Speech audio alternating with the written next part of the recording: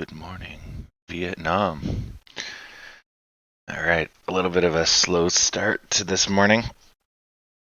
I woke up at like 1 in the morning, then 5 in the morning, and then 9:20, and I'm like, shit, stock market o'clock. Oh, all right. Good to see you four people, whoever you may be. The regulars, I don't think, have shown up yet, since our numbers are quite low right now. Guess everybody else was having a sleep in as well. Oh, all right. So I've gotten everything set up. Let's go take a look at the pre-market. Not that anything has happened, but we got about 2 minutes until the market opens. And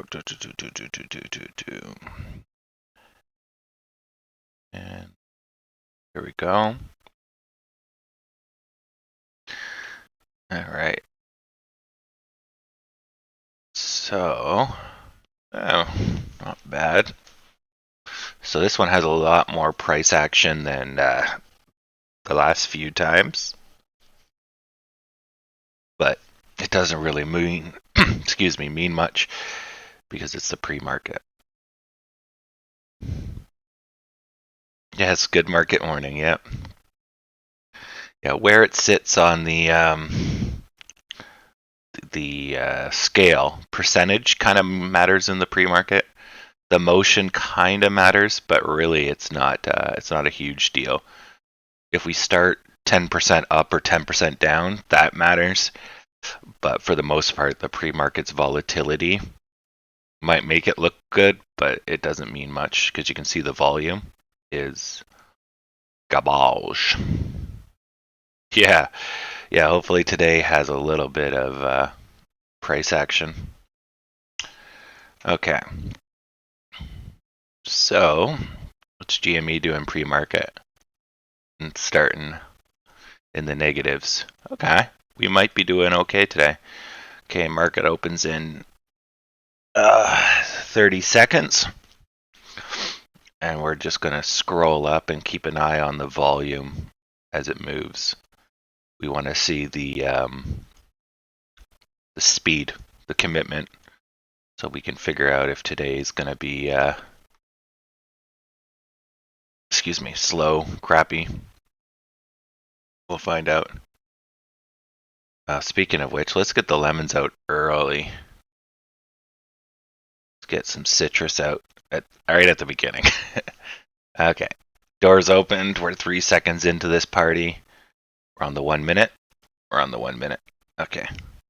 Just ignore that. That's just a straw getting into the sweet, sweet lemon citrus. Okay, GME started negative. Little bit of pushback, but not enough. Dow gap down. S&P gap down. Cruise lines gap down. And that one's too early. Gap down. Fucking finally, is this making me goddamn money? Or I'm still... Where's my, hey, how high did it go up? Oh, I turned off the labels. Oh, that's right. I was like, where the hell is my money? I didn't make a bet that stupidly low. Okay, we'll look at that later since it's important that we keep looking at AMC. Okay, we're at 651 volume, 1 minute and 10 seconds in. So that's indicative of everything going well, but we've gone completely flat, essentially. So we started here, went down, went up. Now we're going back down again, essentially flat. Oh, that's good. And we're really small penny trading here. I was like, the chart doesn't look right, but I forgot we had like an entire period where we didn't even move from a span of 5 or so pennies, which is why the chart looks so tiny and weird, and that's why I'm zoomed in so hard. Okay, that's all normal, though it's kind of weird to go down, up, and roll. Usually once you do that, the buyers start their period, so that's kind of a weird shape. Essentially because it's also this. Sorry. This. Like that. Wow. Cannot draw today. This. So then you're basically coming back, can't do it, and you roll. But at the early day, it should be more like that. There shouldn't be a roll. But anyways, let's get out of here. I want to see that volume. No, the volume's toast. So we're not going anywhere quick. Alright, you need more lemon power. Yeah, we should be into the 2 millions at this point. And we're at 657,000. Okay, I'll check the chat in just a second. Okay, let's see the S&P. Okay, recovery. That's even weirder. So instead of rolling, which is an odd pattern, it corrected it, and then it basically went into an indecision, which kind of makes sense, and now it's going flat. That's both a good sign and a bad sign. Bad because it's like, I don't want to go up, maybe I'll crash, but then it's a good sign because it's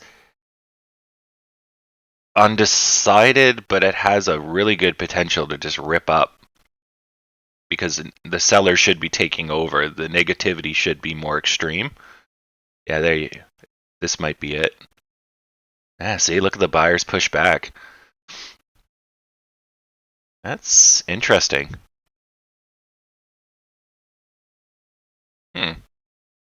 Well, yeah, that's kind of half and half there.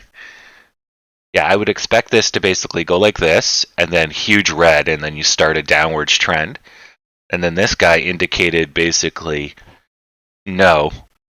But as soon as he went up, it said no and brought it back down. So then it became more 50-50. This is showing really strong buyer pushback, but you can see that the sellers are almost equally as strong. Yeah, that's kind of interesting. I don't know who's going to win that. All right, let's get back to AMC. So AMC is still low volume. Yeah, really low. About the opening volume on AMC was 16s, and we then immediately went to 2s and 11s. And this is 5. This might be our big fish being a back. The guy that plays with $500,000. Because that was an odd surge of cash right there. Which is why I like looking at the minutes, because you can see this, whereas if you just come back, you can't see the price movement. You can't get into the mind of people. Yes, John. Yes. If you ever want to get my attention, just tag me. If not, I think I won't see it in the corner of my eye. Oh yeah, definitely. The Dow on Friday was absolutely slow, flat, and useless. If I had a more sophisticated chart system up, I could probably go and look at the broader market volume and be able to connect the dots. But I'm just going to guess, because it doesn't really matter, that the broader market is still reeling from the rich dude that lost all his money, Mr. Huang, I believe.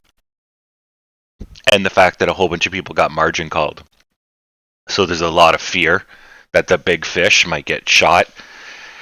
And we're overdue for a recession, if you will. Unless you think we had one with the pandemic. So there's that looming fear. So I think that's basically putting a wet blanket over the entire market. AMC is a high risk, or mentally, it's a high risk. Shit's the term for it. Okay, I can't remember the term right now. Coffee hasn't kicked in. It is a stock where you basically put your gamble money. And so these stocks are always the ones that are first to get nailed whenever there's a major market issue, because you take out your, whatever these stocks are called, money, and you put it in more defensive stocks. Or if you're even smarter, you go and put them in, what the hell are they called? All right, well, there's a term for when things go bad stocks, like cigarettes, alcohol. Shit, what was the other one? Wow, my brain's fried, but that lot of a boat. So Captain Morgan's a good one. Philip Morris. Well, I guess cannabis is in there now too, but it's too new to know if people basically, start blazing out the wazoo when the market goes bad. But I forget the other one. There was another important one. I think it's food of some sort. It might be fast food. But when everyone goes into like a recession, fuel, oil becomes useless. No one's driving. People aren't working. So they're just basically consuming with whatever little money they have left. And then it's food, drugs, alcohol, and something else. Yeah. Oh, well, it might come back to me once this coffee kicks in. My brain is not warmed up yet, obviously. Or you guys might know and just post it in the chat. That's even better. Yep.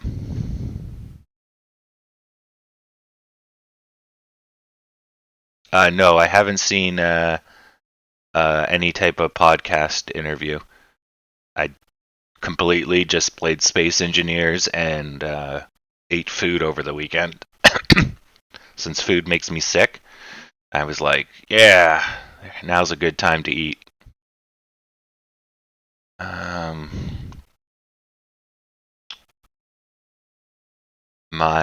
the weather was nice. Yeah, on that note. But yeah, the AMC Theater on Mars is coming along. I'm gonna make a crappy video sometime to piece together the next adventure. But the rough story of it is I got struck by lightning, or my base got struck by lightning, and the mining base, and I got thrown like I don't know how many feet, and there's a crater where the lightning bolt struck. It hit the antenna, I guess, which then overloaded the battery. The battery exploded and threw me, and like cratered half the base. So anyways, I rebuilt the base, and it's huge now. And I'm trying to build a vehicle, but the game is really difficult for building wheels. Because it doesn't like things being in the ground, but then your wheels have to fucking be in the ground. But anyways, I started to figure it out. So, long story short, that's the adventures of the AMC Theater on Mars. I'm still trying to figure out the seating arrangement inside the actual theater. But I found out you can play video and music. So Mars Attacks and King Kong are coming to Mars eventually. Yeah. But right now I'm looking for cobalt, so I gotta go on a little rover and drive around, because I need some fancy materials to get that theater operational. I think this theater is also going to have a nuclear reactor. Solar's good and all, but I want these silver screens to be big, so we're going to probably just stuff a nuclear reactor in the basement. Oh yeah, and guns. We could have turrets, yeah. Just have you come in and there's an AMC, party service technician in Portal. Please remain in the party submission position, and a party service technician will come by and get you in a minute. Yeah. But anyways, yep. But it's looking good. I kind of got a sense of, eventually I think I'll put the theater in space. So I'll take the theater concept and then put it on a like a battleship, and then fly to other servers. And there will be cake, yes. Haha, cake was a lie. Yes. Um, anyways, it's good. Yeah, the seating's just the biggest challenge. I found the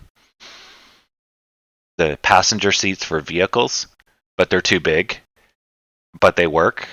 But anyways, at least I figured out you can do videos. I was going to cheat, and I was going to build the original, the spinning circle thing that basically had images of the man, I think, running, a horse running. And so when you spin it quickly, right, all the frames are basically like film, right, shot in front of your face. I forget what the name of that thing is, because obviously I'm not doing so good right now. But I was just going to have a really big circle with a whole bunch of static images and spin them around in circles, but you're in a fixed position in the theater. So your theater screen is actually just spinning around. So if it only let me do static images, I was just going to cheat, have a conveyor belt, and the film would be like huge. But enough that you could have Godzilla and King Kong fight it out. At least get your credits worth. But now I think you can completely just you could put whole videos.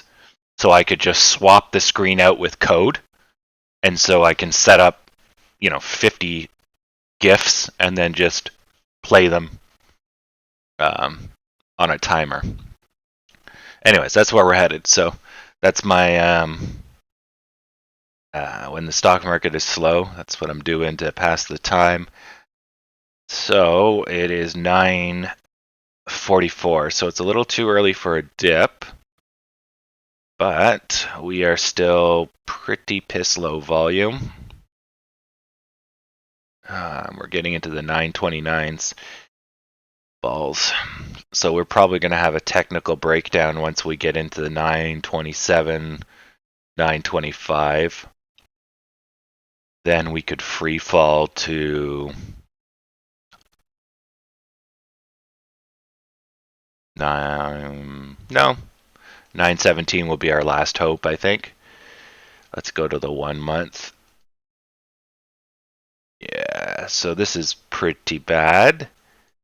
So we're testing a new bottom. The dip is going to put us under this, though. Not good. Okay, so we got support at 896. And also, I think I figured out why it's a lot more negative than expected. It's a lot of the fear over the new variants not being able to be stopped by the vaccine. And so that is our greatest risk to our money, that basically will be closed for another gazillion years. And that is what would spook the stock the most. So I'm thinking that kind of news is wet blanketing the entire market, but that's what also really affects us. Because the people that know it take their money out because they don't want to lose anymore. And then the people that are fearful don't put their money in. And then the general market's then depressing the whole place. So then you got that too. Yeah. Yeah, there is that. Now, I wouldn't get too caught up on the lethality and the survivability rates, though, because the survivability rate of COVID is pretty much 100% as long as you're not sick or old. Then it becomes like upwards to 50-50. You then move away from that, and then you give people the vaccine, and even if the vaccine doesn't work, the survivability rate is currently looking at about 100% if the vaccine doesn't kill you. So it's kind of a wash there. But the good news is, yeah, it's not like it's going to be a zombie plague that's going to wipe out humanity from existence. We're right now just trying to control our ICU beds. So we're probably good enough that you could reopen the country. Everything could go back to normal. And if you get sick, you get sick, kind of like the flu. But I don't think we're yet, at least for Canada, we're not there because we don't have. We've always had a problem with not enough emergency beds. And so this, of course, is stressing the system that already sucks a lot more. Okay, I'm just quickly going to make a coffee. So I'm just going to go on mute here. It should take probably 2 minutes. Kind of a bad time, but I'm really getting slow in the head. So I'm going to need some extra strength to be able to read these stocks. So I'll just be right back.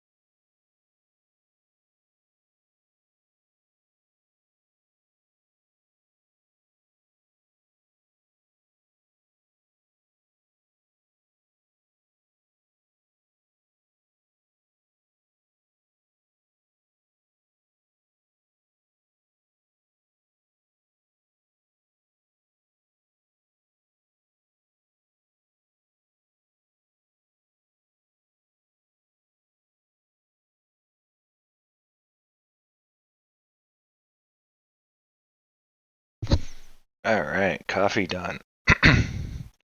Nice and quick. 12 equivalent cups in one. If I have a heart attack, keep your damn grubby hands off of my AMC stocks, you damn dirty apes. I think that's how it goes. Get your grubby hands off my gun, you damn dirty apes.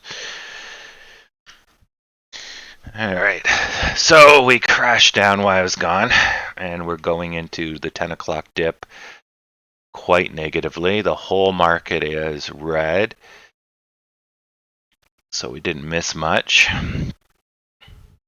But yeah, strap in for safety. So this acceleration's not good, especially with the increase in volume. So that's people getting squeezed out. Now, this one here probably is a bit of the buy volume, which I can see from the stick, and we probably would have saw if we're watching.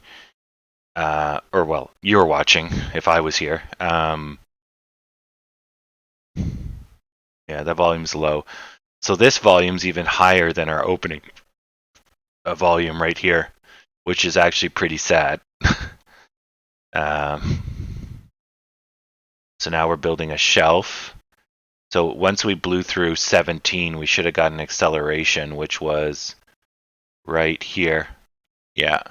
And then this is 22. 25. This was 23. Yeah, so that's the first drop, second drop. So those are a little bit of technical breakdowns for what we, well, it's really far away, what we saw earlier, these guys, right? When I zoomed out. Okay, so now we're on to the roof of the, this guy. If I zoom out, auto, we're on the roof of this guy here. So we just busted through that yesterday. We gone through this, this, and this today, and we're sitting here. So unless we see some green soon, yeah, there's another risk company. Seeing a lot of negativity. Look at that. Yeah, so that's what we don't want to see. That's really bad. But this is a less loved risk company, right? This is Carnival Cruise Lines. So if the pandemic gets any worse, nobody's fucking getting on a boat. You could go to theaters, but you can't do reduced capacity boats. Like, you're cramming people. It's like airlines. You're cramming them into a death machine, right? You can't do it. Yeah. Although, at this zoom level, yeah, theirs is pretty bad, but ours is definitely a sheer drop right here. I guess with the zoom level I was working, didn't look so bad. Let's see what theirs looks like at the zoom level. Okay, yeah, that's not too bad. That's still 45 down, but we're actually doing worse.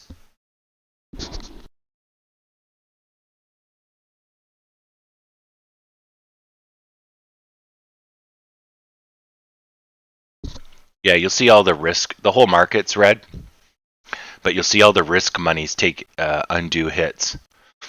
Like, the only thing that's green is the DAX and Roblox, because I guess Roblox is is that what they're called? Defensive? Yeah, defensive stocks. Oh yeah, no, that's the other one. So they're going to do good because if the pandemic goes on longer, their company was basically thriving in the pandemic, right? So, and our watch list is mostly recovery stocks. So once the pandemic is over, so anytime we find out that the pandemic's going to go on longer, they're going to throw nails in our coffin. But damn it, I got stuff to buy on Amazon. This pandemic needs to friggin' kick it so we can get rich. But I think that's the news out of Israel saying that the South African variant is breaking through the drugs. That's definitely in play here.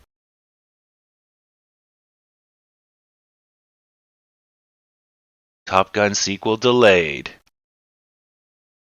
Sad. But they're not going to release Top Gun until things are great. So GME basically is going down, kind of did a dead cat. So it didn't hit the pavement, but it basically parachuted a little here. And then this is a little bit of support. No. And if you do a third one, it will blast through. So this is kind of three kings here. Right. And then basically if we get to this point, it'll probably bust down, because if we get to that point, we might still. Or this guy's going to be muted. So if you're going to have this shape and then you have an unduly down shape, then the up will be a little less. You'll just subtract whatever that extra is. And so in this case, if the king was expected to be along this line and go up that high, you would subtract it. So the king might only go up to about this height because we went this piece extra, or this whole red is extra. So you'll have to weigh it out. But generally it's, 5 units of energy go out, 5 or 10 unit energies come in. And so if there's somebody that makes it 10 energy out, you're still going to have the normal flow, but you're going to start from a different position. So it's going to look differently. Because, yeah, you can't control the volume. You can't control the random buyers and sellers that come out of nowhere and throw their sticks in the spokes of your bike. But once they do the damage, you can kind of predict, if they go away, what comes next. All right, let's get this. So let's get the Lemon Triforce going here. It's definitely got more oomph. Okay. And oh my god, today is just brutal.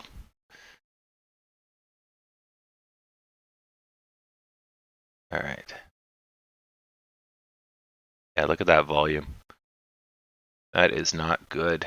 People are just smashing that subscribe button.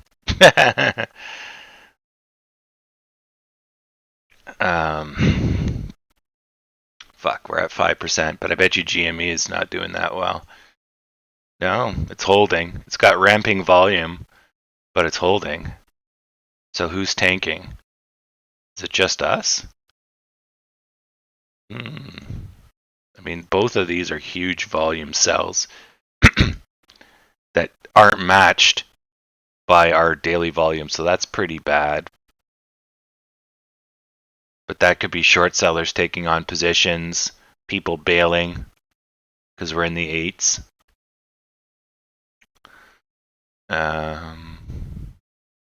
Now, of course, this is 10 o'clock, so we're going into the dip. So this is generally as bad as it gets in the near term, at around 10. Our dips can start at 10:30. So we might just do this. Or we could be doing like this and then like that. I don't know. We'll see, but definitely our buyers need to come back.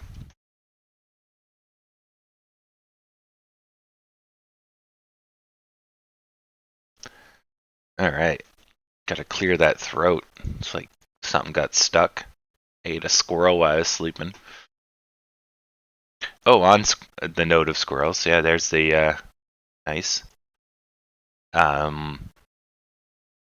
The squirrel family that lives outside.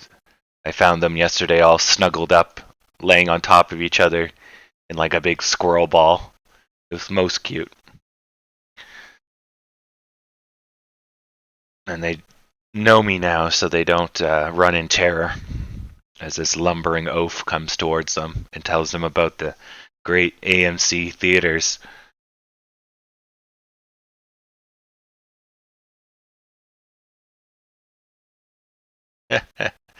Oh, Zach.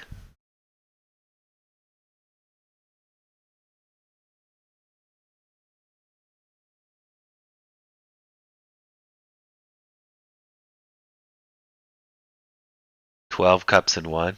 No. I can only drink decaf, but essentially, yeah, I got the equivalency of 12 cups, but it's all decaf, so it's basically, yeah, probably, I think it's 1/10, so it's 1.2 cups. Yeah, I needed some caffeine in my life, so I'm like, okay, let's get this party going, but all I have is decaf. Yeah, my heart can't really handle caffeine, but I'm super groggy right now for some reason. So I want to kickstart that, get those cobwebs out.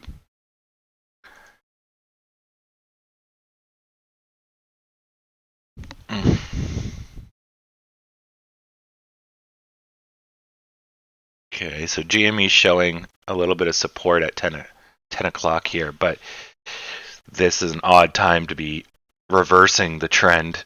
Normally this would be your dip, right? So we'll see if this holds, because that's kind of weird. That's like the inverted dip. Now, yeah, this might be them correcting. It's too early to be excited. That dip wasn't long enough. Maybe this correction injected money into the market. People were trying to time the dip. This is looking good, but we'll have to wait till about 10:15, 10:30 before we can say that this is the recovery. This might be just a little bit of exuberance, and then, I mean, this is actually pretty good. So you have a large run, then you drop down, then you have a bit of a run, but it was too little. But then you have your drop down, which is natural at this point, but because you got this height, it stopped it from basically being terrible, right? And you're paying for this vertical, even though this is payment, this is better payment. So that's a normal. If we just drew a, that's normal, and then you can have a huge takeoff, right? So that's not bad. And this is record high kind of in recent history, so that's perfect as well. So the Dow's doing good, or sorry, the S&P's doing good, which probably maybe has something to do with Biden talking tough about Chinese manufacturing. GME is toast. The Dow's leveling out, so that's like a dead cat. Up, hits the pavement, bounces once, but you can see that there's a bit of a floor here, which probably lines up with kind of this or the market open.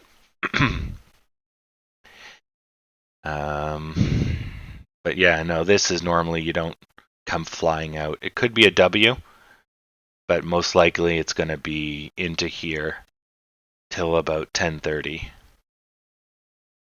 We'll see how that plays out. If it is a W, it'd appear in 1, 2, 3, 4 minutes, 1 to 2 minutes from now. So we might see that, but the green would have to be surging right back. So 1, 2, 3, 4. So this is the bottom part of the U. So we'd have to see it in 1, 2, 3, 4 here. And then we want to see some positivity there. If not, if it's a dead cat, we would see a breakdown right about here, following kind of this trend here, minus this piece here. Just kind of average it out. And then that would be the continuation.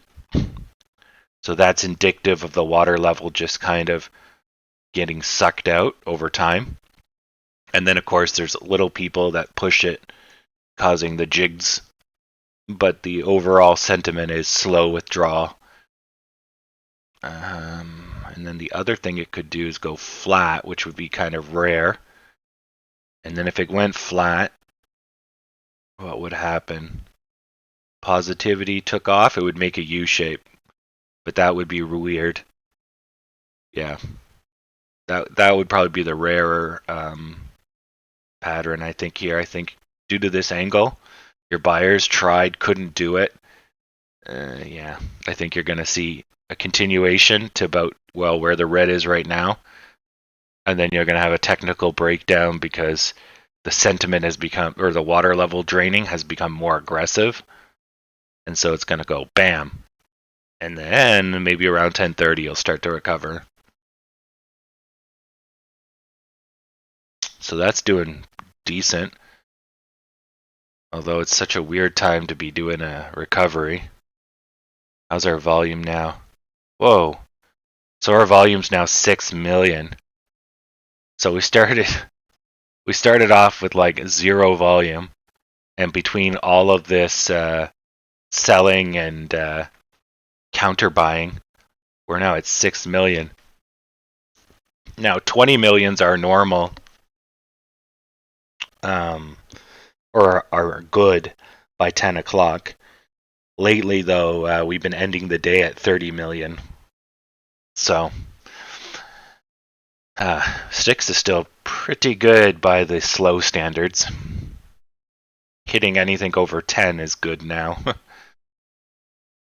which is about half speed. Yeah, we're also doing the recovery as well at 10 o'clock, which is weird. Yeah. So this one's just staving off the technical breakdown. This may be the 1030 dip. We'll see.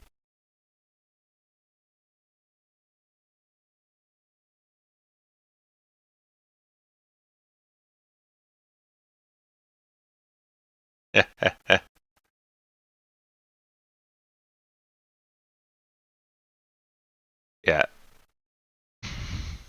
And to Taddy's note here, and we joke about the Illuminati and hedge attacks and all this sort of stuff, but it's really not how the stock market works. You're dealing with sentiment and feelings more than evil hedgies. But it gives Reddit something to talk about. You have to have an enemy to focus your attacks, but really the real enemy is fear, and the people around you actually are your enemies. But Reddit doesn't want to infight, right? So you pick a demon, blame all your problems on them. Yeah. So anyways, that's very simple human nature. Every society has their devil. Every major movement has their enemy. It just gives you something to focus on. But if you want to be realistic, the real enemy is fear. We want everyone to be happy, and we want everyone to just throw all their money irrationally on the stock market and mostly into AMC. And in doing so, then the stock will go up regardless of how the broader market decides they want to be. But how do you achieve that, right? You have to basically pump the stock, which is illegal. So, or just hope that people realize over time, without you pumping the stock, that AMC is a good value investment.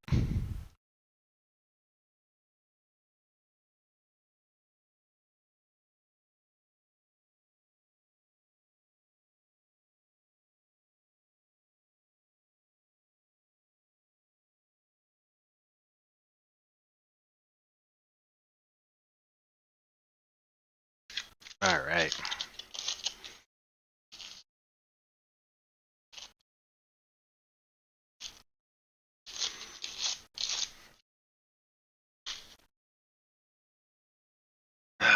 So, it's kind of a weird ass pattern. Like we have a bit of recovery here, and then it got hit with negativity. But it looks like we're making the strong S pattern.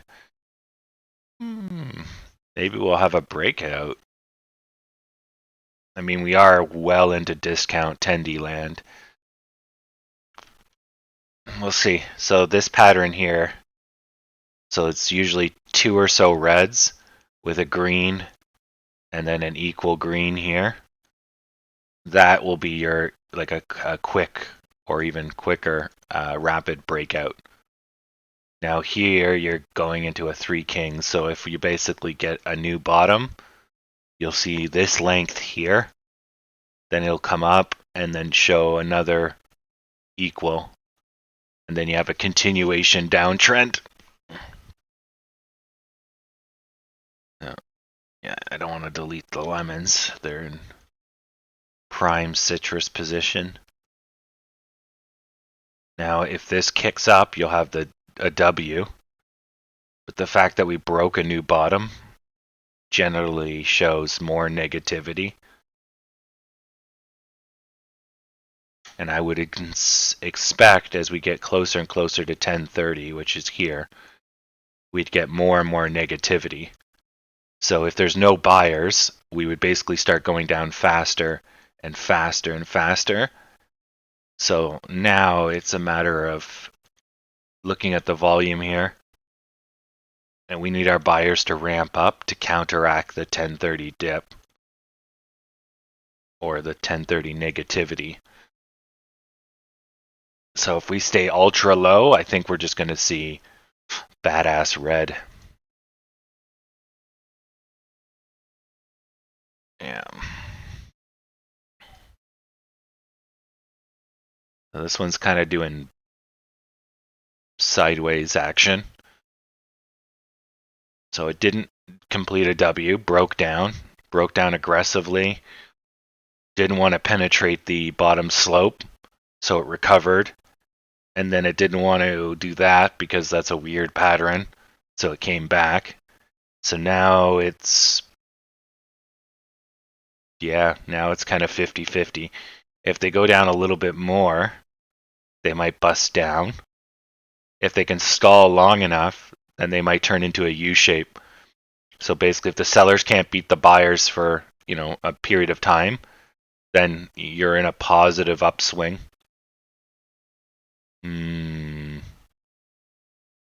Odd. But I think going into 10:30, then you're not going to get the upswing at 10:30, so you're just going to go sideways and then get pulled down. And then that will cause a technical breakdown. We'll see how this plays out. This Dow is actually pretty interesting today. So the same thing can happen to us if we basically go sideways for too long or keep going down. We'll have a technical breakdown at 888. So we want as much height as possible before 10:30, but we're obviously not doing that. So let's just draw a little line here. So we're doing a really tight, like taiga channel. So as soon as we break out of this channel, we should see a crash or a takeoff. Usually you get 3 hits. So 1, 2, 3, and we're out, which would make like a sideways W. Or in this case, we might just skirt across the top and blast through the bottom. Either way, that's coming up right about nowish or in the next 5 minutes.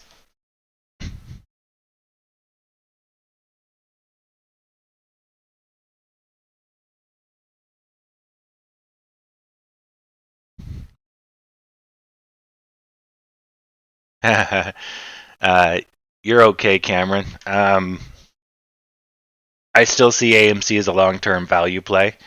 I think judging by the whole market's red, essentially it's just got spooked. But a 5% loss is still another day of setbacks.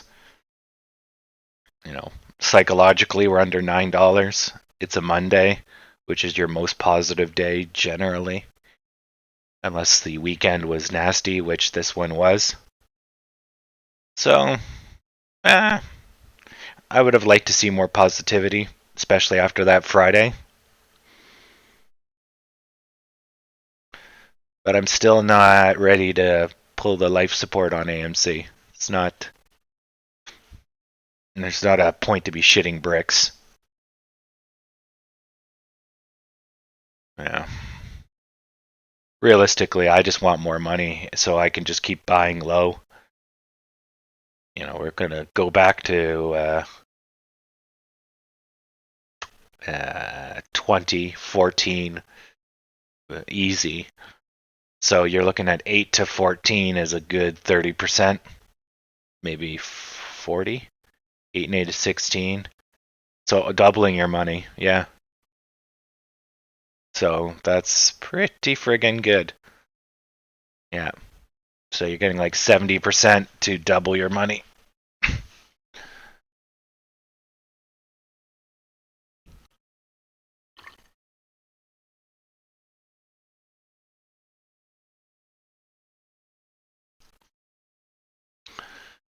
Yeah. Just catching up on the chat. Yeah, so if your current price is higher than the price that's being offered, that's what dollar cost averaging is. If your price is lower and you buy, your dollar cost averaging up, which is not really a tactic, but something you might do if the company is growing. You're essentially just buying in more and more and more. But anyways, so dollar cost averaging, you need a... Oh my god, give me 1 second, sorry. Okay. Yeah. So that's a good tactic for when you're stuck like this. So if you got in at 14 and you're writing it out, you basically just use a portion of your paycheck or the whole paycheck, and you essentially just keep buying and buying and buying. And eventually your new shares, when they hit 50% of the old shares, you'll be somewhere between halfway of where you spent most of your money and where you bought previously. If you can overwhelm the shares, so if you had 100 shares and you put in 1,000 shares, you'll only be 10% up towards your old number. And so if you have lots of money, that's one way you can get out or get in a better position is by basically buying heavy every time it goes down, and you basically allow yourself a solid base to get out. But then the risk is you're doubling down. If it keeps going down, then you have to put in more money to bail yourself out. And this is how hedge funds go under, because they're using the tactic that works most of the time, but the one time it doesn't, well, they're getting punished. Okay, let me just rotate this. Oh, got to get in the stock market couch position. So this one tested the bottom. It didn't like it, so it went up, broke out. Now we're riding on top of the channel.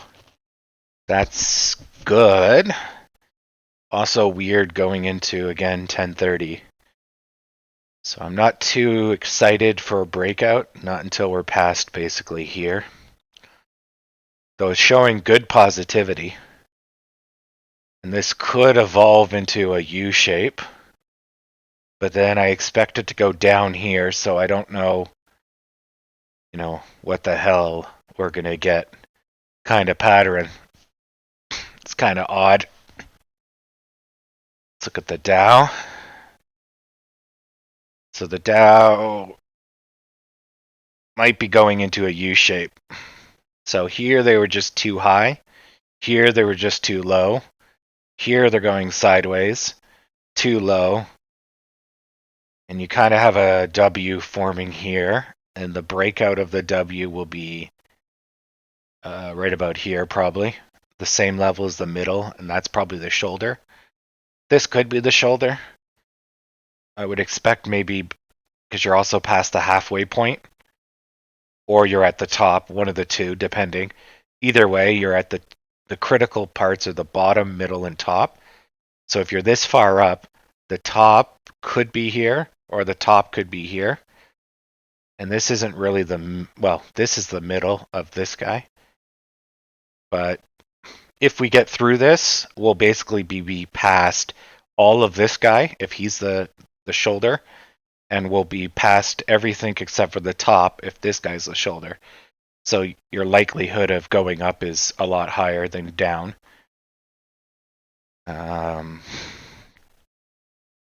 Yeah, this might be just going into a big U shape. So early sentiment is bad in the morning, and now the buyers are getting more confidence, which forms a U shape. And the reason we didn't go into it immediately is just because there was a lot of negativity, and maybe the buyers just got the hell out of the way. And we might be doing the same thing too. Yeah, see, there's a big ass U forming here. So a lot of negativity. Buyers get out of the way. It crashes on a small scale. Buyers bring it back. They're not strong enough. We're getting too close to 1030. We'll see. It's very odd. A lot of competing mindsets in here. You get a big sell-off, huge volume, and then it's countered by, like, this huge sell-off right here was completely destroyed by a third of the volume. And then we just kind of go back to nothingness. So that's almost like panic selling from a big fish. But I don't know. I mean, that's kind of smart. I'd kind of bail. Plus, you also have 9. That was probably, oh yeah. That was probably triggered by hitting 9. Someone had a stop loss. If it gets to 9, get me out. So maybe that's more people. And this one was the buyers keeping it up. And those buyers are still doing okay. They saw some red here and saw some red here, which maybe they bailed when they hit 0. So you have 9 plus this, the combination of that, and the technical breakdown made this guy huge, which is probably why it recovered so quickly. You know what? I think that's what happened, actually. Yeah. So the combination of this guy, the technical breakdown, and the 9 being a psychological point basically overkilled this guy. And so whenever you see a stock go down and then rapidly come up, it's basically the market saying, this was stupid, and we don't believe that this should happen. So you can see it as panic selling, overzealous, whatever. And the inverse is true if this is green and the market crushes it. It's too early, too happy. You can think of it that way. So this, you shouldn't have such a quick recovery. But then the fact you did have such a quick recovery means whatever reasons for this, the market was thinking it's stupid.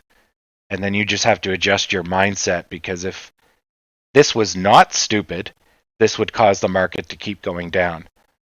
But the market has told you from, after you see into the past, that it thought this was all dumb.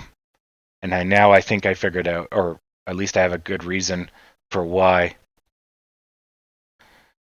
So if that's true, the market is saying it wants to stay above 9, which kind of makes sense, because that would be a psychological floor. And I bet you if I put a line here, we can go quickly back 9 and go auto and go 1 month. So I bet you this guy might even touch 9.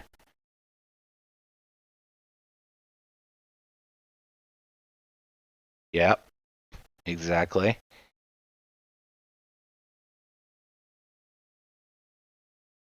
Okay, so this one's flirting around 9.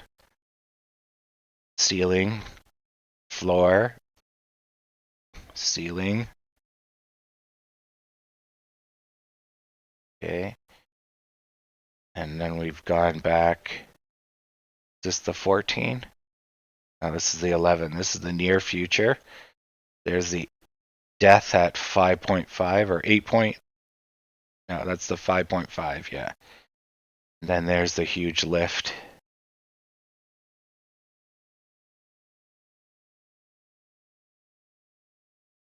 Yeah. Okay.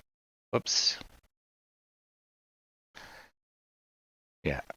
So we're basically support on this roof, and we were basically at the last 9 is the last point here. Here. This one's not exactly on the 9, but it's avoiding it. So yeah, that makes sense. This is just 30 minutes, so just ignore that. The 1 minute doesn't look as bad. Okay, I lied. So now we're getting pulled back into the channel, which going into 10:30, I would expect.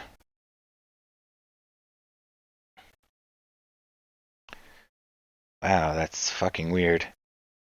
Okay, so this is doing a W. So there was a lot of hesitation basically at the top of this guy right here. And the halfway mark would be right here. So it comes up, kind of gets pulled down, although the bottoms aren't exactly equal here. So you could actually lift this bar up about this much, which then puts it right here for the halfway mark. It's halfway of this stick, because technically it's the bottom, the middle, and this of this stick, but you don't know where this stick is going to end, so you have to use older stuff to judge. So if the bottom gets lifted, the bottom is then here, not here. Because if it was going to roll, it would have rolled at the real bottom, which is here. It didn't. So then this becomes the bottom. Anyways, just keep that in mind when you're doing W's. So there's the shoulder. So it's definitely using this guy as the shoulder. So you see resistance, and there's it rolling. Now that doesn't mean it's going to commit. You have this stick right here. 50% would be its, if this goes like this, would kill it. But somewhere between the 20-10%, you're still got a good chance of doing basically the S shape and going for a run. So let's hope that's the case. It should just a little bit of red, then blast off. But unfortunately, that's not turning into AMC good times. That is, oh, S&P. So they did a W as well, except their shoulder is right here, because you see the hesitation. But there's so much energy, basically it blew through where it should have a shoulder, and then hesitated and said, nah, I'm going for it, and not sure. And I guess 1030 then is still a real deal. So that's kind of weird. So yeah, normally you have kind of this and you go into a dip. So in this case, we're up, and then we're like, shit, it's 30, and then we're going to possibly take off after it. Yeah. But there's your 1030 sell off. So everyone tries to beat the clock. So in this case, it's 10:29, and so they're trying to, or 10:21, 10:29:20. So they probably started it at 10:28, and they're trying to beat the 10:30 sell off, so they get out before everyone else, which then leads this to be an increase in volume. See, increase in volume. Everyone's trying to get out before each other. This is weird, but again, increase in volume. So when we hit 1030, we should probably see the apex. If there's going to be damage, it will be the apex of the damage will be at 1030. And then that's when we start to see our buyers kick in. It doesn't mean we have to go up, but that's usually where the worst of the selling stops around 1030. And then we go into a recovery with our buyers ramping up till around 11. And then after 11, it may go half and half, or it takes off again till 12, where it makes the decision generally to go down unless the day is really good. The sellers come back after 12 o'clock. Now with AMC, we have buyers at 1 o'clock. Not a lot of stocks do, but we usually suffer between 12 and 1. And then at 1, we get a new lease on life if those people show up. So, but that might be the after work European crowd, I guess. So it's 1 p.m. our time and it's 5 p.m. their time. So they're getting off work, checking the stocks, buying more. I don't know.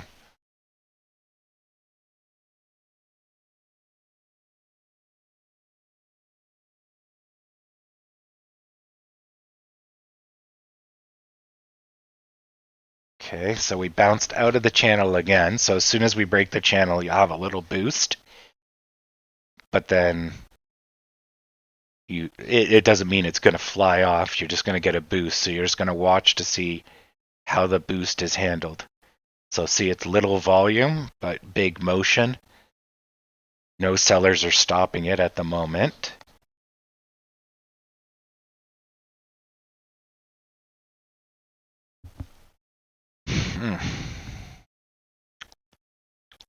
Crickets. How's the volume? We're now at 15 million. Volume's picked up. All right. But most of that volume's been these bursts. So with retractions, you want to make sure they don't go over 50%. If they don't go over 50%, they tend to just bounce up. And then they give you energy. They get rid of the paper-handed people, basically, and they give you the energy to keep going. Because one seller is not a problem. It's when one seller gets other sellers, which get other sellers, and then you end up breaking down just on technicals and not actually sentiment. So it's and if you don't have any buyers or sellers, it's hard to even if the sentiment is super negative, if they're not doing anything about it, the stock won't move. So it's always going to be a combination of the two. But at the end of the day, the sentiment generally wins every time. But the short term, the technicals can amplify small things into big things. Same thing with like a bull run. We haven't had that for a few days, but if they can get to just a certain point, then people are like, you know what, fuck it. I want to get in because I have a fear of missing out. It's so good. Everything's great. And then it goes ramp, takes off. Right now, we're just looking at the selling version of that, basically. So this would have been a breakdown point. The channel kind of protects you a little bit, though. So it gets to this point plus the channel, which are these lines. So that would bump you up a little. But that wasn't enough, so it breaks through the channel. That drags it halfway through the channel. But then it's like, it's too much. 10:30 comes, nothing really happens. So we come out, break out of the channel. Because see, we'll float up, and then there's the boost. And there's probably some resistance here if I zoom in. Yeah, there's a flat here. Yeah, so there's the flat right on the channel. Because it's like, and then but then the negativity comes back. So it's kind of mixed signals here. There's definitely some willingness to go up, but it's not enough to counter the broader market, I guess. Let me just fix this. Ah, crap. When I drag this, it fucks up the video feed. I gotta try to figure out. Okay, so that goes to here. Right to there. I think that's it. Just give me 1 second to do a quick check. Warm up. This one here will tell me if it needs to be adjusted. So it needs to go there. Okay. Good. Just so that you guys get a zoomed in. This is what it actually looks like. And then I zoom it so that you guys can see it better. So there's actually two. That's why you can't see my cursor. There's two things going here. Window captures is what they're called. There we go. Okay, so where I was going with that before I dragged it is that if we're not getting an escape, then we're going to try to figure out why. Is it us? Is it, are we negative? Are we sad? Do we got the depressions? Or is it a larger market thing? So we look at the Dow, and the Dow basically hit the shoulder, had no energy, tried to, but then just said, fuck it. We're going into 10:30. We're having our dip, and off it goes. Now we're past 10:30. the first minute past 10:30, it starts to go up. It says, nah, fuck you. And now it's going to try again. So we'll see what happens here. I wouldn't do anything because I can't tell if it's going to go up or go down because it's up to the volume and the greater market gods. But you can see it failed. Well, it completed W, but there was no positivity afterwards. So this was easy money. And then once you hit the top, it's anyone's game whether or not it's going to go up. But leading up to 10:30, I would have sold because the risk factor of this is much higher than irrational exuberance, which would have made it into a large U shape. So yeah, short-term technicals, easy peasy. But yeah, you know, if you're a simpler stockbroker, you would be like, well, it's going to be a U, and you're just going to hope. And when you hit decision points, you have to let the market tell you what's going to happen. You can't hope or wish or whatever. The market's going to do whatever the hell the market's going to do, and you can't stop it. You can't influence it. There's nothing you can do.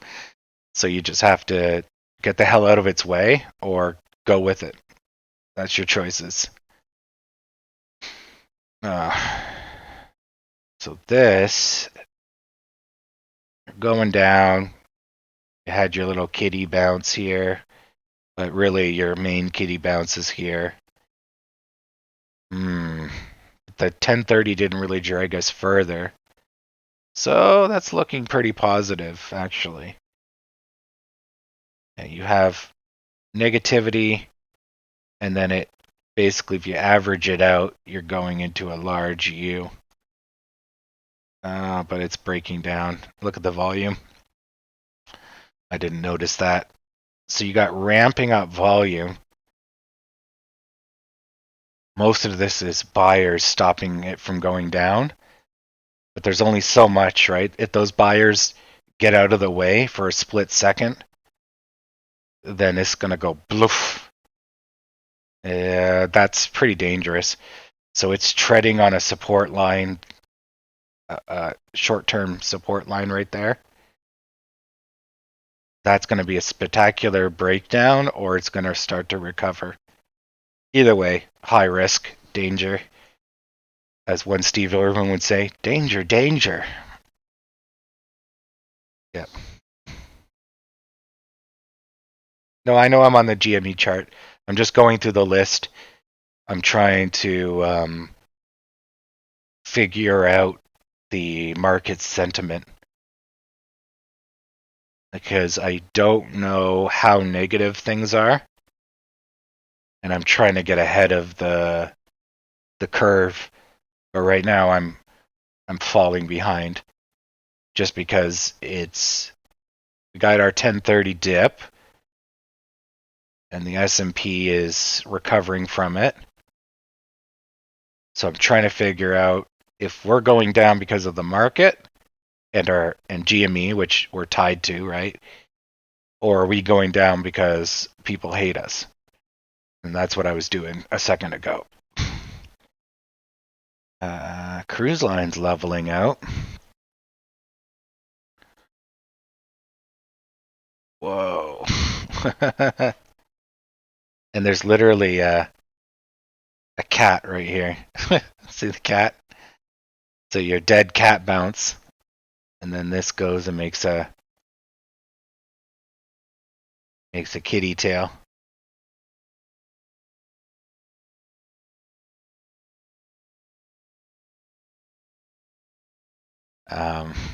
Now this is just because there's probably a line here, and so it's 1, 2, and it didn't have enough energy to go for a 3.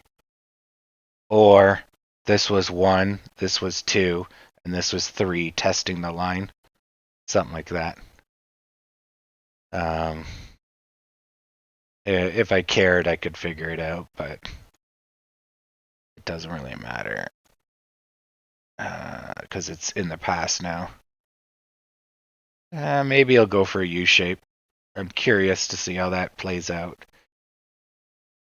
But so this is like a similar to AMC recovery stock, but I would expect cruise lines to show a lot more negativity. So if we look at us, right, versus cruise lines,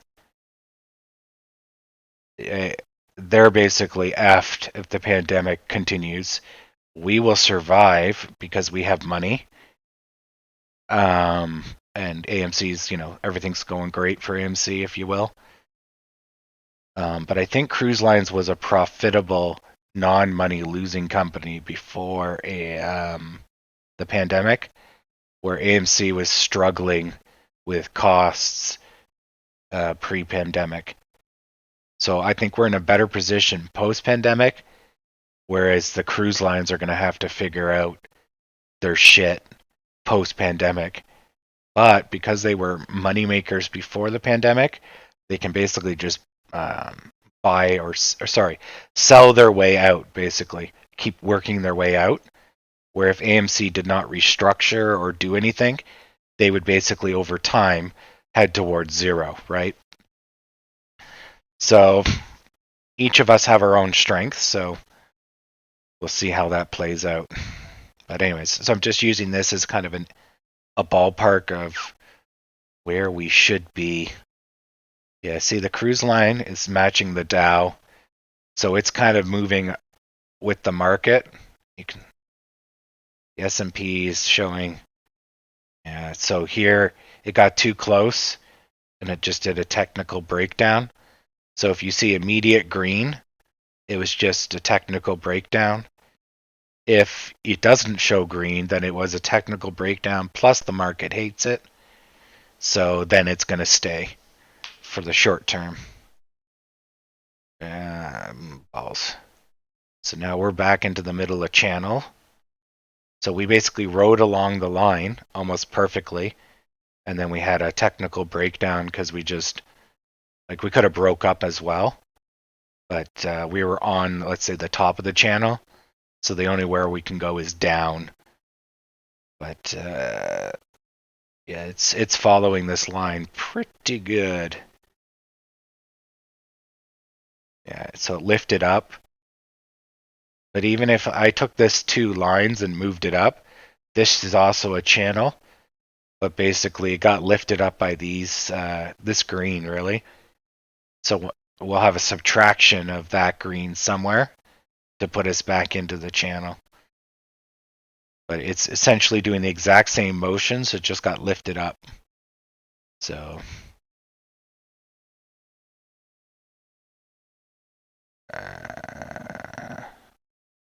that meeting needs to be canceled. Okay. So GME might have a technical breakdown. Or is. No, they're right on the line. Like 10 cents on the line. So that's kind of interesting. Dow. S&P. Let's look at EENF. It's only 9%.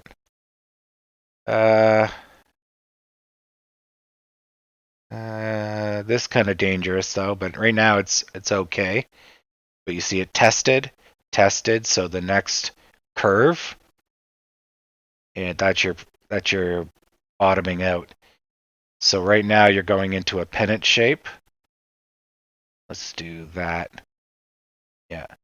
So you're about to have either a breakup or a breakdown. And judging by the market negativity, you're going to have a breakdown. Now you're heading into 11. So we should be ramping up.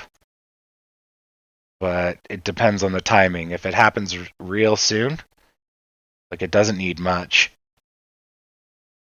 So, yeah, it needs only a little bit. So, we'll see how that one plays out. But that's dangerous waters. So, you don't want to bet. You just, in this case, what you can do is you basically put your buy or your short sell here and your buy long here. And then or set up alerts, and the second it breaks channel, then you commit to it, and then you sell on the next line of resistance, which will be right around here. And then there's some easy 3%.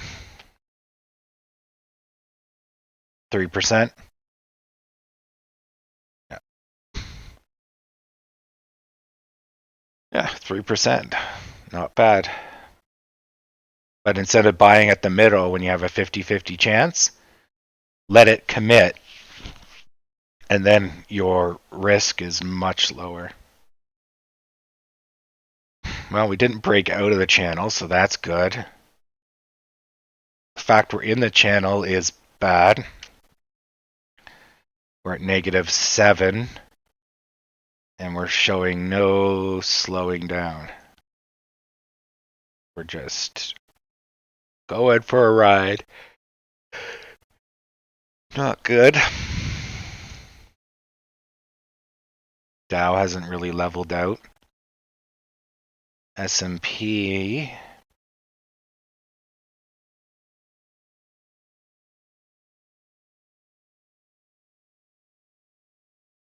I guess the S&P has leveled out a bit. It's starting to lift up. Just going to draw channels. These are not important, but I'm just going to use them so that I can easily tell if the market is getting happier or sad by where they are. These channels don't mean anything. Just so I can gauge. Okay, yeah. Yeah. So this is the main channel. And then if it gets basically over here, then we're back into positive territory.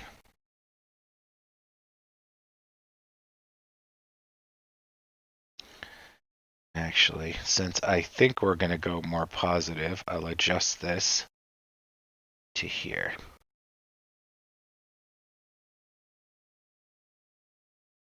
Maybe. Okay, cruise lines. There's a kitty with a kitty tail. And I don't know what that is.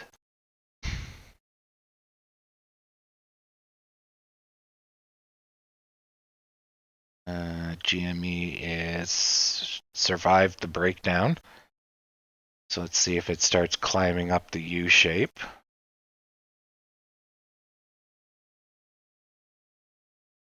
Gold is tanking, but that could be,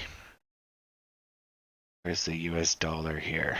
USD XAX, there, DXY. Nope, the dollar is going up. So that means the desirability of gold is going down, which generally means the market's going up, which is odd.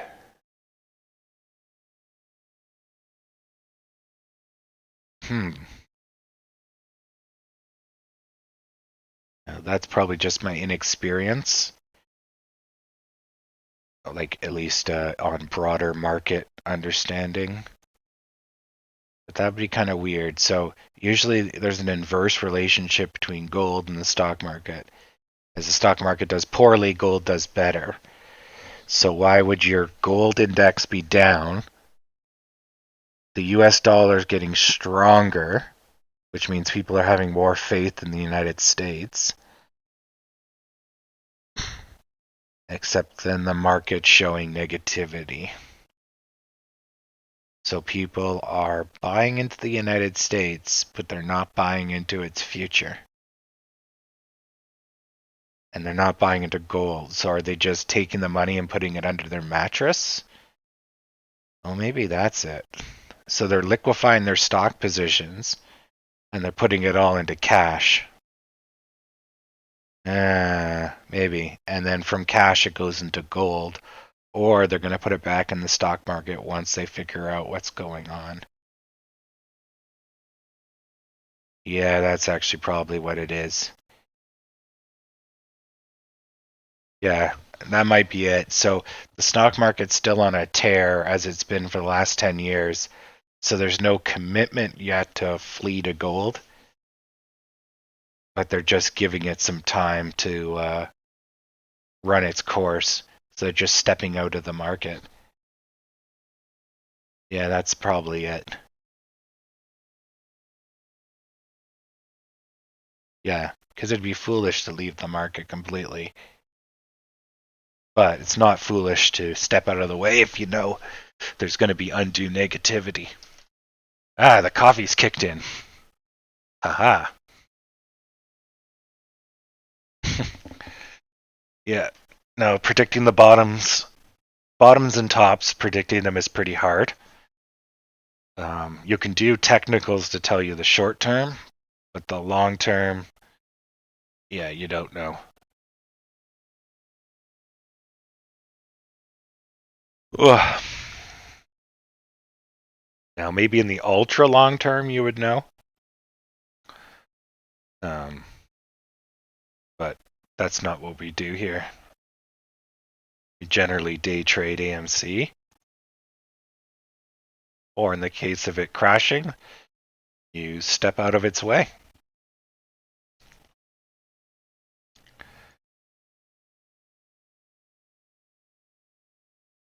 So there's a good fight here. So again, for those that have been following along, so when you go into a U shape, the breakdown is right here, which is right here, the midpoint or the top. So right now, we have a support line across the bottom. So we have two things in play. So it's basically bouncing on this bottom, which is what helped us form the beginning of the U shape. So now we're testing, and if it basically, if it basically cannot go up, this is going to be the energy from the curving at the U is going to break through the line, and then you're going to get a technical breakdown, which might be happening here.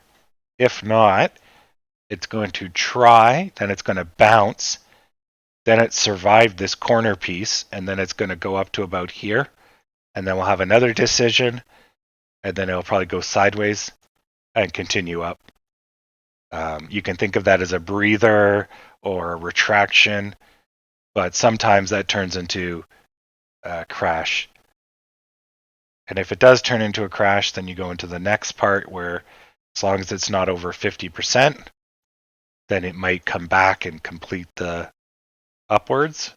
If it is over 50%, it usually comes all the way back down. So that's our near future. What we will get is anyone's game. Does look like we broke through the line though. I'm going to adjust the line because maybe the line's a little lower. Because we should see a technical breakdown any minute now, if it keeps going negative. Okay, so we're bottoming out at 860. Oh god, I remember that number. 866. Oh, those are the days. Okay, so we bounced off the line. Now is it going to get any height? Dow's going positive, and it's going into the upper quadrant. So what a weird dip. So instead of going down, it went up at 10:30. Oh no, 10:30's here. Okay. So it tried to take off early, got hit by the dip, finished the dip, and now it's back to being decently exuberant. Yeah, that's kind of weird. But when you look at the larger scale, essentially negativity heading into 10:30, and then it levels out. So you can just average out all of this, and you basically get a decline towards 10:30, And then at this point here, you start to see an upwards on the average. So that's the people that use like moving averages, EMAs, exponential moving averages. That's what they kind of play off of. I can do it visually, but they'll have lines that basically show the short-term average and then the longer-term average. And when they cross, it's basically telling you that the people looking at the chart like this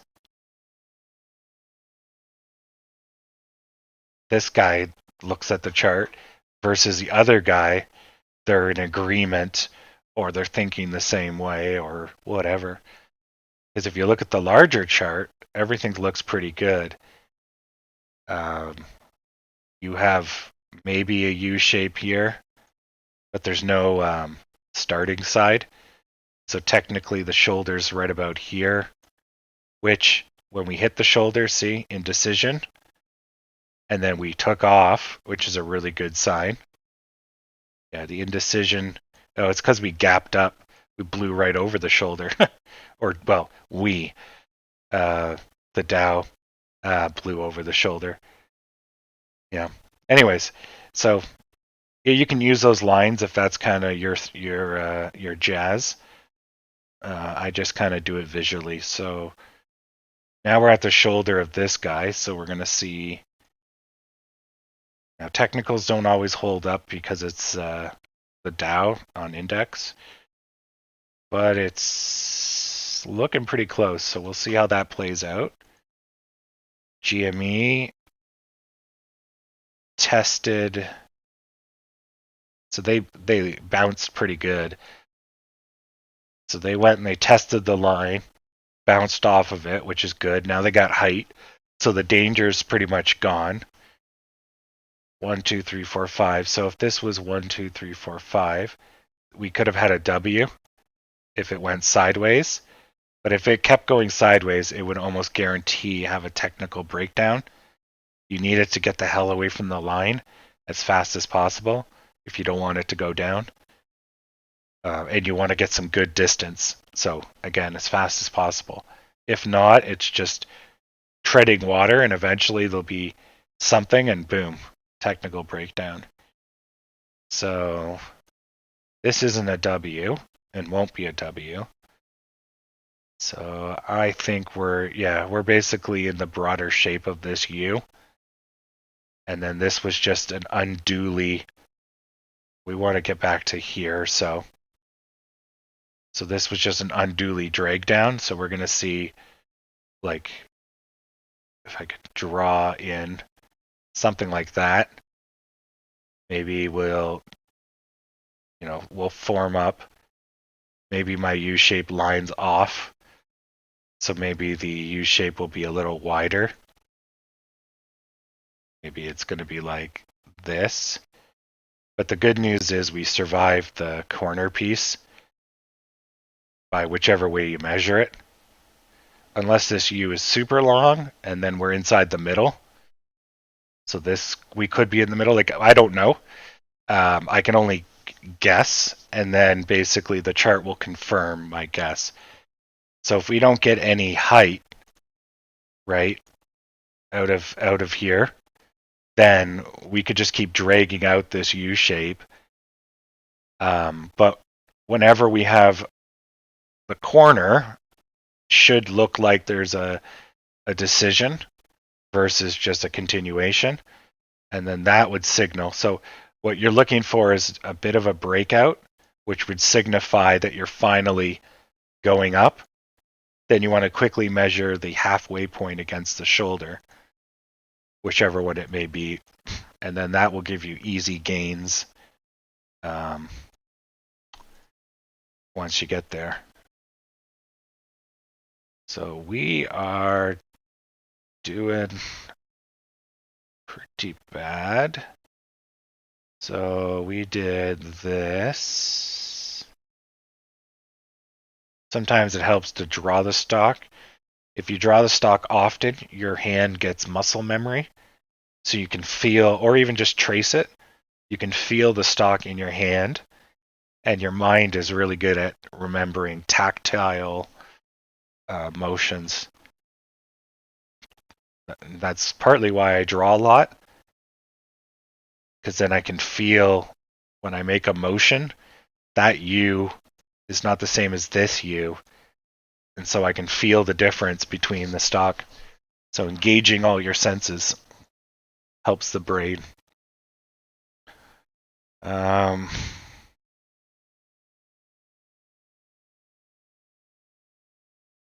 Yeah. So that could be a longer drawn out U. I don't know yet.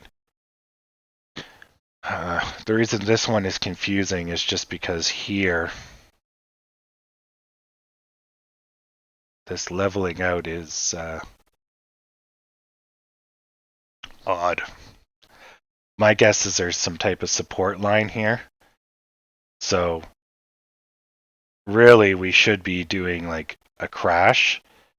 But then when you see the stock goes like this and goes flat, you can think of it as like there's a block here.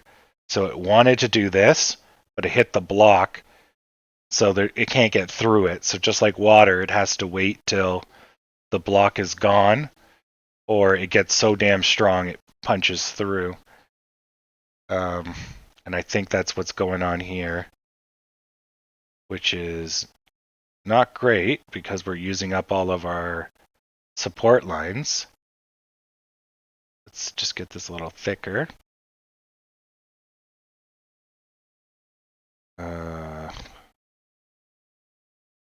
Where's the... Oh, there it is.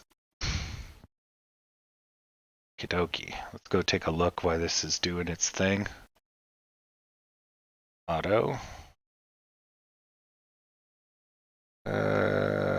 Where are we? So, yeah, support here, here, here. Yeah, so we're gonna drop to 824 next, or 847. And this might save us, 847. Yeah. This is 804. Ugh. Not good. I don't like being so low, because now we're going to start having nasty technical breakdowns.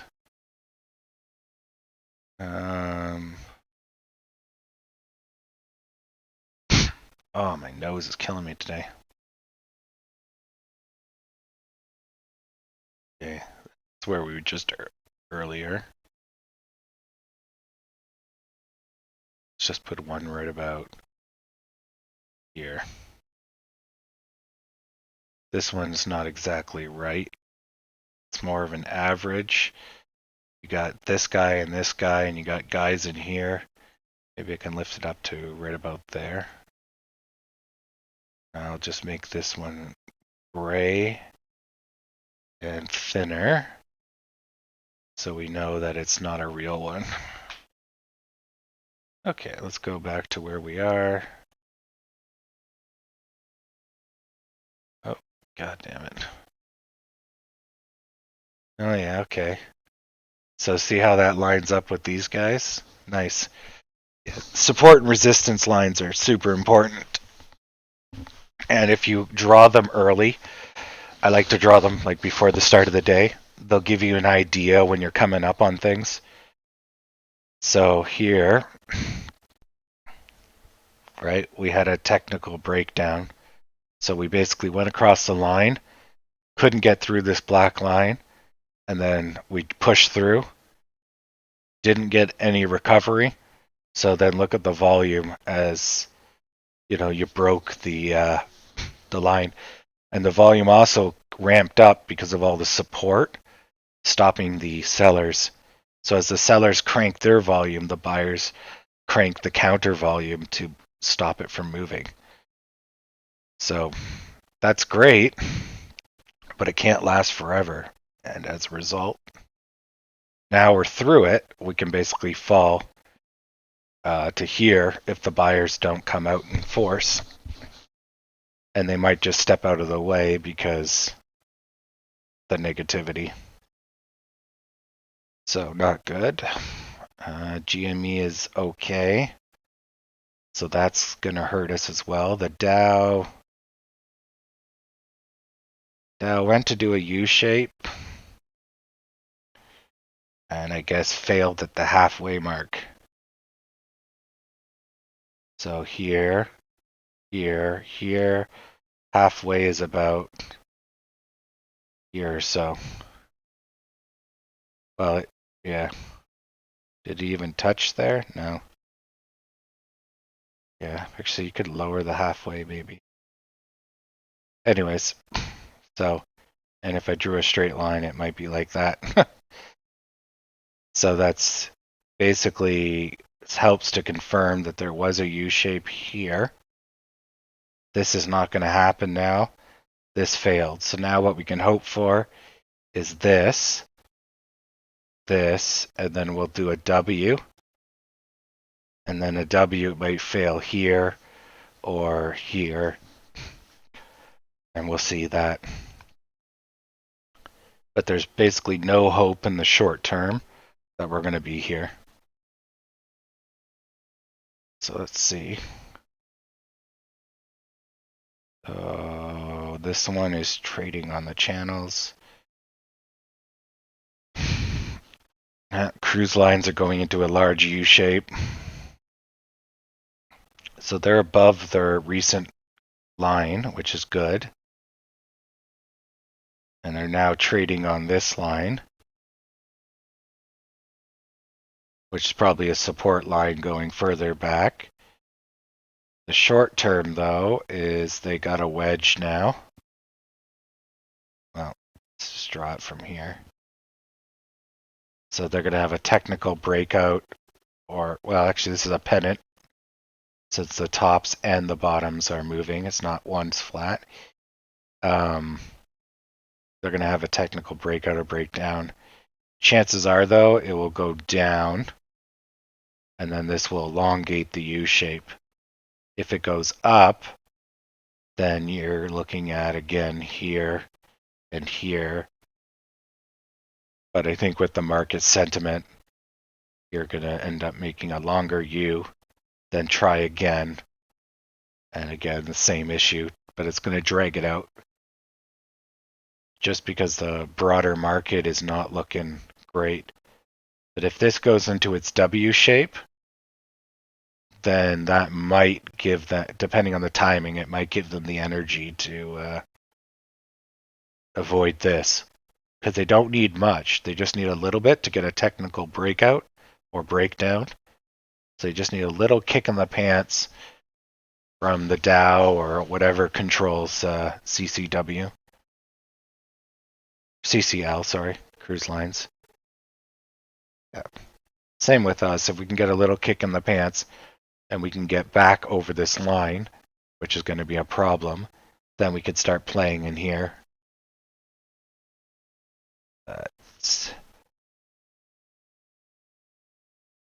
Excuse me. Well, now you're looking at a technical breakdown, or which might be in progress. We'll see if there's any green in the next second.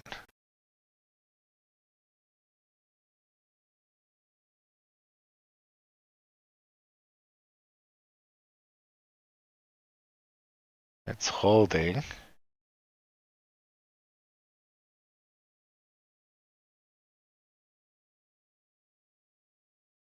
Come on.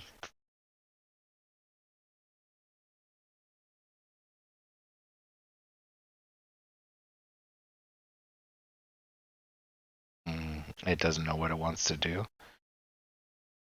So we're going to probably go and test the ceiling.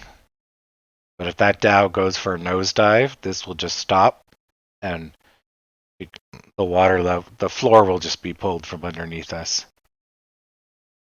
GME is doing good.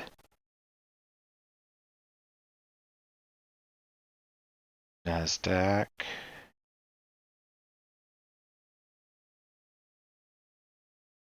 Yeah, don't get too overly negative about one red day.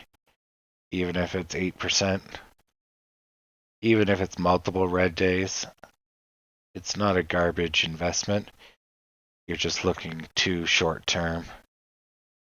We are in the middle of uncertain pandemic, and this was our biggest risk. And of course, it had to happen. But as soon as this pandemic's over, I'm going to be printing money. Surprised this hasn't broken down yet. Really should kick off. It's just somehow staying alive here. Okay, so they're going into an S shape. That's good. So here, here, and then here. So they just have to exceed this point. So the S shape doesn't always have to be this. It can be on its side. The idea is that you basically have to get to the top of this guy, even if it's slanted. If it's too slanted like this, then basically you straighten it, and then you want it here. But it can be on a bit of a slant. It doesn't have to be exactly like this. But we'll see how that plays out. Although there is a resistance line here. That's the tops of all of these guys here. So actually that's pretty good though. So if this goes into an S shape, right? So it bounced off the top. Here it goes again. If it punches through on the second try, then that's going to take off. Or it will basically bounce off and it'll either try for a third time and fail or succeed. And then you'll get like a micro W here, or it will die on the first try. That's really, really how the stock market goes. At any given point, it's up or down. Going over, it's up or down, right? So anybody can predict that. That's basically how it will work. But certain things, once you go up, the higher you go up, then the likelihood of you going down increases because you got to pay for it. So as much as it's kind of dumb when I say, yeah, I'll go up or I'll go down, there's probability attached to this, even if I don't describe it all the time. Because as soon as you see the behavior, then you can start understanding what's going on. Because there's certain things that it can't go straight down right now, nor could it go straight up without a crazy change of volume. And the likelihood of it going straight down is higher than up because of this stupid resistance line here. So then we have to basically see, because we have no idea how strong this line's going to be, and then we can make a decision to be, what's going to happen next. And then that's how this works. So that's pretty good. It struggled for 1 minute, but now it's over the line. When you move to a line very gradually, so for those that are new, a line kind of has, like, let's say gravity, which is about, let's say, this far. So this should actually get pulled back down unless the volume ramps up. So, but when you approach a line very slowly, and let's say the water level is rising over time, that this will hold you back, but because the water level is rising, you'll eventually just break over because you're so close and you had enough time. And it's the same thing with when you're going down. Eventually, you just break through because it tried to go this way for so long. So now what you're seeing is this, it broke through on low volume. Here, it tried to get away, got pulled back, but then went back up. Then once it got free of the gravitational well, now look at it, right? So the gravity if there's negativity, the gravity helps amplify the negativity, but as soon as it gets back to the line, it repels it again. So it kind of keeps it here. But once you're free, then the negativity can bring it right back. But it allows the buyers, if they want to make a run for it. But usually you get a boost. Usually you get a boost once you get out of the gravitational well, because the buyers are trying. They got their foot on the gas, and the second they get past it, it goes whoomp with the same amount of volume, see? So here it's being pulled back, but here, look at how much bigger it is with the exact same volume. Now, if you see a red, the second it gets, like a small red, the second it gets past the gravitational well, then it usually crashes because the buyers are basically slamming the gas pedal. They escaped, and with the escape, nothing happened. That means the buyers let go of the gas pedal, and now the sellers are going to thrash it into oblivion. So that's good. So there's a breakout, gravitational breakout, slingshot maneuver. So you just let this thing go until it starts showing weakness. If you're day trading this, so we're seeing a little bit of weakness, but that's about 10% from the line here. Or if you measured from the breakout, that's also about 10%. So that's perfectly healthy. If this doesn't get any bigger, then the next green just has to get over 74 and 75, and then it will basically go on another run. And that's good because each of these little dots, or let's say, each of these little lines are so close to each other, and it's so easy to go over 1 cent. You're going to get boosted, right? So little reds are great because then the green gets a boost. Now this, it's only going to get 1 boost if it starts here. But yeah. Plus the little reds give a chance for all the paper-handed people to get out. So that's excellent. So we ended up making the check mark. So the check mark looks like this. So it's a sudden turnaround, usually shown by volume, which the dead opposite happened. So basically, sellers just fucked off. The buyers slowly drifted it up. Then the buyers started putting the gas on. Then they got through, and then they got slingshotted out. Oy. What's the overall volume? 24, yeah. We're slowing down. That's so shitty. Shitty on a technical scale. At least now I'm kind of following along. I know what's going on a lot more accurately than earlier. But yeah, we're definitely not moving at any rate. So let's see how this played out. So we hit the line, we bounced, so we did this arrow here, but it was less pronounced. And then we went and did this arrow here.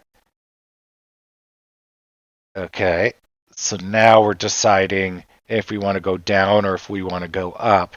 But we're above the line now. So we didn't get enough depth here. Well, not that we wanted that.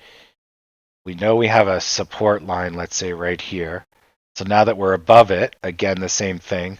There's gravity. So we might do this and then break out. We might go flat, roll under.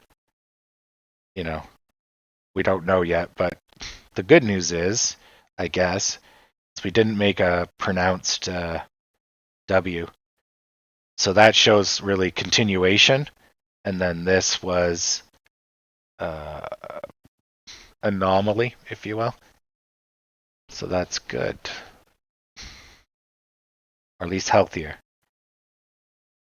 But we'll have to see. It has to stay up into the 140, 143s, I guess.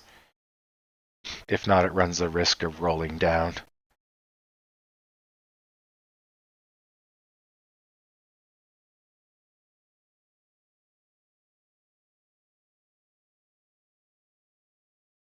Just give me a second. I gotta clear my nose. It exploded on me.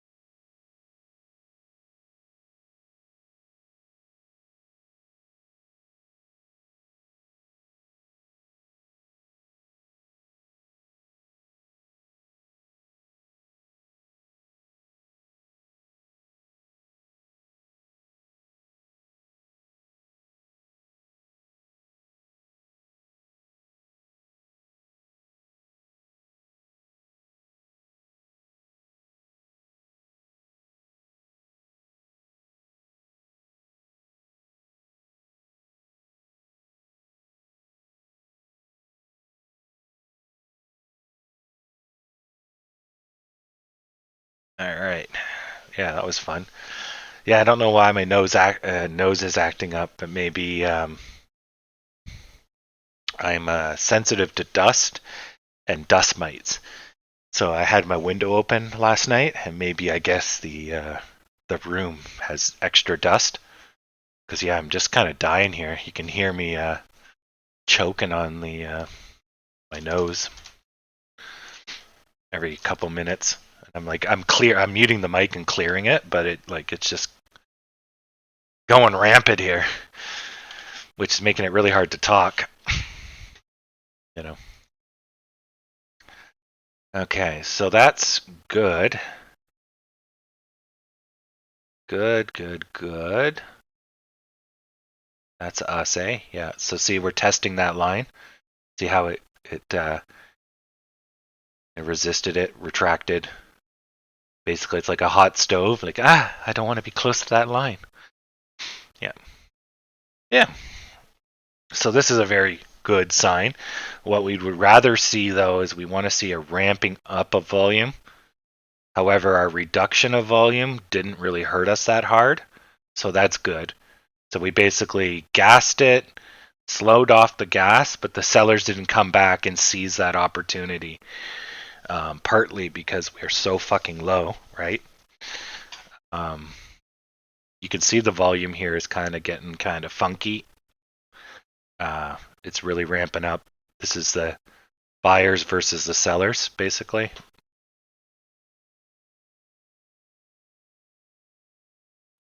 $850 is definitely a support line. It's actually it's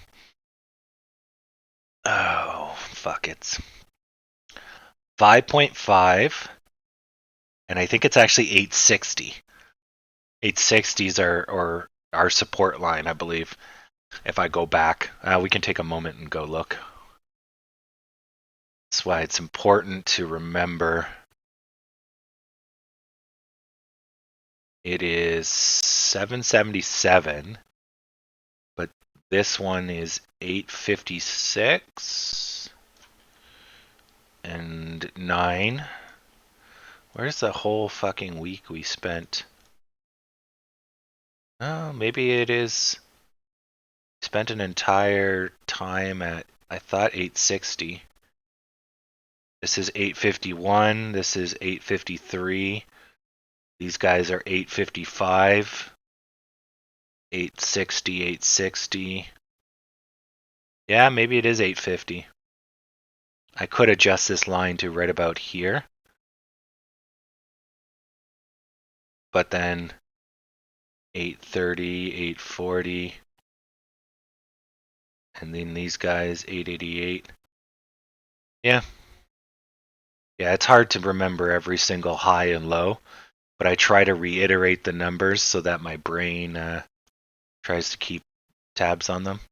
So I adjusted this one down from 860, and that is more accurately the bottom versus here where we had a support line. This here, you can see with the adjustment 855, that gave us the true bottom. So then this, there was resistance here, but this was actually more of a bounce.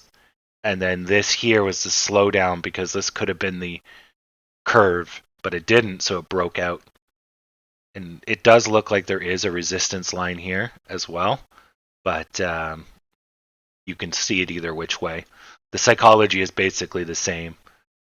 You hit the bottom, the buyers take over, but then if it sees a line, then it's going to slow down. Or in this case, after a bounce, the bounce loses its energy. So either way, you need a commitment from the buyers to push through or continue the bounce. So it is not just a bounce, it's a bounce with height. So really, it's the same psychology. The buyers just need to wake the fuck up. But yeah, outcome's the same. So this here's not a real support line, right? The gray one, but it's acting like one. This one's an average of the flat area back there. So this could be just a retraction on the way up, if this isn't a real support line. Or there could be a whole bunch of support lines hidden in here because it's an average. So all of those peaks and valleys. And so this would just make kind of like a real sticking point. So we'll see a lot of just like this. It won't want to go anywhere because there's so much gravitational pull. We'll get stuck sideways for a bit until it makes its decision either which way. Because we're now stuck in a gravitational well of a gazillion lines. Car. So this is basically doing a large W. So in this case, this part here is like 12 wide. So this is about 11. So what you see here is that it went like this, sideways, down, up. But if you average that out, it essentially makes a U just like this of the same height. So they basically went down too much, then they went up too much, and that's what this corrected. But essentially, that gives you the opposite side. So this is likely a W, which means here, which is where we are. Yeah, it's basically the same place as the shoulder. So now we just rolled on a second W shoulder, but it's showing strong strength. So that is a good. If we get over this line, basically we'll take off to some height. Because this was its chance to collapse from here, completing the W. It didn't. So now it's either glory or potentially a mini W, which then could go either which way. But essentially, this baby's pumping out the W's today. We'll see how this plays out. But yeah, you could put a bet basically right about here or here that if it breaks out, which it looks like it's doing as we speak, then you could capture the run. So once it gets over this guy, which is 742, it'll be confirmed. Whereas here, it still has a chance if the sellers ramp up that it might collapse. It needs to stay up, solidify it, and then confirm it with a second. At least on the minute chart. So we're on the cusp of a breakout, at least from the micro. We're not going to make a W unless this is big red. So we took a breather and now we're taking off. And then this is the really good S shape. It looks like an N, but you're drawing an S basically sideways. Yeah, that's good actually. So yeah, if we can see some green here, this should actually go up. And then that plays into our what we know from the support lines that this is open country. So here we have a bounce, and then we have a push through. We should see resistance from all the support lines that are in here. But if we blow through it, that's showing incredible strength. And then that should translate into a run. Yeah. So this is all very positive. And then because of all the lines here, we shouldn't see any big big motion like big reds because you got all these support lines and we're now pretty much on top of them all as far as I can guess. Looking good actually. So that should give us an easy, if you're playing along at home, that will give you an easy 2% coming up. On top of the easy, I would say after this point, we've already made 3.14%. So you'll make 5% in a day. Yeah. So we got to see this play out. Dow took a hit. GME took a hit. S&P took a hit. So something just spooked le market. So, okay. Wow. So the pennant here we drew, right? It had to come to a decision, and then it said, fuck that noise, and just basically went straight. So that's a possibility. Usually that happens on ultra low volume. So at that point, you just readjust the pennant. You just keep redrawing it based on the available information. I was not expecting that. So what you can't do is you can't go, okay, it was supposed to break down here.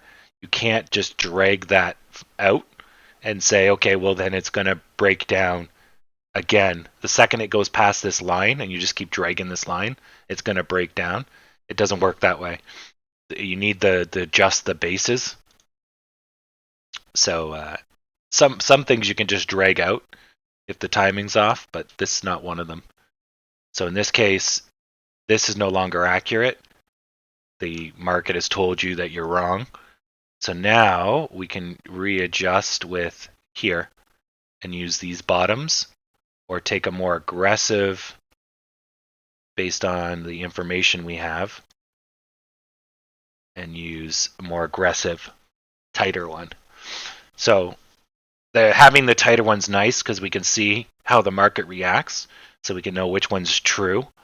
But you always want the broadest one using the tops, the two tallest tops, and just do an array.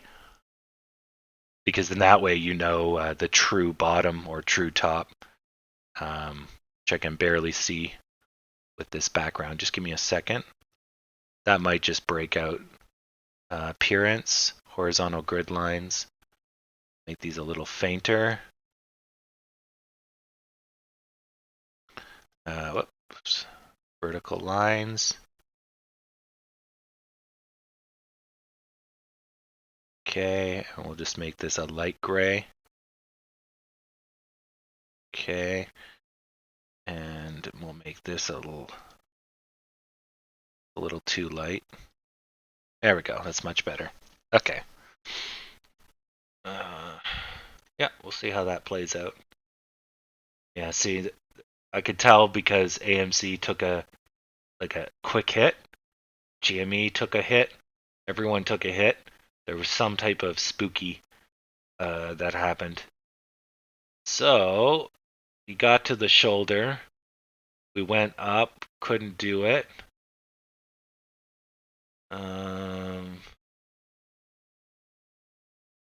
So we didn't bounce down, so this didn't happen. So we broke out, but the breakout basically failed. So Yep. Yeah. Because, yeah, you want to see commitment. So this is basically the gravitational pull.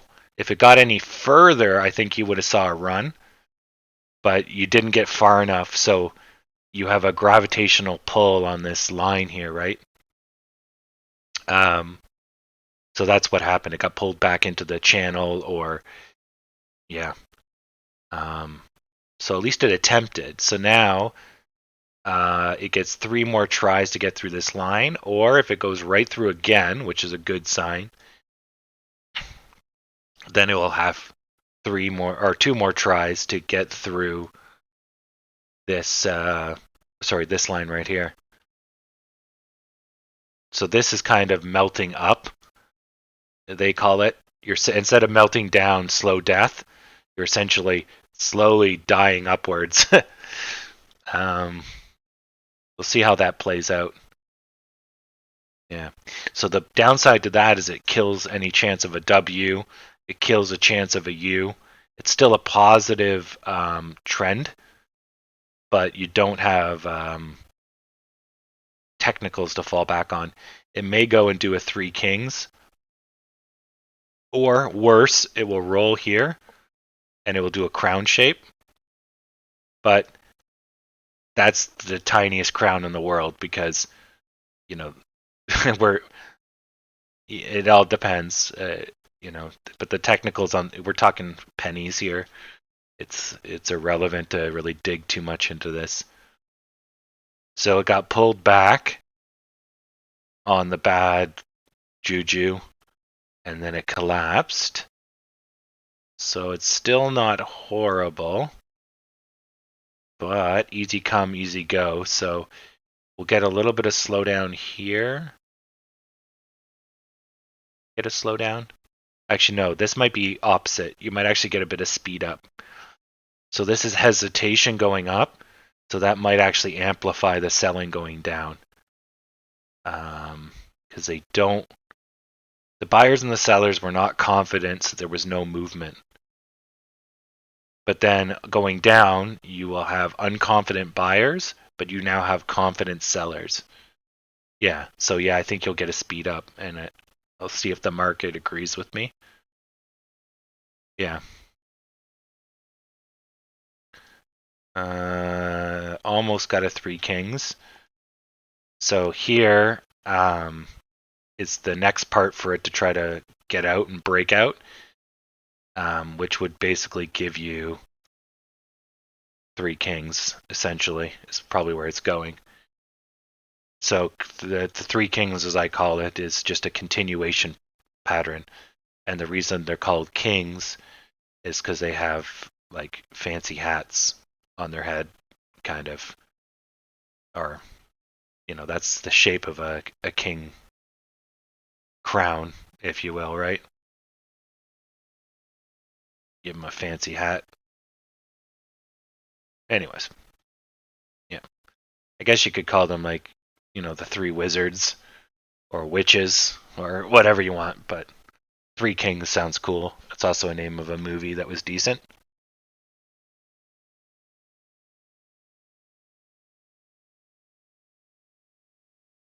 I'm just catching up on the chat. So,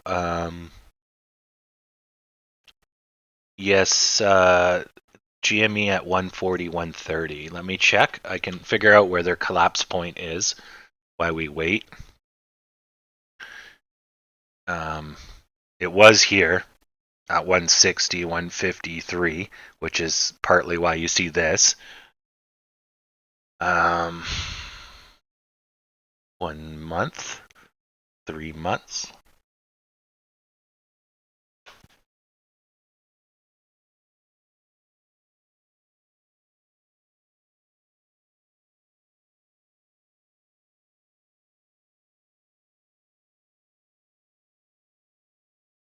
Okay, so they've already gone through the drop between 155, so you can see it here. So that was the main one. The 155 was the gap, and they already fell. And the next, they're getting a little bit of support on the 149, 148, 144, which is this. But they've already they've already suffered the biggest drop, which was 216 to 142. So they had that initially. They had that quickly. They basically got nailed. They dropped. They had a cat bounce and said, "No, things are good." Then basically that all got erased, and they went back down to support here. So, but that could have easily just all been done in one time, right? But this was them saying, "No, things are good," which is essentially a dead cat bounce. So this is basically the floor here for GME's short-term price, and then this is the other one here. And there was a little bit of a floor of support here and here, which basically they came back and corrected this, saying that's too much too quick, which is probably because it violated the trickling down, which is you got a bunch of pushback. But these are huge lows, so you don't really walk away from them. It stuns. You do this, and it stuns you for a couple days. Then you get out of it. Well, in this case, you didn't. So that shows there's a continuation. It really wanted to do worse, and you didn't let it. The recovery shows, though, that they're like, no, that's too much. So this isn't real. But somewhere down here is where it wants to be. And so we go up, and we basically take a bunch of days to figure that out. Now that hindsight's 2020, you can see exactly what the market wants. And so it wants to be here, which is basically this chunk here. But once we broke that, then it's down to here. So now it's going to be 142. I don't know how long that's going to hold and how much this is holding it right now. But once that fails, then it's going to go to 122 and then 91. And after it hits 91, it's going to 48. So 48.50. These might help, but yeah, it's only got about 3 more stops on this really bad train to the grave. Now, once it gets that low, $50, I might even buy GME. It's still overkill, but because everyone's going to fucking try to pump this stock in the future, it's a 4 times your money bet. You buy in at 50 and it goes up to 200 because people are stupid. You got 4 times your money. If it goes to 100, you got double your money. If it doesn't, you lost 20%, 30%, but you could have doubled your money. So it's not the world's greatest bet, but it's not a bad one. But as I'm like a momentum trader, you got to figure out how quickly you get down here. Like if we went to 47, like today, I wouldn't even touch that. Like that's incredible, and there's going to be 3 days of crap afterwards or more. Because basically 70% of the company just disappeared. Now, when it hits its bottom, you're going to get a bounce because people are like, oh, what a deal. But it's going to almost guaranteed not recover and continue healthy. It may recover some amount. I doubt it would go all the way back, but it's not going to just, do this. It wasn't the last moment shaking off paper hands. It's going to be unhappy and die for weeks. But you could play that first moment because there'll be people that buy it because it's such a good deal, and that can get you an easy, let's say, double your money, even triple your money, right? So, anyways, that's momentum. So if it's a gradual death, it's not going to just spring back. It gradually dies. And it's usually always slower recovering. But if it crashes, you might get a bounce. So, calling these things is one thing, but you have to see the velocity. But anyways, I don't see GME walking away from this. This is usually one of my worst shapes. essentially it's just curving and there's no stopping it. So it only gets worse from here. Yeah, I never like this dome shape. It's always bad. Just like whenever you see this shape, that, if it starts to do this, it's almost guaranteed to go back to the bottom of the thing. So that's the crown shape, or the three mountains, I believe, is its other name. So as soon as you see hesitation, especially when the hesitation lines up with this guy, then this becomes a high probability. And if this starts, and especially if it gets past here, then you get the hell out of its way, because it's almost all the way to here. And the psychology of that, for the people that are new, is basically these people are making money. They're still making money. New people get in. Now these people are losing money. These people are losing money. And then these people start to hesitate. But the easy come money becomes the easy go money, because they don't want to get negatives. So then they all rush out. And if it goes too quickly, then it actually exceeds its 0 point, but it normally rebounds after that. Because if there was this much demand, then there's some buyers still left. But anyways, the crown shape and this dome shape, or whatever the hell it's called, in real terms, are the two worst. Or this is dangerous here. At this point, you don't know, but once you see it, this becomes very dangerous. But this one's like a dead. You're guaranteed nothing good comes of this. So you're hoping at any point that it tries to liberate itself, but because it doesn't, it's dead. So what normally has to happen on that is that it has to go into a discount, and then people will bring it back, and then it will start some other pattern. Or there'll have to be huge volume turnaround, but it's usually always there's going to be some type of crash, then huge volume turnaround, which then ends up giving you a W or whatever. But anyways, so that's kind of the opposite of a U. Instead of negativity, optimism, it was we tried and fuck it.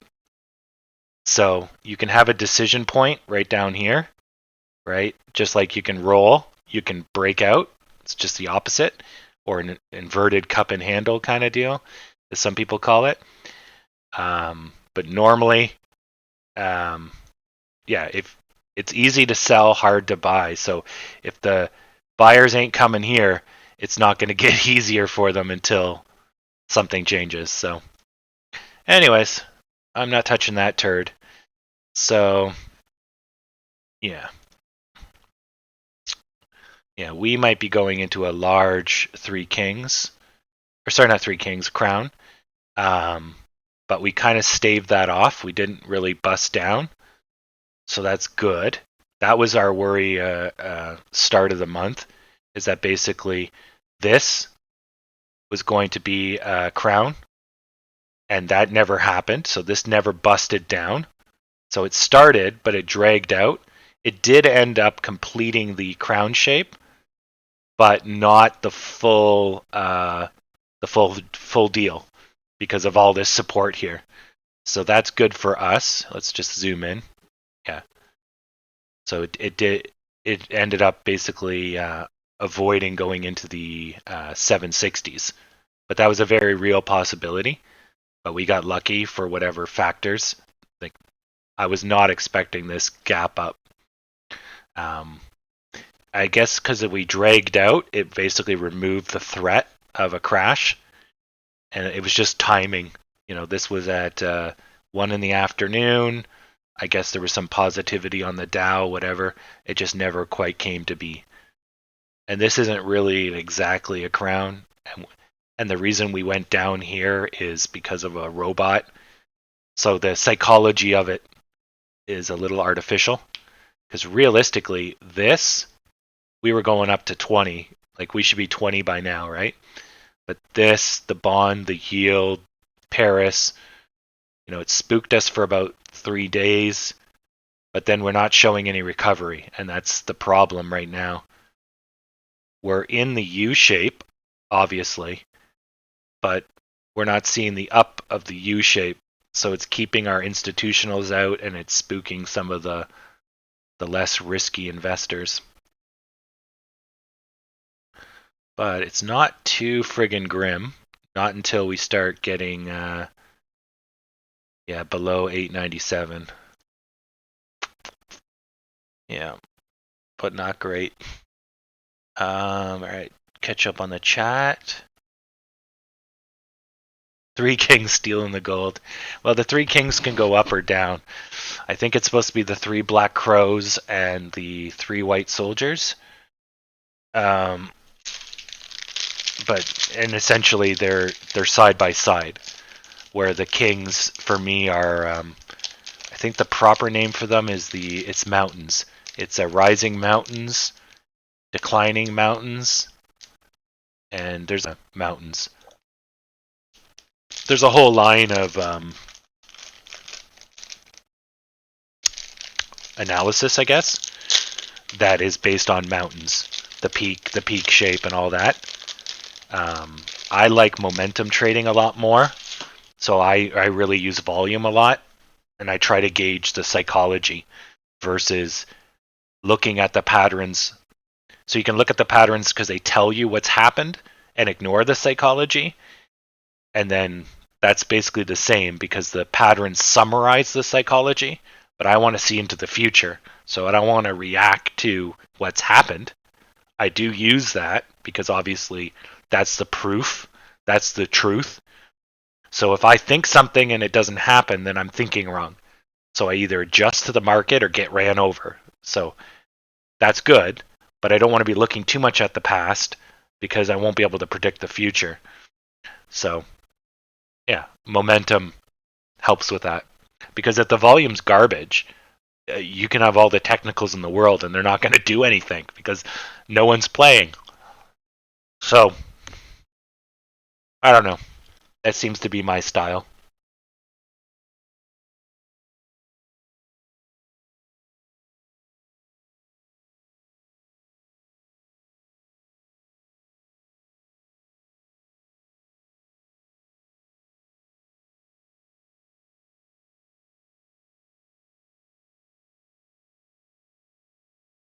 Yeah, I don't think we're in a crown shape. If we're going to have a breakdown, it's going to be because of the those lines that I had drawn previously. So we're right now treading across the bottom here, which is not good. But unless we see some type of life support on these guys,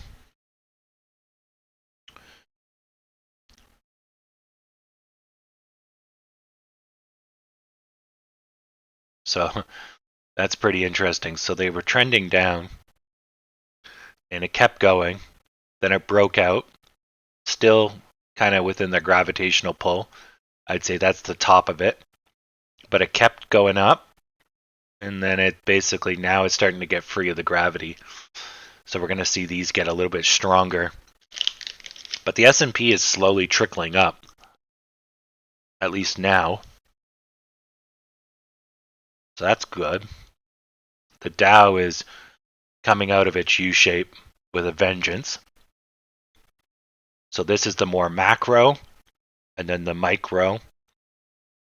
The W, a W. So both, this was a failed after the W, but then it went into a second W, and then this one succeeded.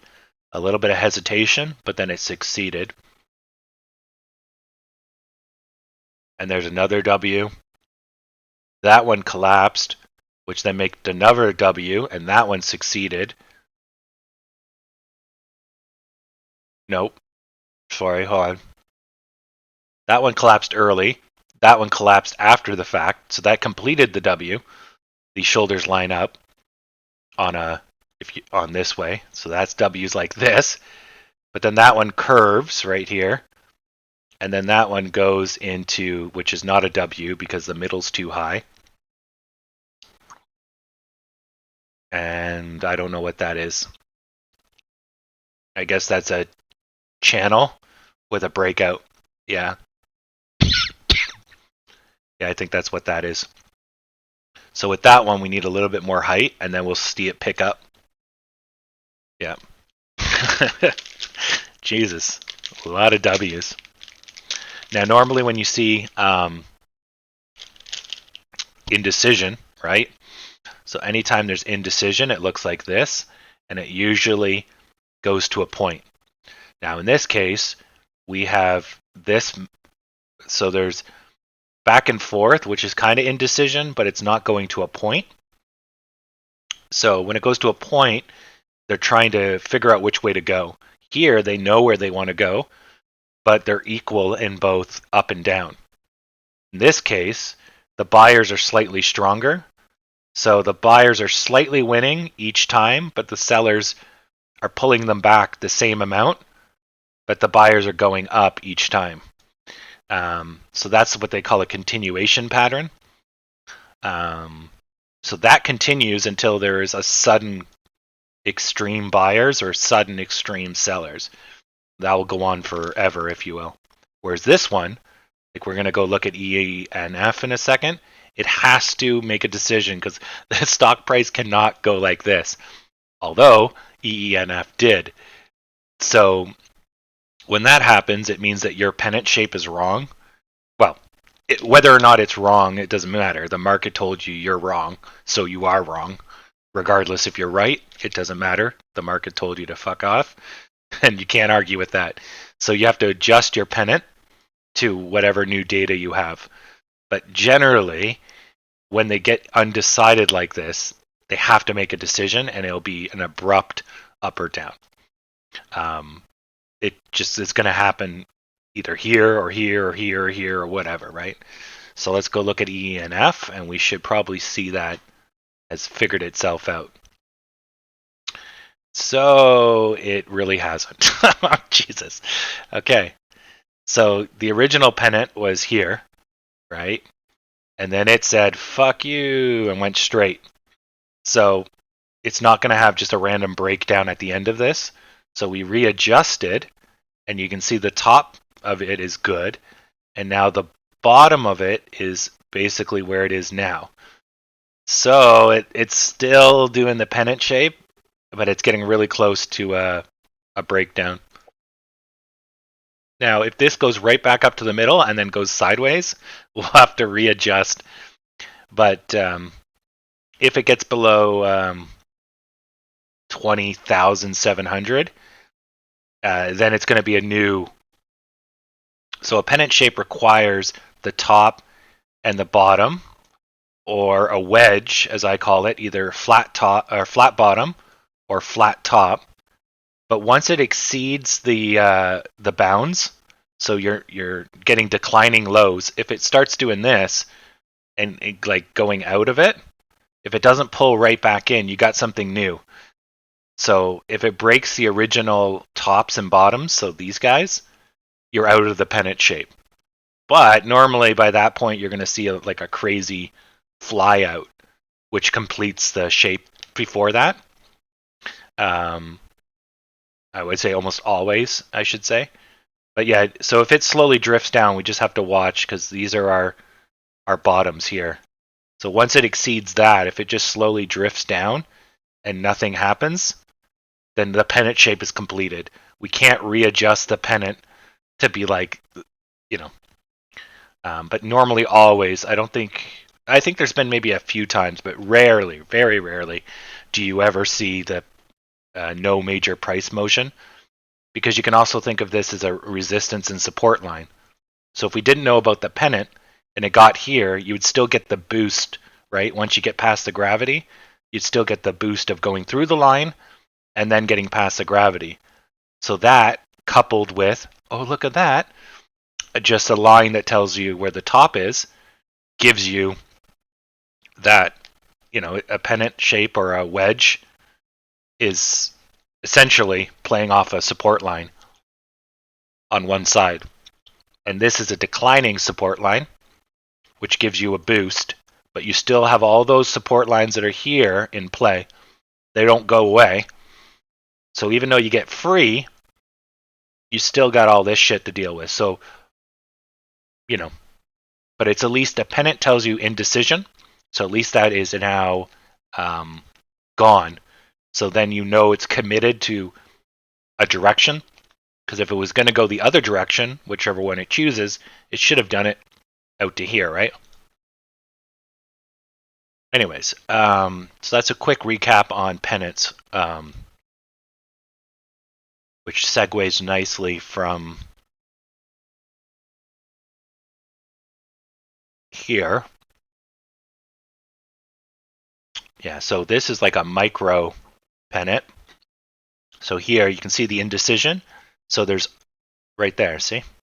Whenever there's an indecision, you almost always have a pennant, or in this case a wedge. It has a flat bottom, which is supposed to be off of the first stick, but we can kind of argue it's here. Generally, I like to use not where the stick is, where the full colors are, because the stick just means they push through. But this is where they settled. But you have to keep in mind that pushing through either means they broke through the support line, or that was the support line and they resisted it. So you can't completely write off the sticks that push through. But yeah, you have to wait for more evidence to figure out which one's the truth. 1 second.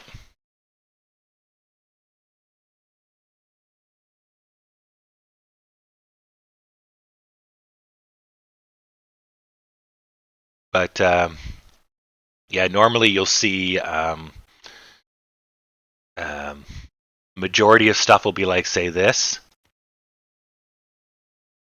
And then you'll have a few that have like sticks that go through. But this would be basically your main bottom. I wouldn't say the bottom's here.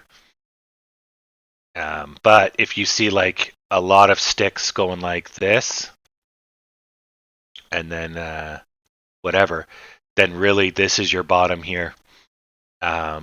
Because they're basically being pushed back. But then you would not see this kind of level of flatness. These would all be random sized reds in this scenario here. Or greens, I guess, maybe. So you have to use your judgment.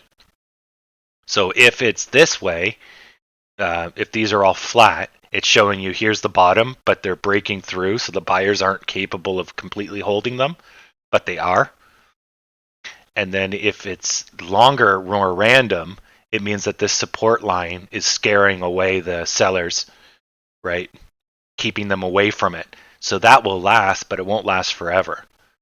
It's a little less dangerous than this one because they're riding right along the bottom, but it's showing that you're lining up for failure. You're a little bit further away from it, and it shows that your buyers are doing a good job of keeping them away from the line. But it's two different mentalities, but pretty much the same thing. So here, while I was talking, you basically have your pennant shape. So this was the breakout, as tiny as it is. So it broke out from here, and then right at the end of the pennant, but it didn't go anywhere.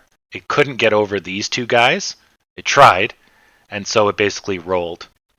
So on a larger scale, that would look like this, like whatever. Then it went like this, and it basically right at the end, oh, goddamn, can't right click. Wiggle, wiggle, wiggle, wiggle, wiggle, wiggle, yeah. Broke out, and then because it couldn't get over this, it hit the top, and then basically came back down.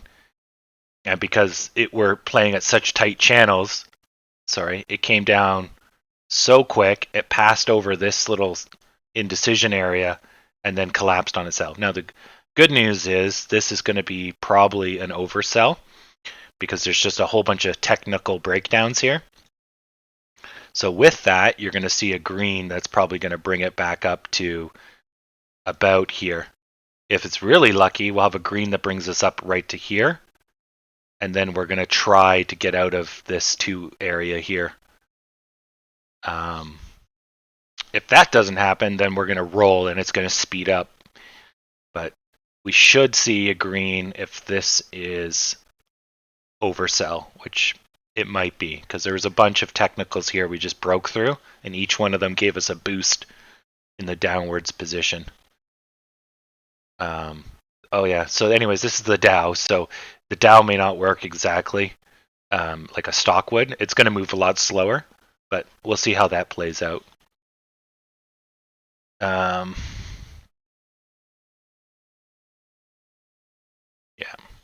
So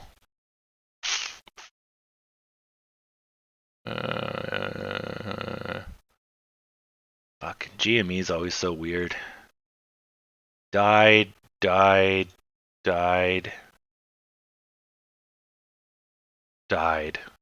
So really bad.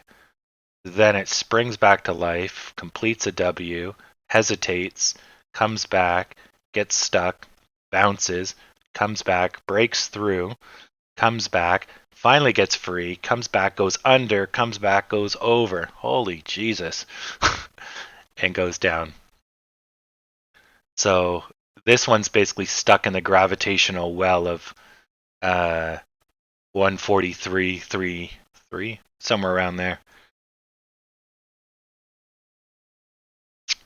Yeah, I don't know what's going on there. Why it really wants to be around that price.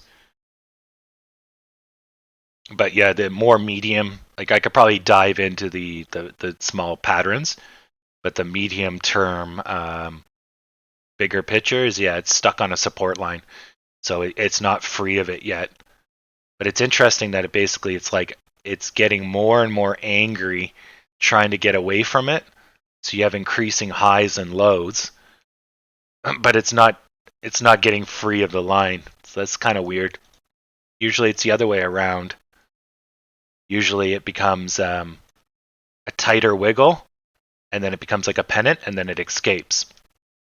Pennants often form on a support line because you're going above and below and above and low, and there's indecision because they can't get free of the gravitational well.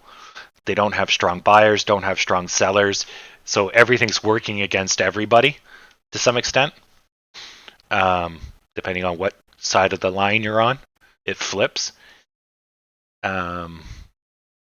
But when you have the opposite, which I still don't know the name for, when it gets bigger, everyone's getting more confident, right? It's like an inverted pennant, but no one's winning, right?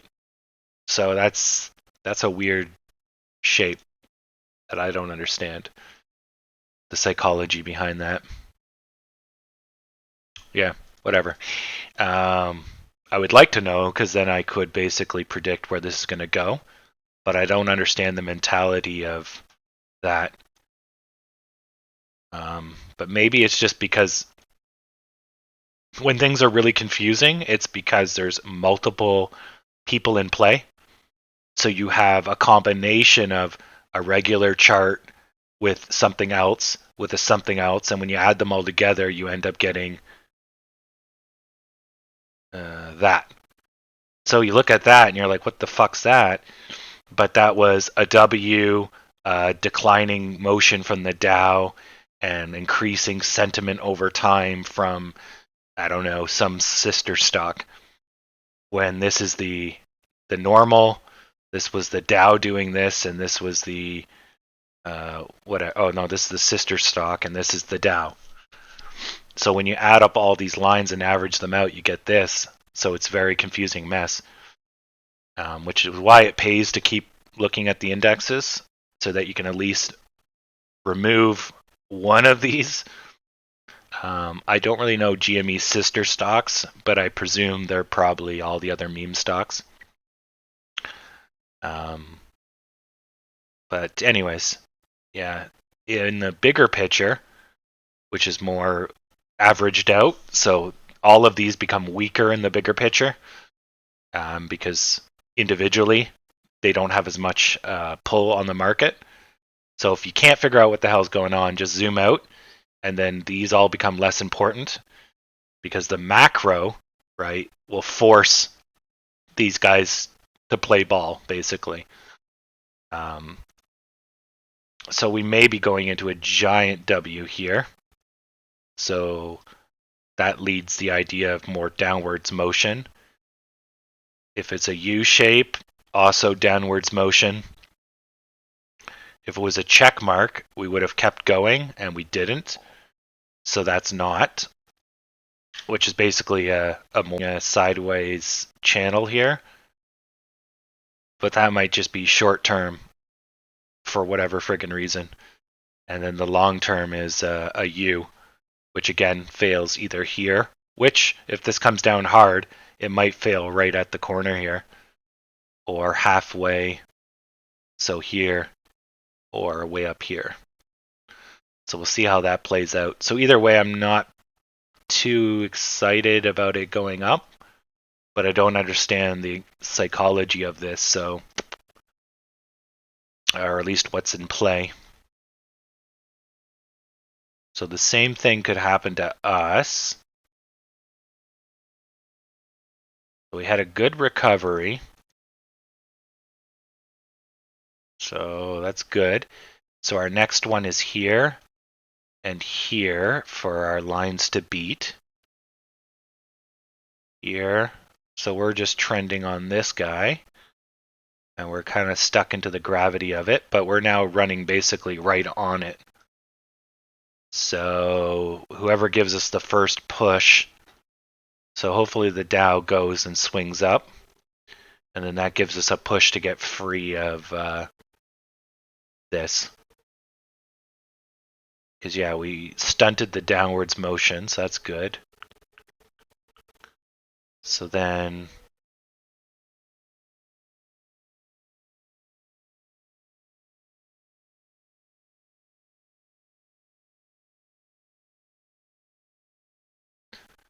yeah, and that's like a failed W, but then the middle's too high.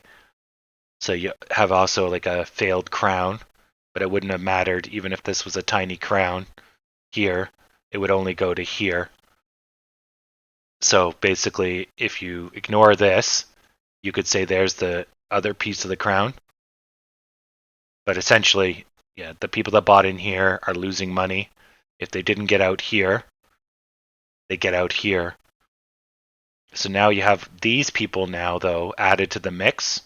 So these people are all making money right now. So they're going to hold up this floor because they're not sellers until it comes back down to here. So that's positive. So that should give you the ability to jump out. And all of these people are in now as well. So that's reinforcing this. So it looks like it's going to go up. Now, if GME continues this line and tanks us, that might give us the pull down. And the Dow's not doing good. S&P's okay. NASDAQ is not doing good. So we might get just pulled down on technicals. Okay, did ENF finally break out of its... Yeah, it did. Okay, so again, you can't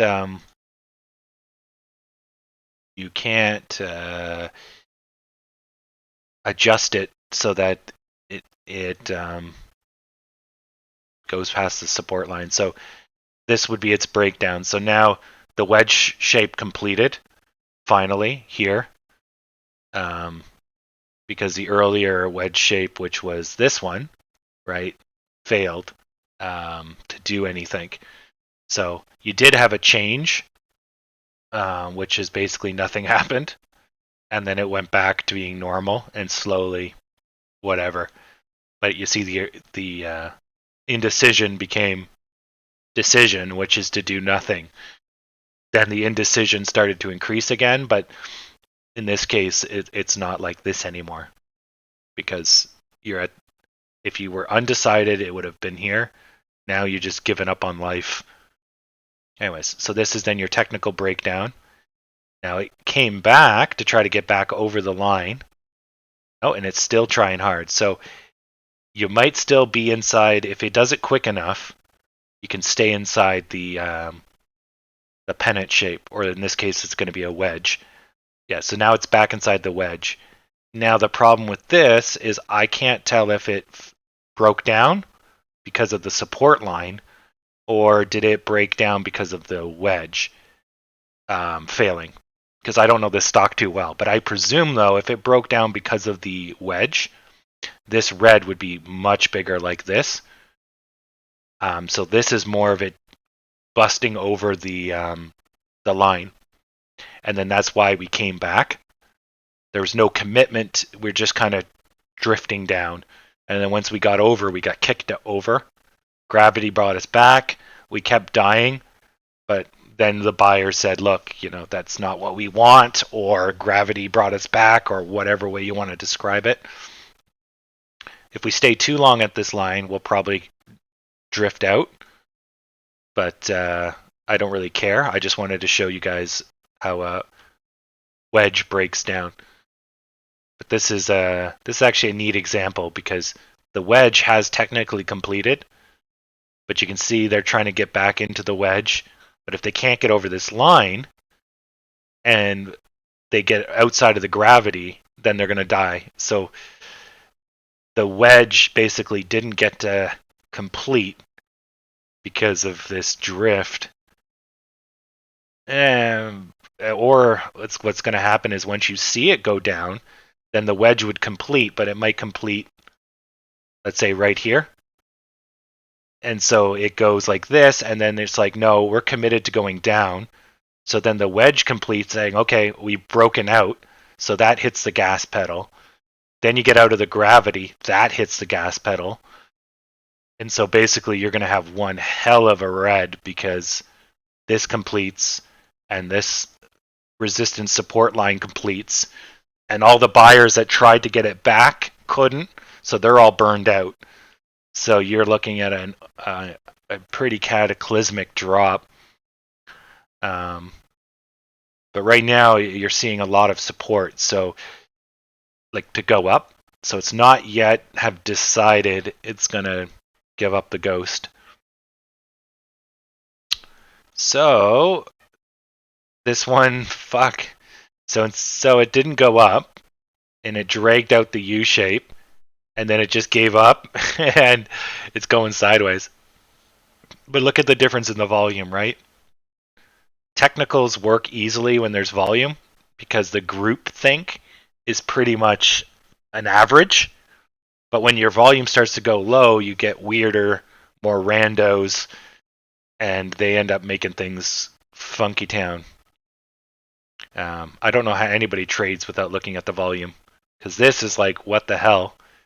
We should have done a U shape, but then you can see the volume just turned off. Everything starts going weird when the volume starts going down. Yeah. But anyways, it's just how the market works. But hopefully the volume's picking up a little. Yeah, so basically, looks like we're in a continuation pattern. We're just doing a channel, and we're just going to keep going because we don't have the volume to break up or break down. At least, well, the cruise lines.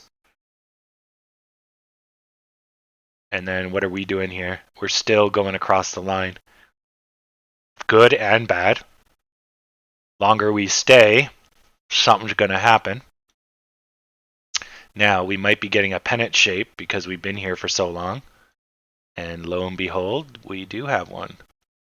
Now, can we make a pennant off of this? Oh, yes, we can. As long as there's a high. So in this case, we don't know where the bottom is because we have no data yet. So the easy thing to do is just kind of make it so that it's equal to the top.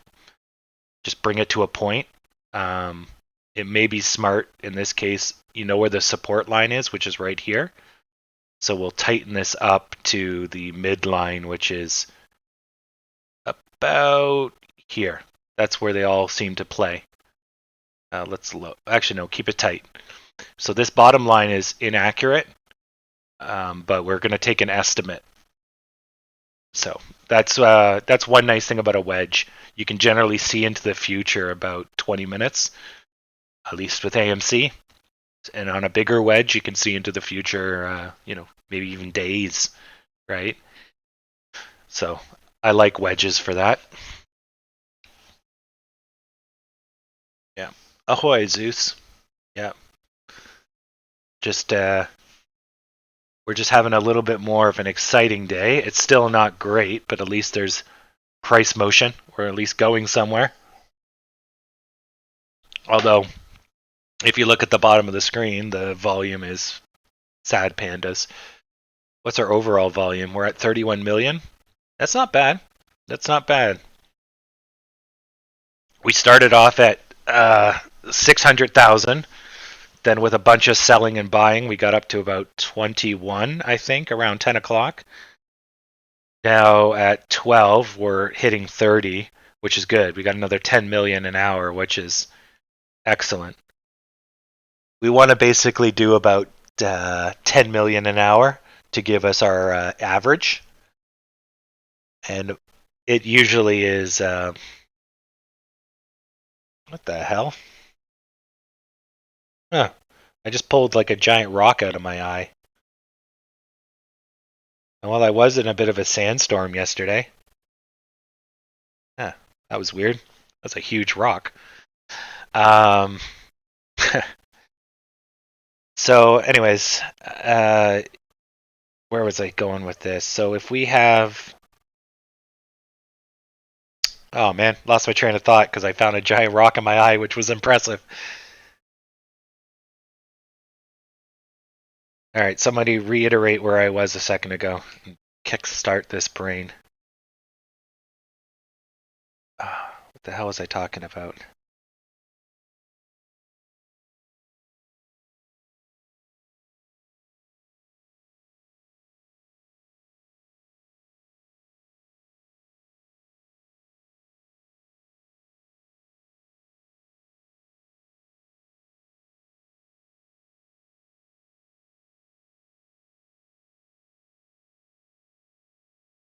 Well, the delay between me and you are not that long. Okay, well, I guess I'm on my own here. I don't know what I had in that train of thought, and I don't want to go back and find out. You were talking about how pendants... Oh, yes. Thank you. Yeah, so... Yeah, pendants let you see into the future, which is why I like them a lot. And...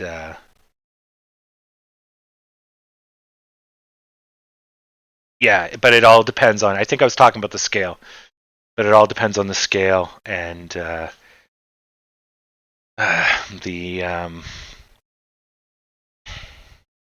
I guess how the momentum, velocity, the volume, the sentiment of the players that are... Because every stock has a personality, right? So... Yeah. Yeah, it's all good. All right. Anyways, I'll probably talk about wedges and pendants more into the future, and whatever I was thinking of that was semi-important to me at this time will come back, but it's not. Obviously, it's not critical right now.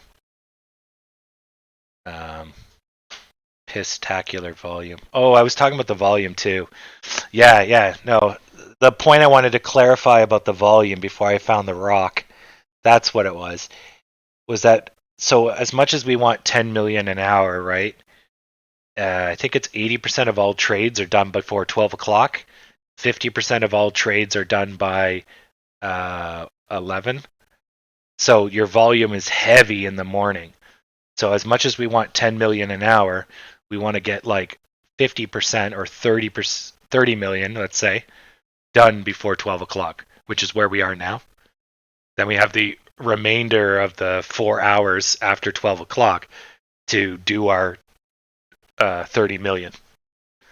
That's the point I wanted to make. So don't be thinking volume is steady and constant throughout the day if you're new to trading. It should be the heaviest right in the first 30 minutes of trading time. Should be the strongest always. And then sometimes everyone bails out just before the dip. but usually trading's supposed to be the heaviest right at open. Then it ramps into 10:30, slows down or accelerates into 10:30, depending on what's going on. If it's a positive day, you'll actually slow down at 10:30 because the buyers back away, but the sellers don't show up. Then as soon as the dip is decided to be over, whenever that is, based on whatever factors and whatever psychology of the players. So the bigger market will do its dip. You can't touch that. But if your stock has a lot of day traders and a lot of players, then you may not move, or your people may mitigate or amplify what the larger market is doing. So once your people have decided that the market motions are done, then the gas pedal goes again to buyers or sellers, but usually buyers. And that increases the volume till around 11. Then it starts to slow down towards 12. Then after 12, if there's no sellers, then it may either go flat or take off again. But you'll notice the volume is reduced because most of the stockbrokers are done for the day. They get in at 9 and they get out at 12 and they call it a day with, $10 million in their pocket. But yeah, keep that in mind. Always on the hour, every hour, you're expecting a change in the market. So just keep that in mind. It's either volume, direction, sentiment, which is direction as well, since direction is just sentiment over time. So, anyways, yeah.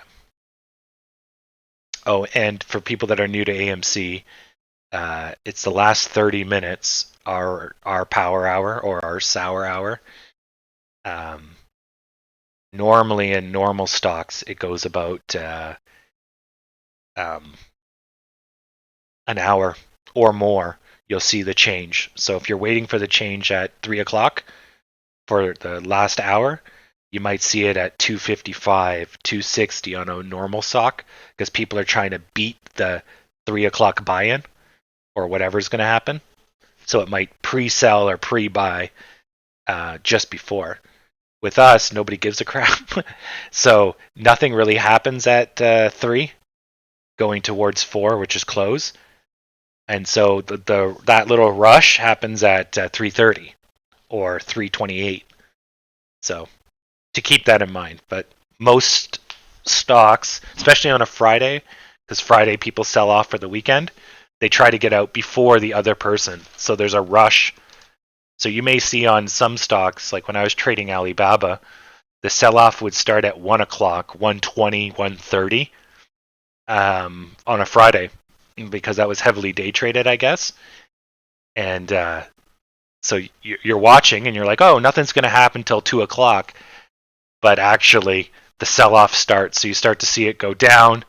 Then it ramps up because people are like, oh, shit, I got to get out before it keeps going. And then it just plummets till it rebounds because it's a discount. Then you hit the last power hour, and then it either goes up or down based on sentiment. But usually on a Friday, it's negativity. So when it hits 3 o'clock, all the lazy bones go, oh shit, and then the gas pedal goes in the reverse, and everyone goes into oblivion. Yeah, so it looks like, yeah, we're trading on a wedge here. So now, because we didn't have enough data, we now have enough data to tell us where the bottom is. Sorry, this would be a pennant. I should use the right term so I don't teach you guys bad stuff. Yeah, so now we got a pennant, now that we have enough data. And where is it here? Go. We'll just put a line down the middle. So that's its kind of center line. So, yeah. So even before this thing was a proper pennant, we predicted basically, can now predict out to 1 o'clock basically. So that's the beauty of pennants. Now, of course, if it breaks out early, we don't know when that's going to happen, but we can at least see with expectation what's going to happen till 1 o'clock. So that's good. Yeah. Yeah, because whenever you see this indecision, this here breaks the pennant, so you can't make a pennant off of this guy. He's useless. And then this guy's good. This guy's smaller, so there's your top. But then you need a smaller friend for this guy. And there it is right here. If this red was long, then this pennant would be done. It would be, you could find out where the breakout was. So if that was a long red, let's just say, then the breakout would have been here. So the pennant would have been like this shape, right? But you can see that doesn't work out because this cuts through the top. So you would have to say that's the wedge, that's the pennant, the short-term pennant. And that may be why this broke out, because there's a short-term pennant right here, and that was the breakout. But we know that there's a longer-term pennant, and this is actually a big problem with wedges. There's often wedges inside wedges. So you find one, but actually you just found the tip. So you always want to zoom out, and then you go, oh, wait a second. And then you find out, oh, wait a second. And you just keep going back. So as you can see here, right, this is actually a larger wedge. Now, this bottom is not good. So if I was to take the larger bottom, let's see here. The larger bottom,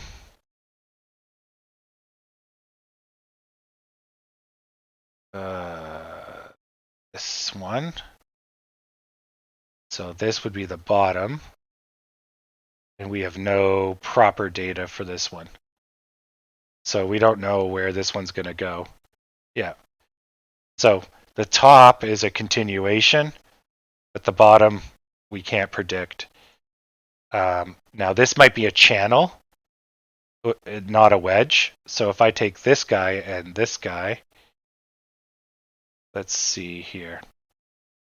If I took this guy and this guy, nope.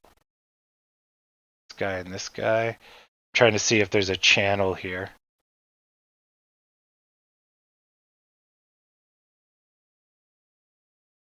No, it looks like there might be a channel here going down. Here. Maybe. Yeah, it's a bit of a stretch. If it's not very clear, ditch it.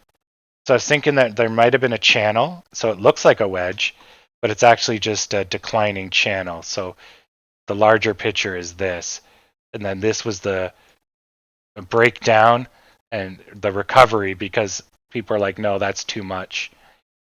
But it almost looks like you could draw this, but the ray does not say that's correct.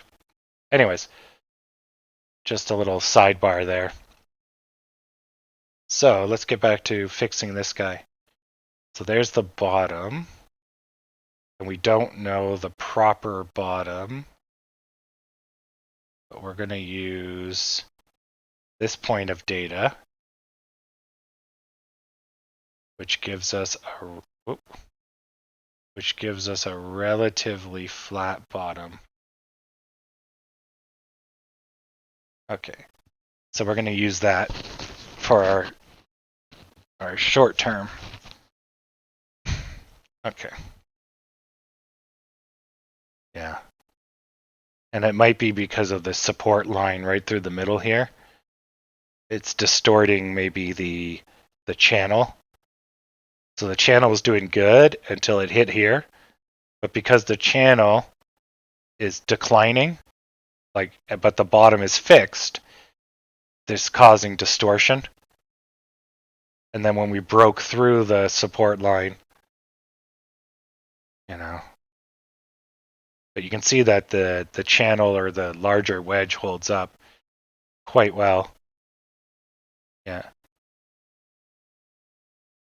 And we just basically broke through the floor of this wedge.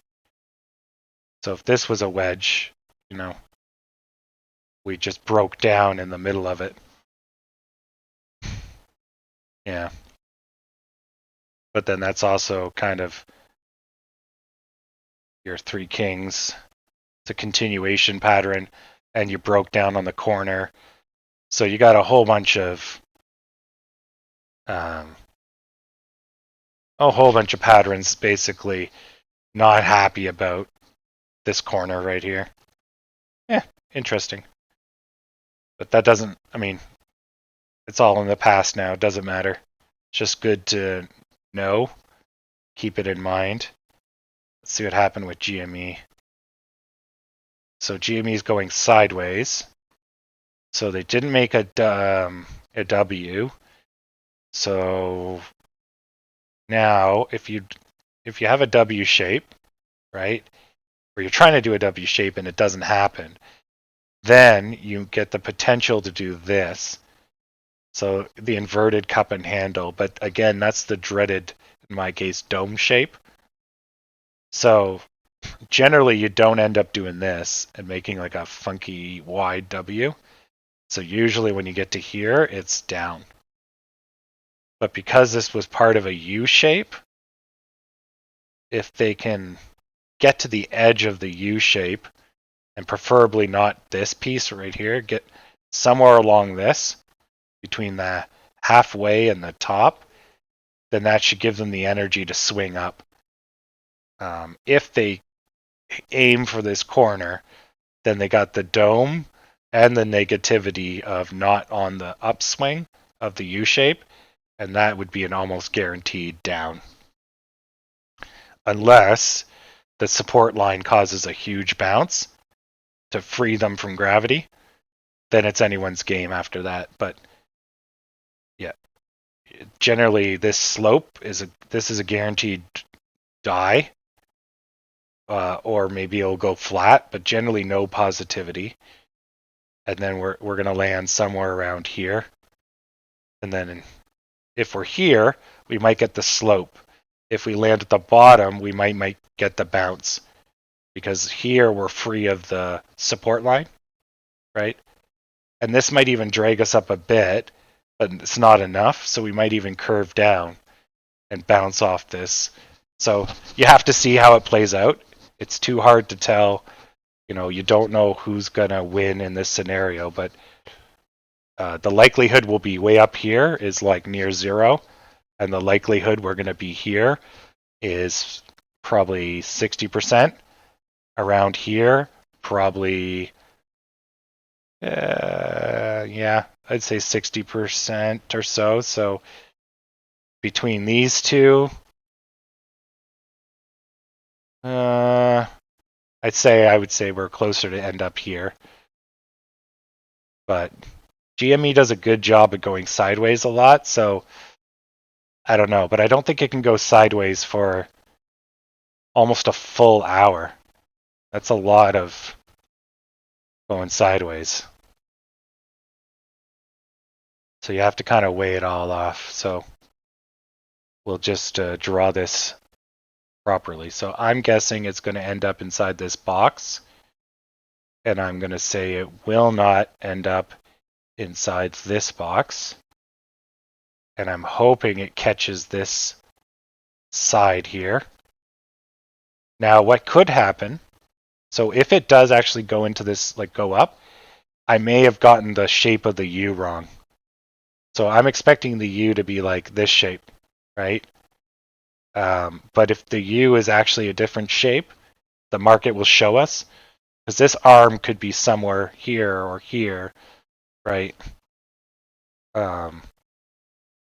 So I don't know. If I knew, I would be a multimillionaire and I would not be doing this stream. But I know what's going to happen. I just don't know exactly where. So we'll see. And we're still on that. Let's see EENF. Okay, so they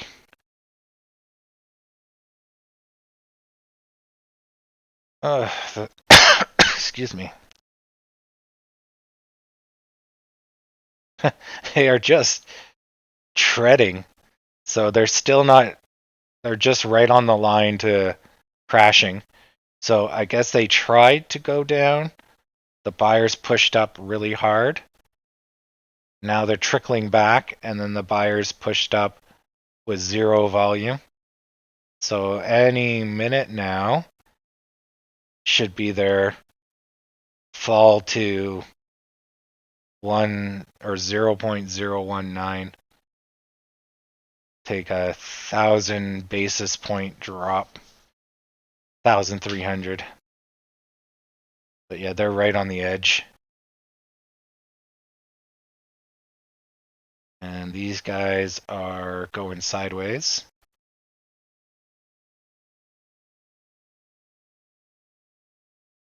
American dollar's now declining.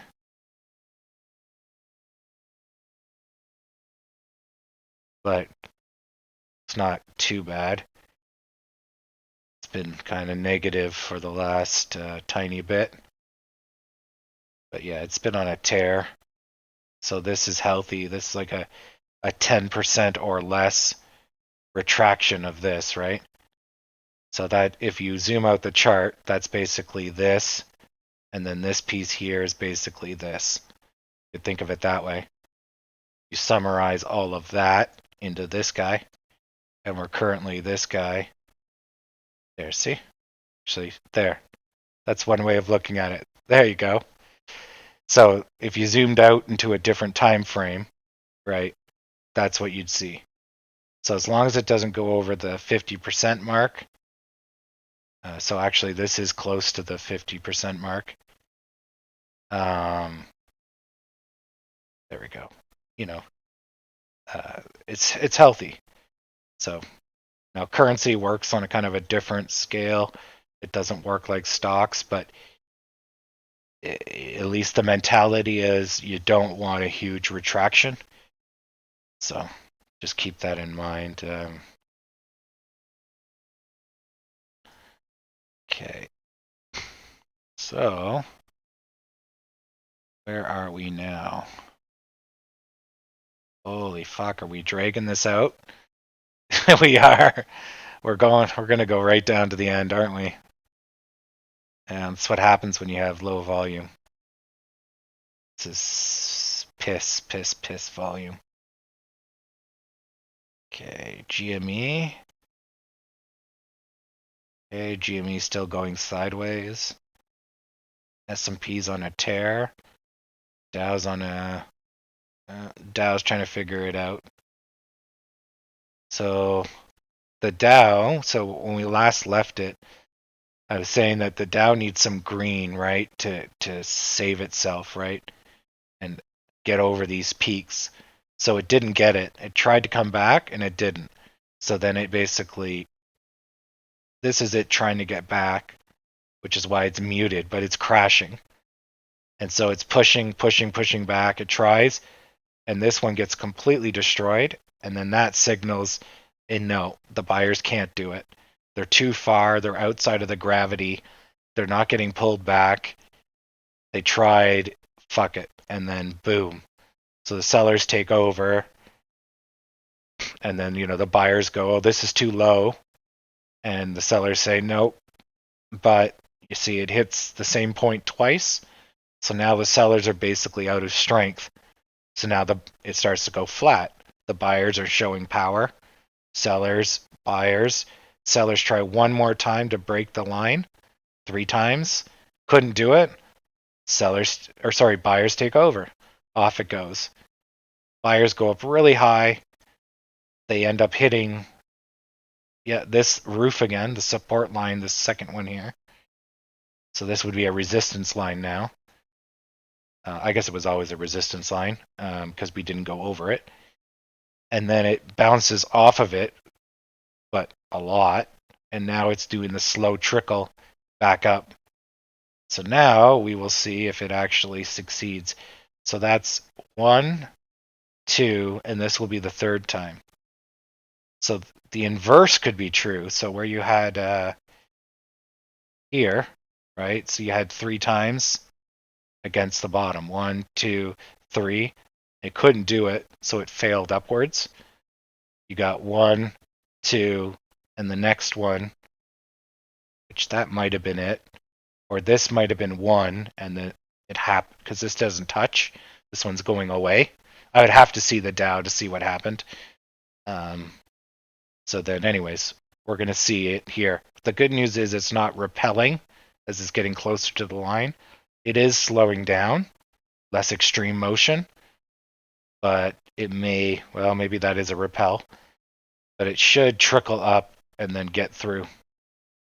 So that's pretty positive.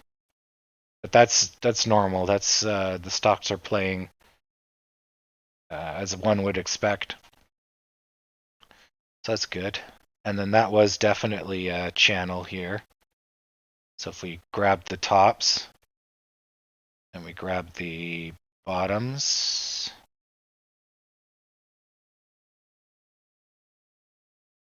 yeah, you had a bit of a, even though it looks like it was going this way, it was a channel this way. And then here, this is also the channel. So it's not zigzagging up. So this is also adding to the breakout, which is probably why there was hesitation here, because it's free of the gravitational well, probably by a few cents. So this here was actually probably more a slowdown from the broader channel, basically. Yeah, that's what it probably was. Yep. Anyways, yeah, so see, this kind of stuff's kind of hard to see in real time. Like, you can see it in the after effects, but as it's happening, it's hard to tell. So you have to always kind of keep this shit in mind. So you start hopefully finding it before it's over. So, yeah. And still, we're going almost dead sideways. Sideways.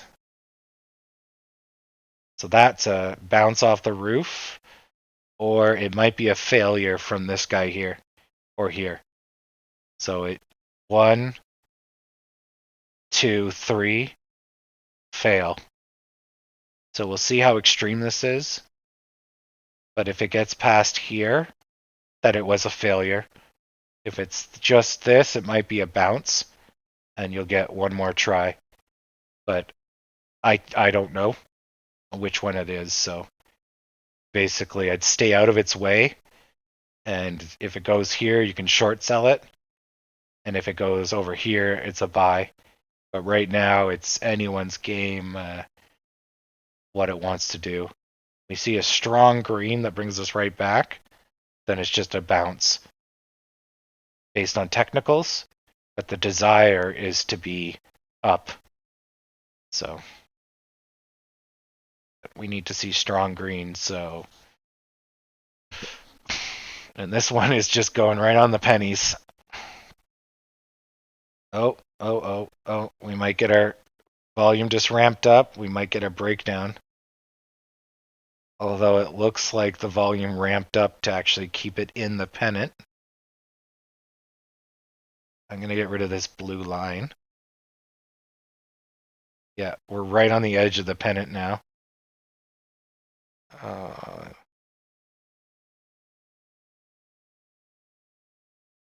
don't want to look away, because when it happens, it's going to happen really fast.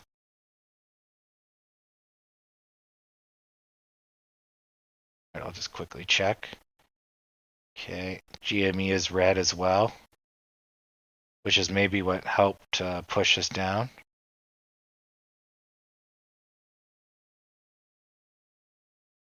Okay, we can just sit here. So we're right on the edge right now. Oh, we gapped down. So this is going to probably be a huge red, huge red. Yeah, this is the breakout. So we're below the support lines. And it's going to go for a tiny bit. And they'll be sizable. Now there's still a small chance a green can completely come back. But it's going to have to be really fast and really hard and put us right back in. If it can't do it right away, then it's committing. Come on, green. Save us from a breakdown. Oh. 1 cent more. Get us over this red, then you'll get a boost. And that should put us right back in the channel. Come on. Come on, you low volume 500 shares. Just do it.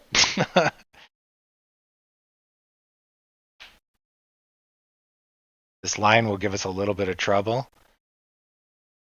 But maybe we can pull it off.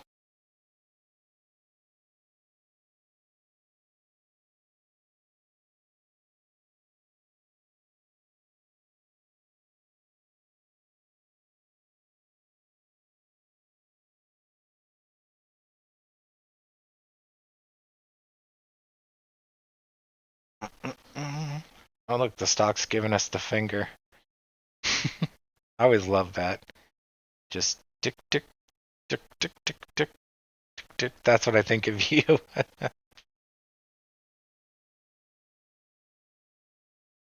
um,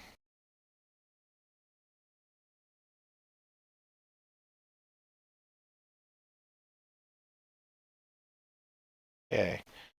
Well, that's like frozen because of low volume, but that's good because at least there was no commitment to the breakdown. On the 1 minute? Jesus. So yeah, the volume's super low, but that could have been very dangerous and very big. But I guess the sellers ran out of steam, and now the buyers ran out of steam, so we're just fucking stuck. Yeah, it's so very close. So you didn't get the bounce back, so it committed to failing. So that was 3 hits, and it struck out. Unless the volume's really low, and then maybe it's just a bounce that's taking forever. But I would say it's 3 strikes out, and then this is it bouncing off of the line here. So if it can't get any more height, it'll collapse. And then we'll get a Taj Mahal, get a roundy roof, and it's like a W with a tall middle. That seems to be wider. A Taj Mahal. Let's see. Yeah. So this is kind of risky. If it could get up over, then I think you'd have a good chance of going back up. And then you got 3 tries kind of deal. But the longer we go sideways, I think it's going to collapse down. GME. So we're going back into the wedge. So it decided that this was wrong. This wasn't the breakout. And so it's going back. It's just doing so. So we'll end up here. But now we're really running out of room. So the second we get back in here, if we go out, then we might get a real breakdown. Or if we're really lucky, we can get a break up. Because we're going to run out of time on this wedge. Interesting. Now, I'm just going to double check that there's not a bigger wedge that I'm unaware of. Let's go see. So we'll add that to the new bottom.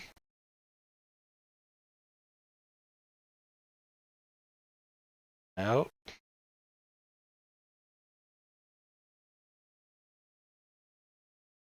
Yeah, because you see how that looks like it's a larger wedge. But you don't want confirmation biased. You don't want to be making shit up that doesn't exist. Although, hey, look at that baby. Well, maybe. So there might be a larger wedge pattern.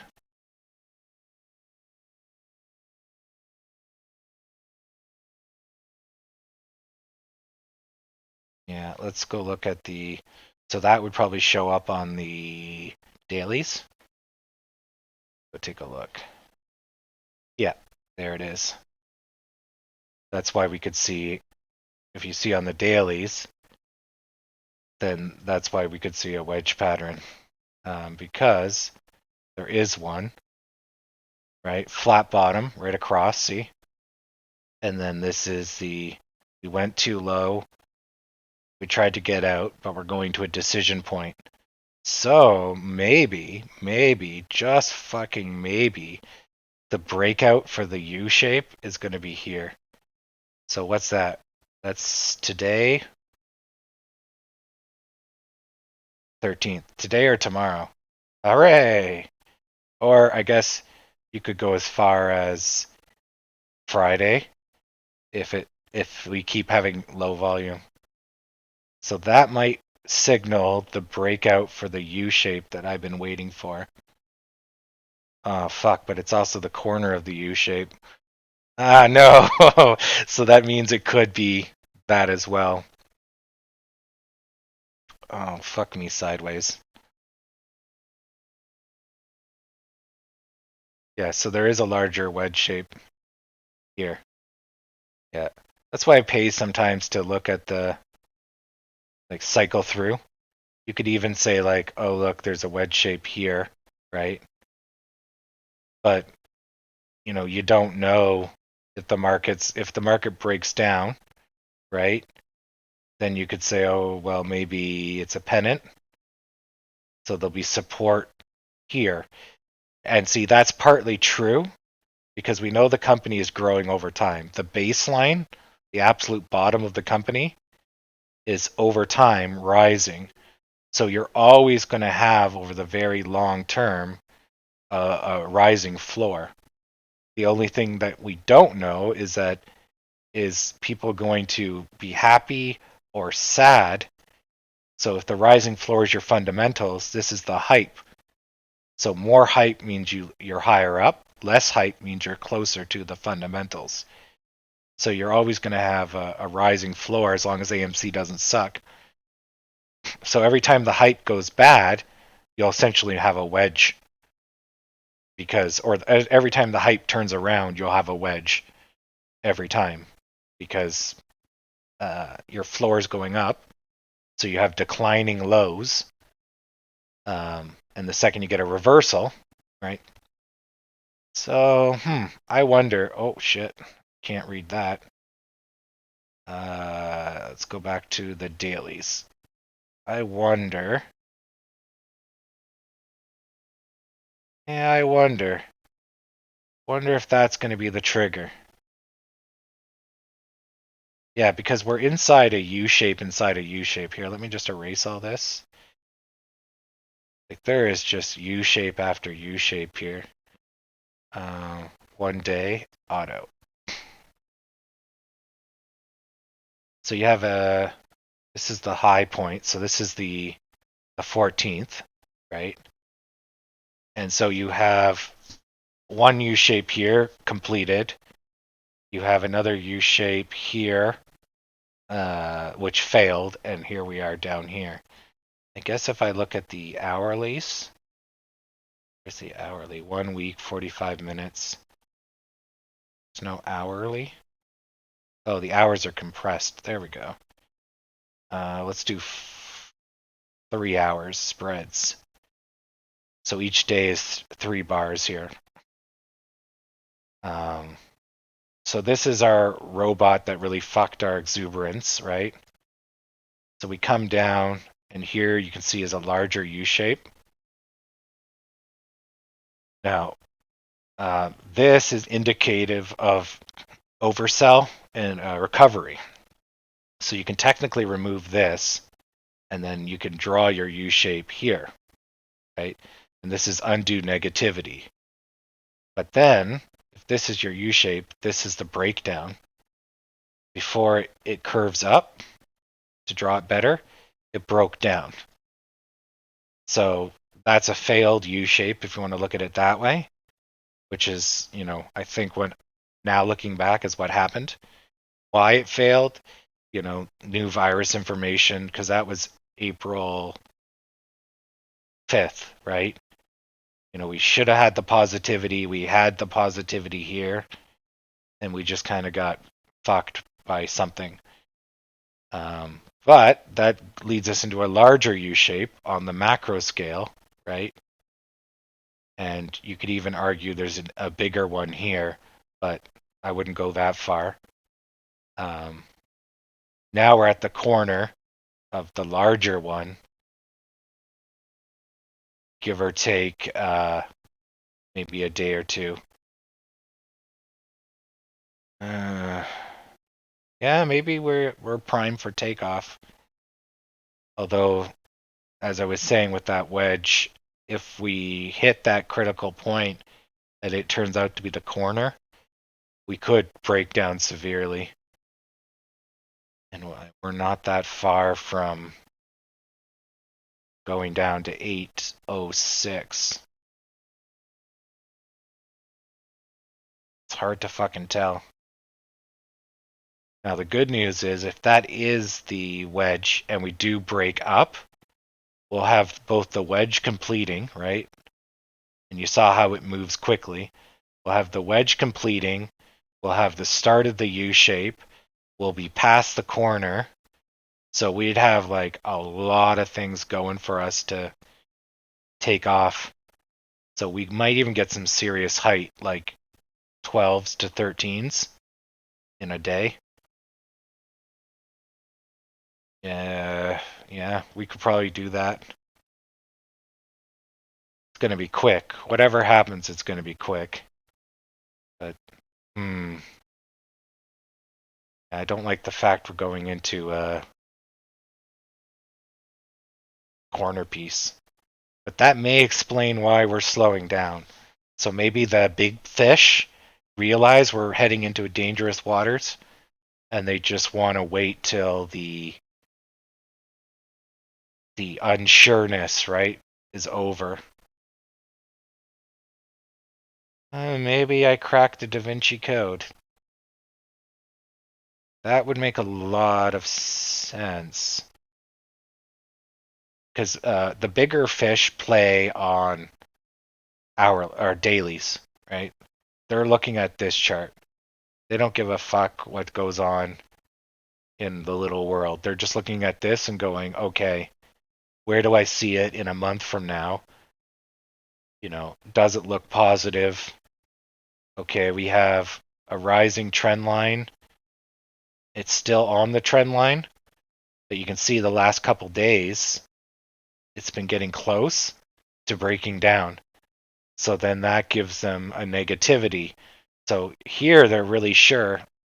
And then when Wanda, I guess, was the person that did the robot at 14, it really just kicked us in the nuts with the yield, the pandemic news, whatever. And our volume, you can see at the bottom, our volume has not come back, and it's just gotten worse as we get more and more to a dangerous point. I bet you that's what's happened. Now, I thought it was the retail investors just going broke or not caring because we control most of the stock, but institutionals and the big active investors, they control the most money. So they're the ones that make the biggest motion. Whereas retail investors just buy and hold. They don't move the stock other than once. Institutionals buy big over time, and active investors buy and sell in large quantities, causing the stock to go all over the place. So they contribute probably the most to the motion. Maybe that's what's going on here. That would make a lot of sense. Any idiot can draw a wedge, right? So that would probably scare them if they're drawing a wedge like this. Now, I wouldn't have drawn a wedge like this, but because we're dragging out, we have that indecision. Because what happened here and what happened here and here is completely different sentiments. It doesn't really count. They're not really connected. But if someone is looking at this chart and doesn't understand what they're seeing and doesn't understand the history, right? They're just looking at the chart, then they would say, oh, this is all the same. And they'd be making decisions based on invalid information. But that would be their mentality. And if they control the money, it doesn't fucking matter if it's true or not. I just want to know, are they going to buy or sell, right? I need to know. So, okay, that might be it, actually. So that's not proper, doesn't make sense, but it makes sense from a psychology standpoint. It's probably why we're seeing hesitation. So if that's true, big if, then they are waiting for a signal. Yeah. So they're not buying, they're not selling because the risk is too high. So they're currently trading other stocks, doing whatever, but they probably set an alert to warn them when it's a good time to get in, or they set up buy limits and whatever to automatically get in at certain points. So all of that can be summarized as they're waiting for a signal in volume and price change, or at least price change. Yeah, okay. So that all goes back to what I've been saying for a while then. So basically, yeah, we're basically waiting for that U shape to happen, which has to happen under news or retail investors or some type of sentiment change. And then once that kicks us off, then we'll get the pile back in. Volume will go up. Everyone will pile back in. Yeah, I think that all adds up.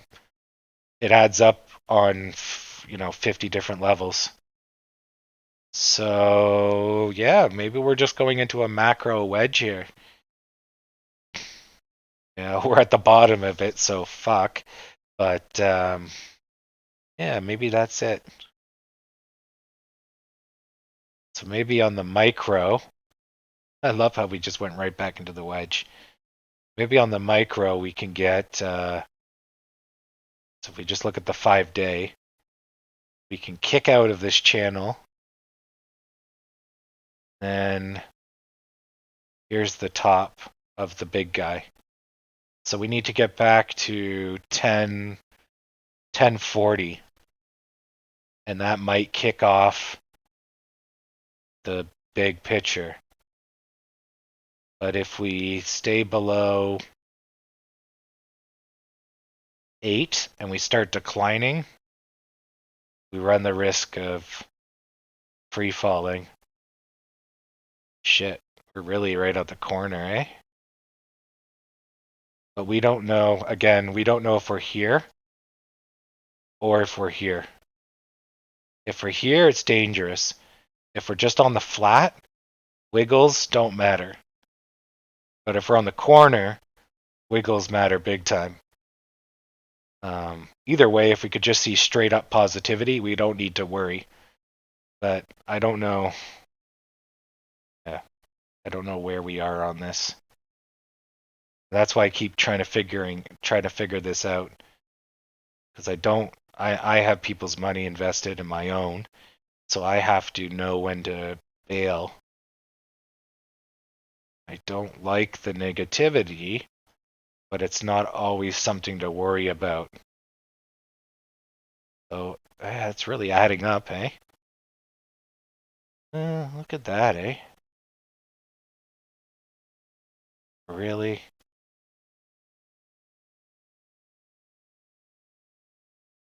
Yeah.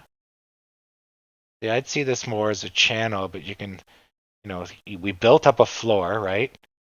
And as the real floor, which is down here, starts rising over time, then you see us slowly getting pushed away from the floor. But each time, right?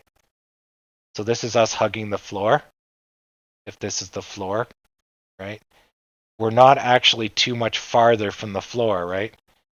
Here, not so much. Here, not so much. So the distance from the floor is not, this is when hype increases. But then when hype goes away, again, see the shape, it's about the same size away from the floor. So this represents the growing of the company. But see where we are now, we really should be here at minimum 962. So we're at a very dangerous precipice. Now the upside is if this holds true, if the faith in the company is still good, we should kick back and then ride up to 10 whatever, and then eventually we're going to run out of space and we're going to break out over time. And this could represent institutional buy-in over time. So every week or every month or whatever, they just keep putting in money, right? So that's raising your bottom line. Yeah. And this could just be a temporary negativity. Think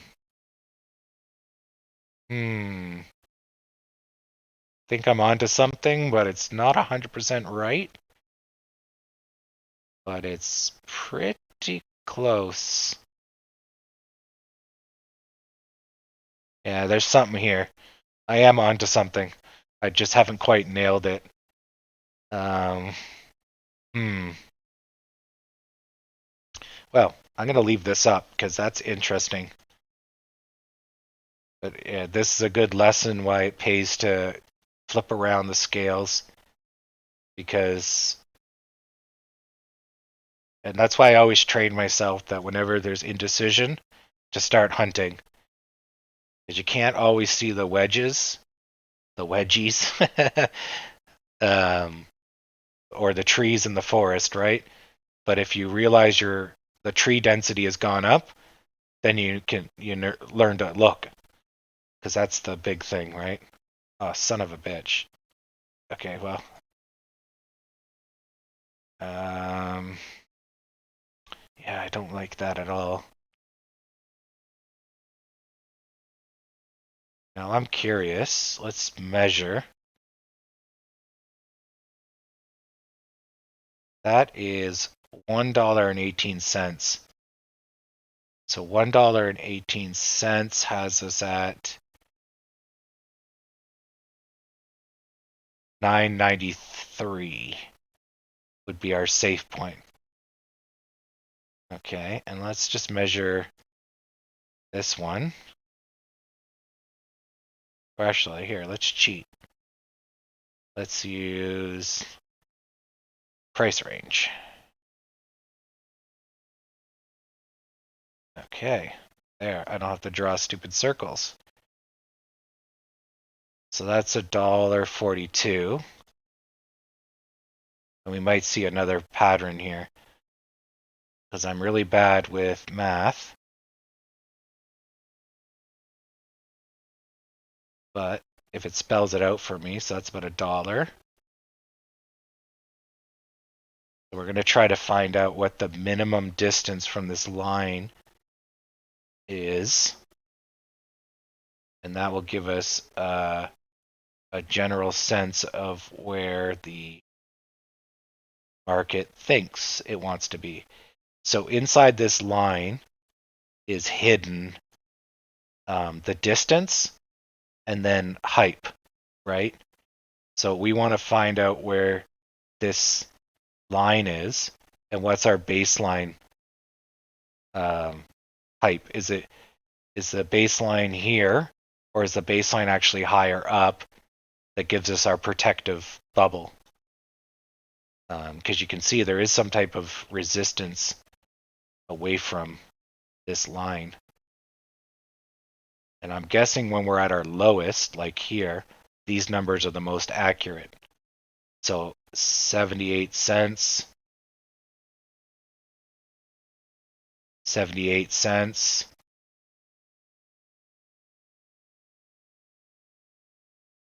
and $1.24.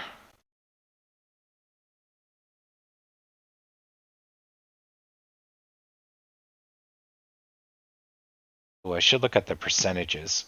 I'm an idiot. Right. Why am I? Okay, so that's 8%.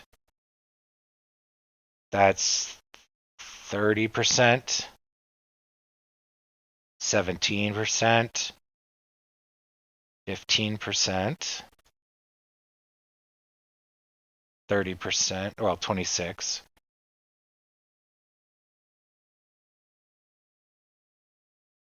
18. 13. Where does this line go? Because it's so fucking hard to see.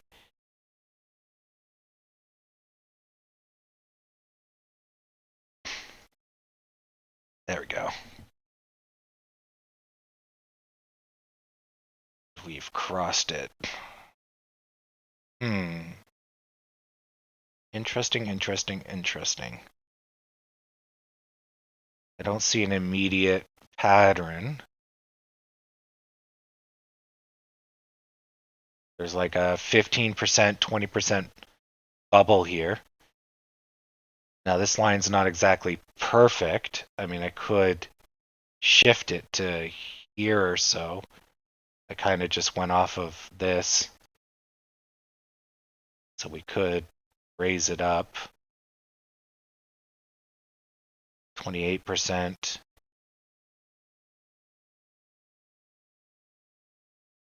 15. 15. That holds up.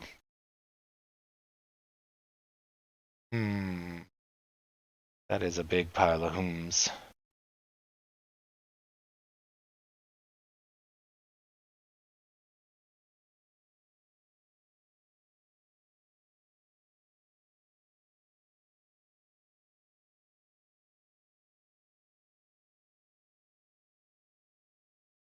Wonder.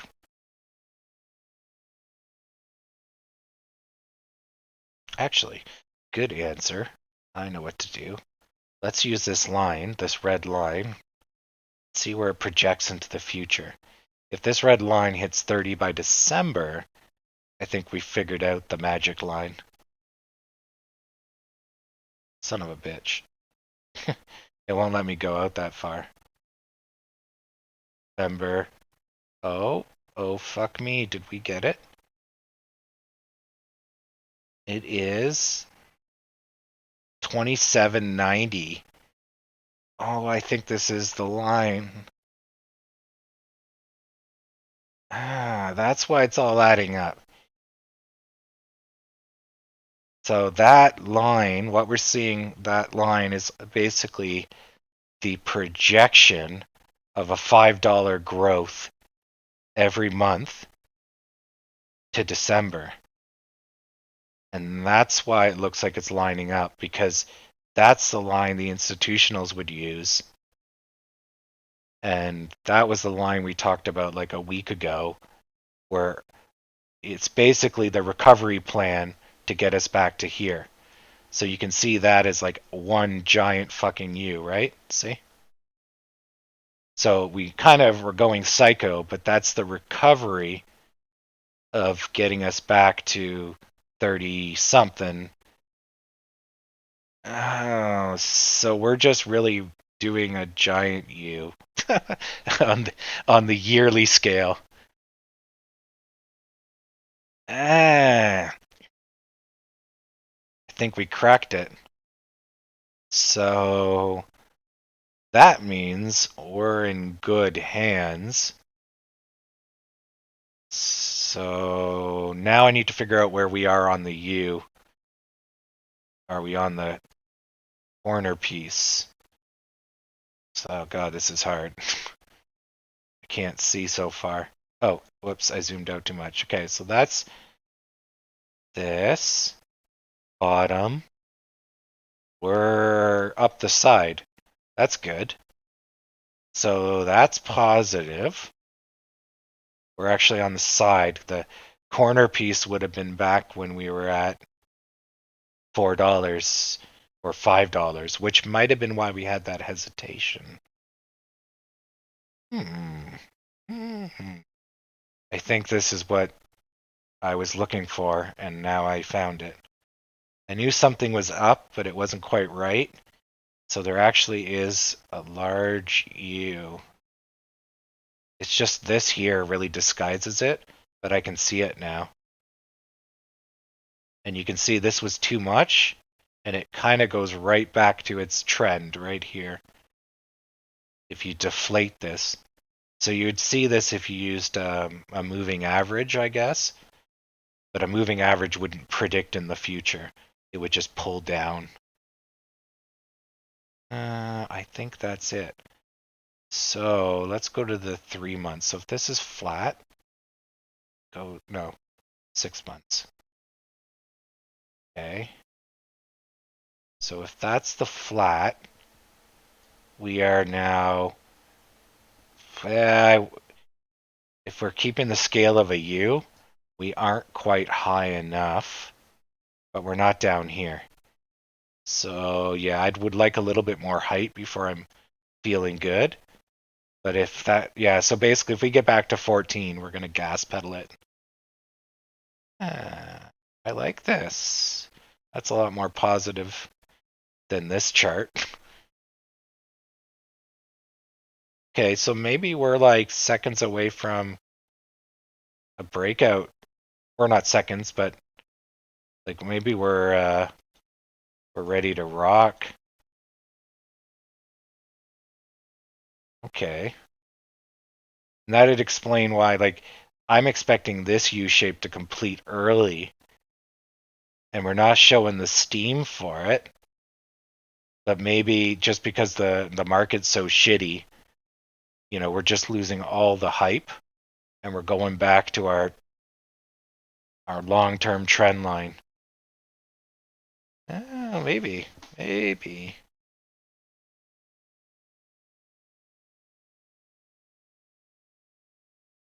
I think I got something here. Yeah.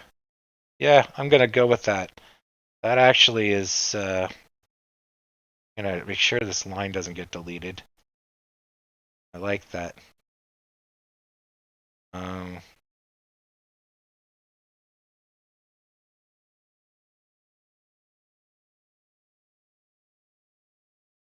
that's cool.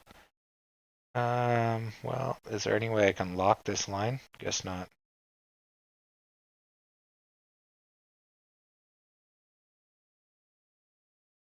Okay. That way I won't drag it at least.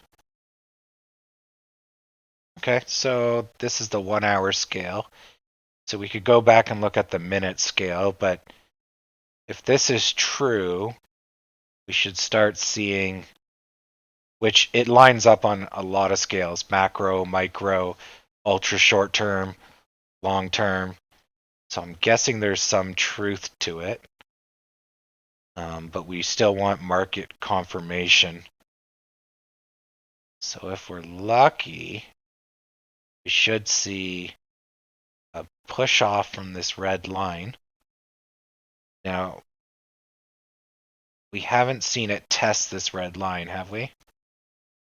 No, it's never tested the red line. So we don't know what happens when it hits the red line. Yeah. We know that basically if this is the baseline, then this is the hype. This is basically us at zero hype, which would be confirmed by the world's lowest volume. So let's take a look at that. And it pretty much is. Okay, so that holds up. Okay, so basically no hype. Nobody likes the stock because the hype's over, but it's still a good value play, but it's risky. So the institutionals are out, the retails are holding or whatever. Yeah. Now, what happens next then? Well, if the fundamentals are always rising, then eventually we're going to get pushed up. Eventually. And then we're going to break out from the top of that wedge. Then that will trigger the buy-in. which will then trigger the buy-in, which will then trigger the institutionals. And then that will be us going up the side of the U shape on the macro, medium, and possibly the long term. And then that will just dump jet fuel. And then that gives us our yearly growth to December at 30. Yeah. Now, the negative side is that perhaps because of all this pandemic is going to go on longer, and the 30 in December has been reduced, which would lower the angle, but it would just drag us out. So we would basically still see the exact same behavior. It would just take longer to get there. And we would continue to see low volume. So what we need to worry about is a sudden increase in volume and a downwards direction. If we're trickling down, not a problem, as long as we're not plummeting. And we won't start plummeting unless something is wrong, my analysis is wrong.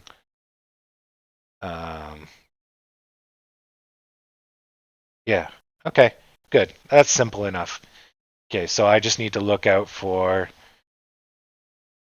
increased volume in the downwards direction. And then the rest of it's a waiting game, and something is going to happen, whichever one of those is true. Yeah, okay. That's not bad. I like it. Okay, let's go back to the 1 minute. I'm feeling a lot better now. Good. Yeah, because the day-to-day chart does not look good. Yeah.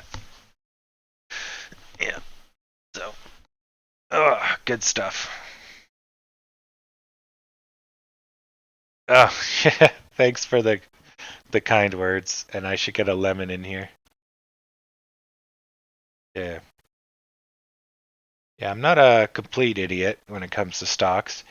It's just you have to try to get into the mentality of so many different players. And then when things are not quite right, it's just because you're wrong. The answers are out there. But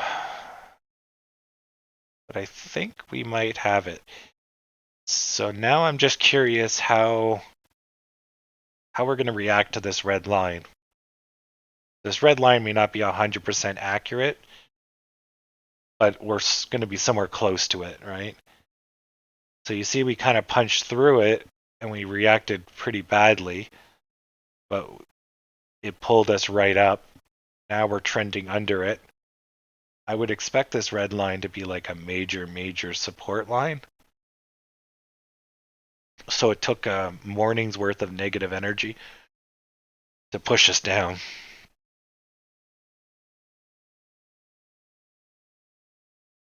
But all those bubbles that we had protecting us earlier, why are they not here? But then I guess that's a reduction in hype and the volume. So I guess, actually that might be it. So because you know how I keep saying when we have the volume, we're going to go positive, right? I could see that. But maybe the bigger picture is that basically the hype would give us that 15% bubble, protective bubble, right? So we're trickling down just because of whatever. And we're going up because institutionals are buying in and there's a slow growth up. So our short-term trickle down is just whatever, negativity, people, bad retail investors, people need the money, whatever. But our long-term is a trickle up. We're growing, and that represents AMC growing. So that's holding up. That's good. So when we get hype, the hype, that makes sense. The hype would be buying power as people get in. Then that gives us our bubble back of 15% buffer, and that's why we're not seeing it. But the good news is we're not getting hype in the negative. We're not going into a sell-off. We're not increasing our volume in the bad direction. We're just basically our buyers are taking a nap, and we have constant sellers because just natural market. And then we have slow institutional that provides us with a growing floor over time. Yeah, that looks and sounds right. I'm trying to see a flaw here, staring at the wall. No, that adds up with about everything I've said to date. Yeah, I don't see any major flaws. I think that's right. I'm happy with that. Well, I had a revelation today. But that's the problem with stocks. You get stuck in the weeds. If you're looking too much, too close, you lose the bigger picture.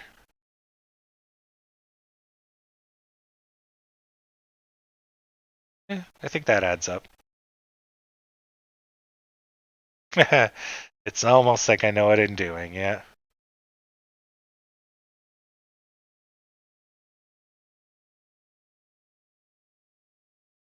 It's all good. I'm glad to help out.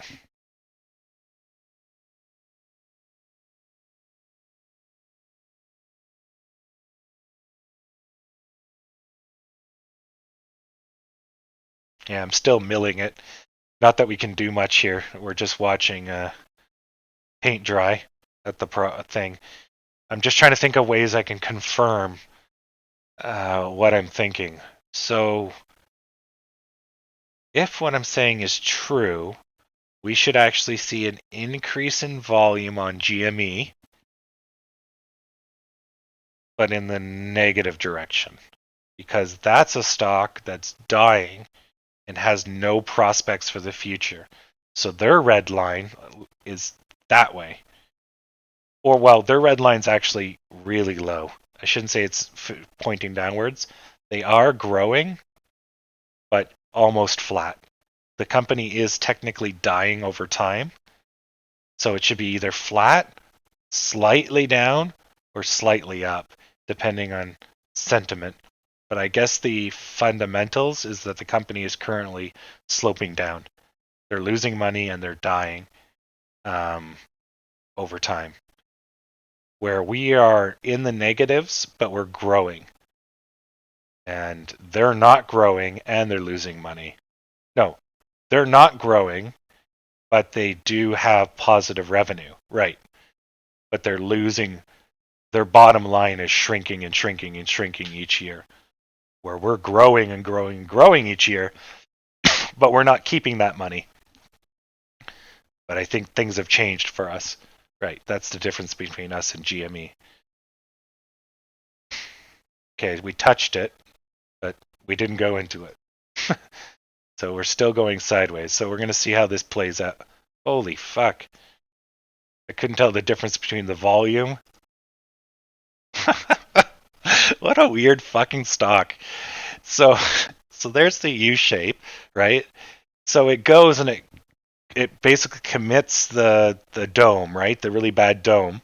But as I said, it bounced off the support line and it bounced so fucking hard that it goes into space and hits the other resistance line, comes back down, and it's like, and back to doing the U shape. Oh my god, so fucking weird. Like, they could have just done a U here, maybe rolled out nicely. Oh my god. Such a weird fucking stock. But it's because people are sitting there and they're like, discount tendies, and they dump, $500,000. Like, oh my god. Okay, so I want to look at the 3 months. Okay, so so we should see, god, declining. Look at this. So here's where they are, and let's just do a baseline on garbage to garbage. So that's their their bottom line, let's say, which holds up with here. So when the so when the hype wore off, right? You see how that kind of their bottom line is piss, but let's say it's growing. So they come right back to their bottom line. And you know how I'm saying they'll probably go back to 48.50. You're going to see that probably here. But they have a rising support line. So that's their near term. If we go all time, right, that's a positive spectrum. We do all time.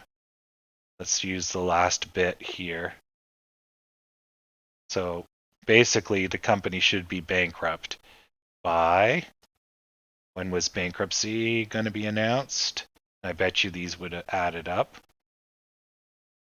Company would be worth $0 by, scroll until this lines up.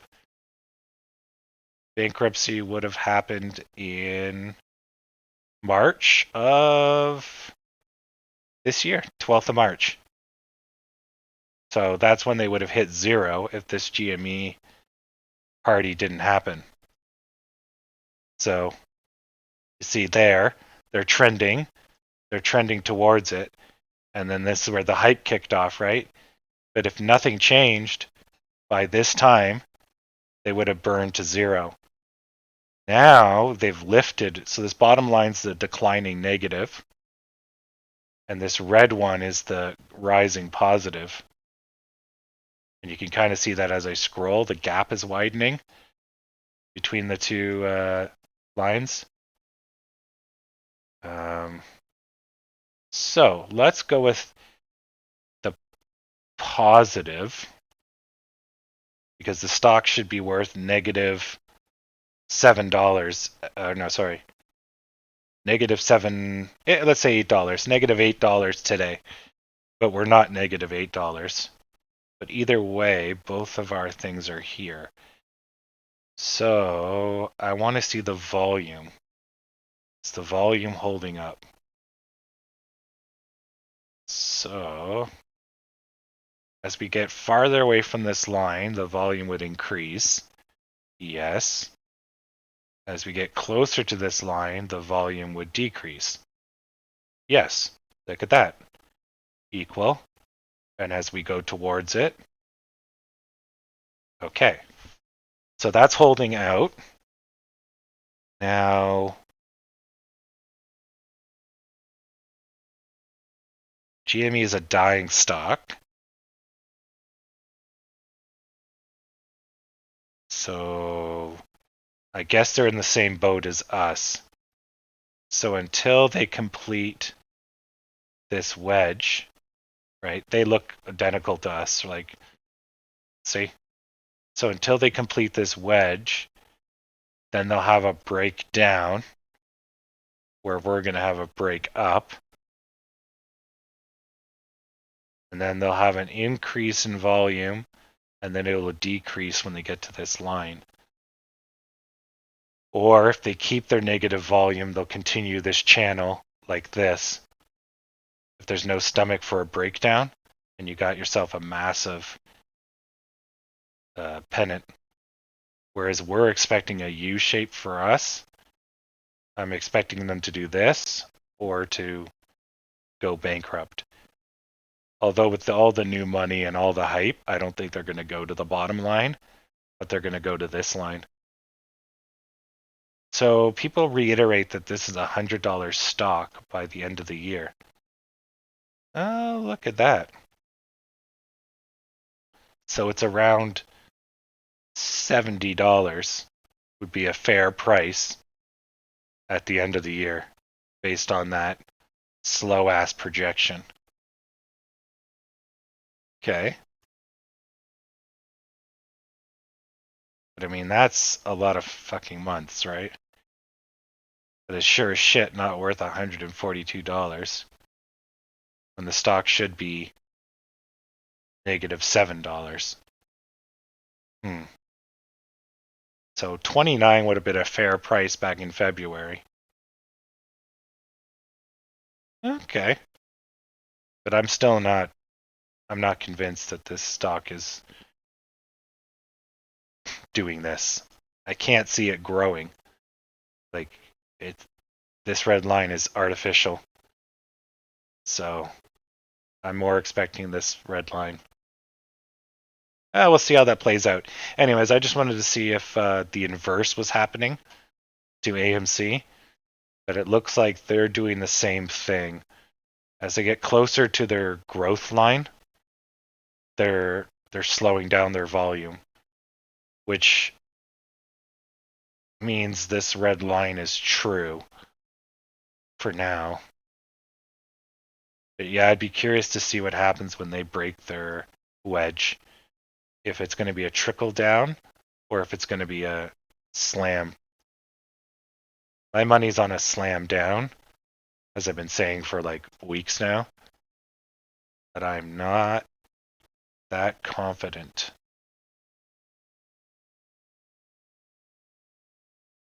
So has their volume been ramping up? Been a lot better than ours. Ours has been considerably tricking down. So as we get to the corner of the wedge, we have insecurity. So do they. They only had a boost of volume when they hit the top and they hit the bottom. What about us? We had no change in volume when we hit the top. And when we hit the bottom of the wedge, heavy volume. But that was the kickoff. When we hit the top, well, that's because I started measuring from there.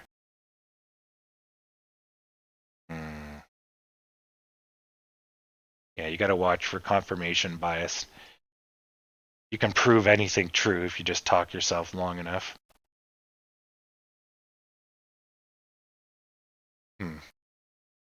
Well, I guess time will tell. There's no point guessing. Don't like the fact we're under this red line, but yeah. Now we still have to watch if GME takes a nosedive, it'll probably shed some of our investors. But the good news is we're getting really close to the breakout. So, well, as long as if we can get over this red line for starters.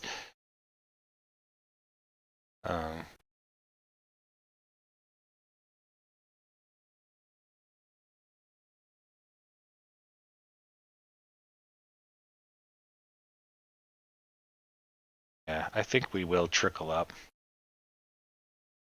But I don't know why we're under the red line. Unless the red line's not right. Actually, let's try that. Let's think that the red line is wrong. Let's readjust the red line based on our lowest point here.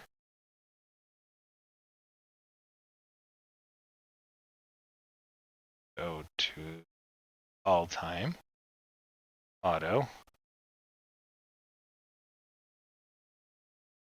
Oh, fuck. 1 year.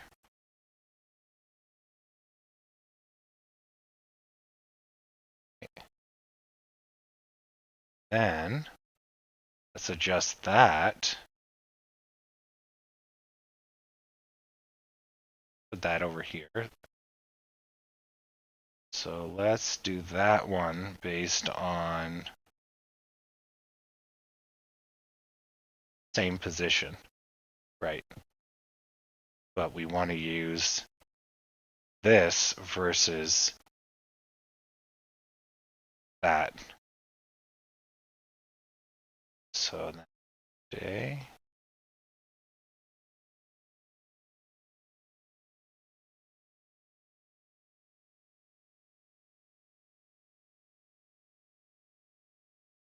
Oh, I inverted it. Shit. Okay. That's not what I want.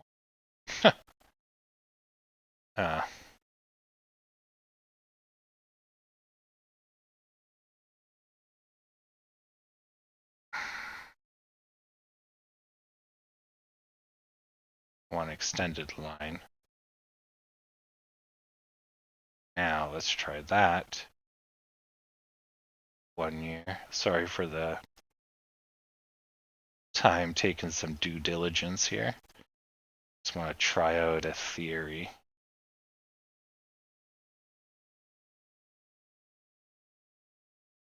There. Now, I want to see the adjusted difference, right?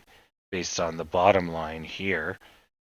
So if the red line represents us going to 30 by December, the blue line is what the market is telling us about where we're going to be. I want to see the price difference.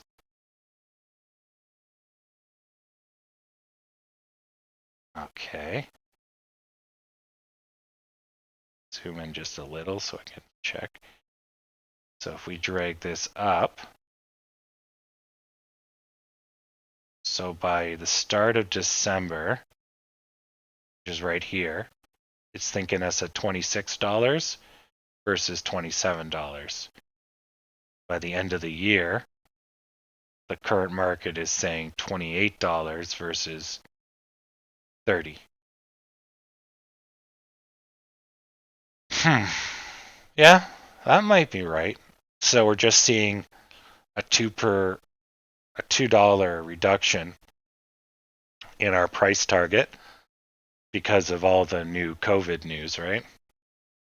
So this is what I'm talking about with we have to adjust our line as things get worse and worse and worse. If we're looking at a large enough scale, they're getting less and less money, right? AMC is still going up. It's just not going to go up as fast. So we have to bring these lines down. But we don't know, but the market will tell us. But we have to wait till January to see what the market has in store. But we can try to speculate. So, and that does look like a proper U shape. Yeah, I think that's what we're in for. So what I should do is write an option for end of the year speculating on a $30 price target.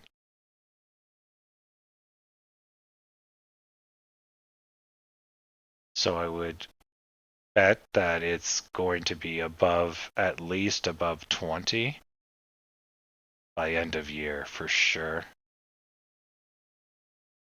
Yeah, it would be a slow boat. I'd say 20 or this here, 1983 would be like the slowest if we did a really shitty U. And then optimistic is over like 50. Oh, sorry, the 2022 is right here. Let me just do a vertical line since I'm getting lost in my own. Too much shit's moving around. Okay, let's do that. And key click and do that. Do 12, 2012, 2012, 2012. That. And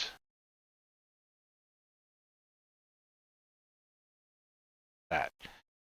Okay, so where does that line up? Right here. So we're looking at a $30 to $28 right at the end of the year price target. So if things go worse, we end up here. If things go great, we end up there. Well, actually, I can delete this guy right here. Okay. So now you got kind of a... Yeah. This is your graph. So if the red and the blue are technically the 45s,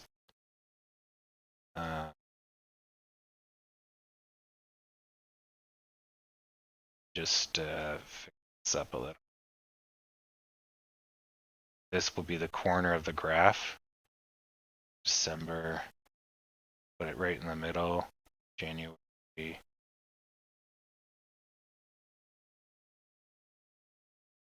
There. Let's make this thicker.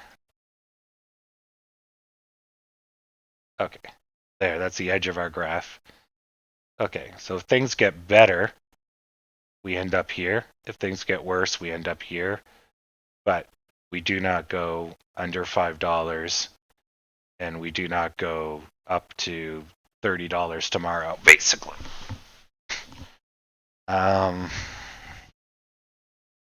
Oh yeah, so that lines up nicely there. So you could pretty much make a bet that will land here, no problem. If we do this, but you'd want to bet that people think we're going to be here or here. And the likelihood of that is really, really low. Yeah, like 34 by June. It's possible you could spike up there, but I think in the long term, we're going to end up here on average. So we might go like this, but again, long term, averaged out to there. Okay, so maybe that's what I should do. Buy some like low ass. A year from now, it'll be $11. Somebody writing some dumb buys here. And then you would just get it. So I guess that would be a put. Yeah, so someone's offering to let you sell at 10 or 15 or 18 a year from now. And then you would just buy the put call for it to be 27, 38. Yeah. And so if it basically is lower, you would just sell to the market, so this would become worthless. But if the stock price goes higher, then that allows you to profit the difference. I thought puts are if it goes down, though. Oh, yeah, because it gives you the ability to sell your current stock. So you buy from the market and you sell at the price. Right, it gives you the right to sell at that price. Right, that would make sense. Right, so you want to buy a call. So you can buy here, it goes into your pocket, and then you sell here. Right, I have it backwards, sorry. Yeah. So you'd be buying calls at anything that's under 30 by December. And then you'd profit the difference if it goes to 30. Yeah, maybe that's something to play out the long term. Yeah. I mean, you can't really see it from this chart, right? But it does kind of make a lot of sense. Because all the medium terms do say that this chart's going to fly off the handles. Right? You really got, you're hitting 20 by May, right? And then you got this short-term garbage here. But I think the short-term garbage is lining up with the longer-term trend. And that makes a lot of sense now. So we just need the hype to come back. And we'll be up here. If it doesn't come back, we'll be at $28 by December or 30-something dollars by, and by December I mean January 1st, end of year. It's not a lot of difference, but if things get worse and more people die, then this will become less and less and less. But it's still not 6 or 30 or 12 by the end of the year, right? And I'd say worst case, it's 20 by end of year, just because that other mountain, that's a support or resistance line. So we may, if we don't have the energy, we might not be able to get through that major line. So we might get stuck at 20. Either way, that's still double your money, right? Or at least 30% or 40% for all of us that are stuck at 14. So, yeah. Yeah. So maybe AMC is going to have to be a set it or forget it for a while, at least till the action picks up. All right. So let's ignore AMC for just the short term, like the next few minutes, because it's definitely boring and it's not going anywhere, and the volume hasn't moved in the last 2 hours. The volume's gone up 6 million, I think, in 2 hours. So it is Deadsville compared to here.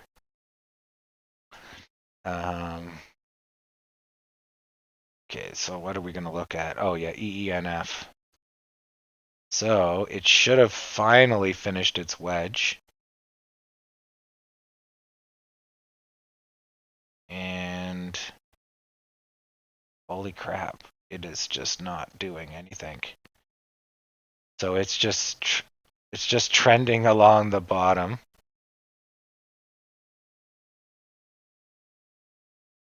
And it's following this line. It refuses to break up.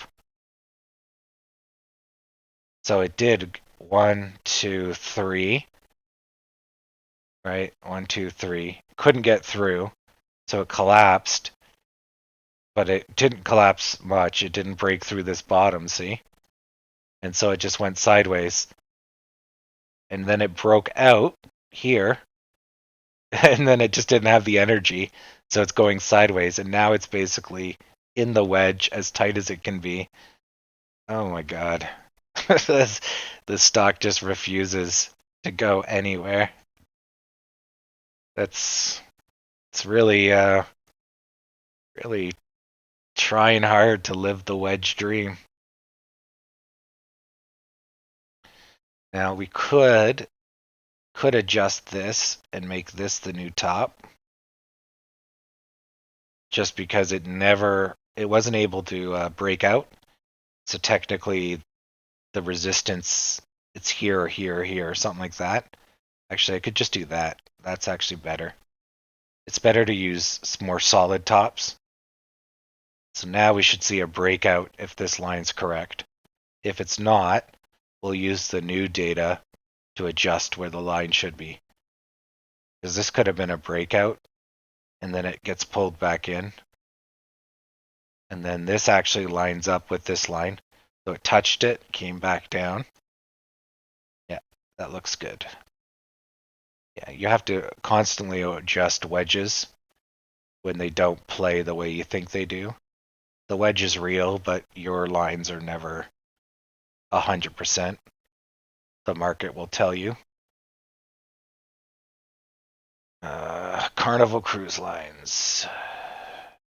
So it blew through the bottom, but quickly came back. So I was waiting for this, and it might still be coming. Oh, okay.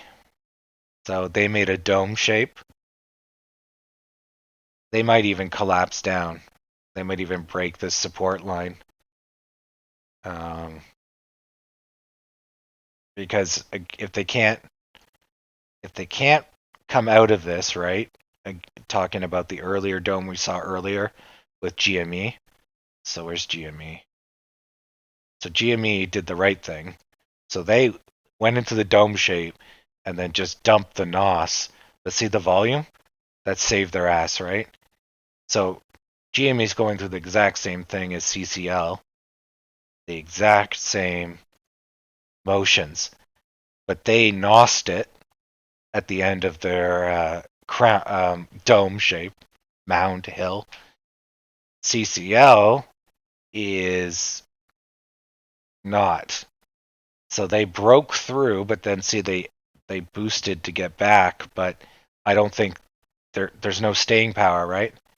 So I think this is them gonna tumble, and it already looks like that's what's gonna happen.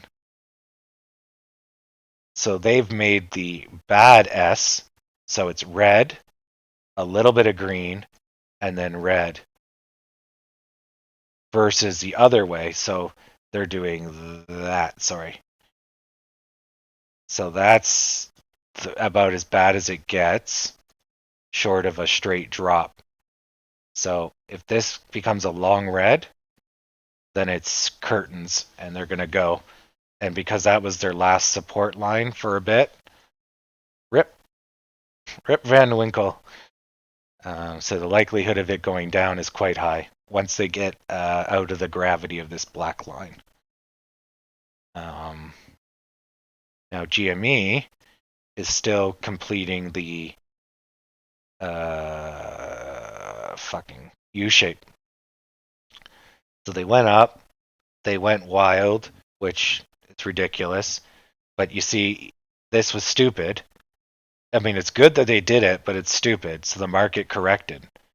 So everyone that bought basically got fucked. And, you know, that was a given because they're supposed to be completing this U-shape.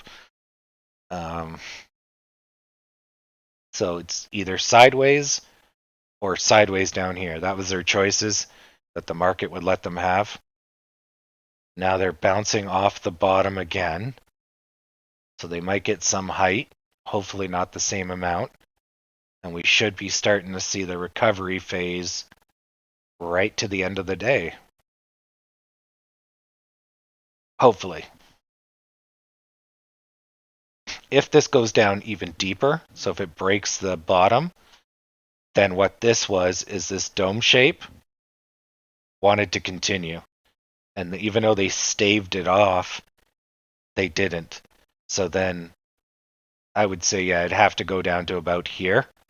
And then it's going to go into a crash if that was the case.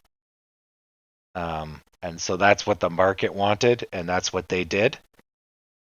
But normally, I would say the dome completed on the support line. But you see how they're breaking the support line?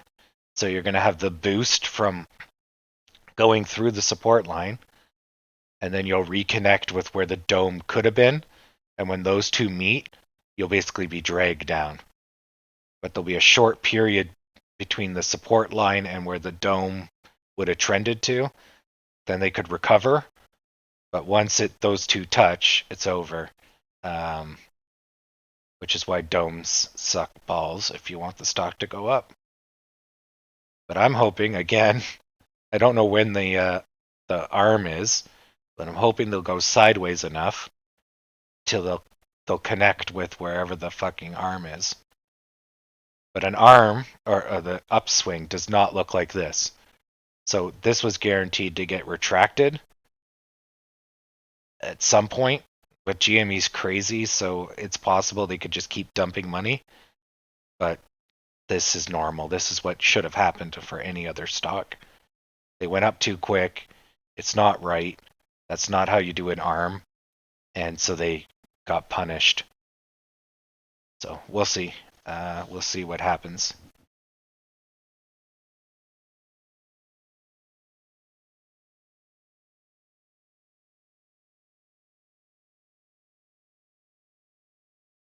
Yeah, it looks like we're in a wedge. Well, we're in a definite wedge here, which we already knew. And really need to see that breakout. But yeah, we're just dragging along until get this breakout, eh? Which should be really close. See, yeah, it should be really soon.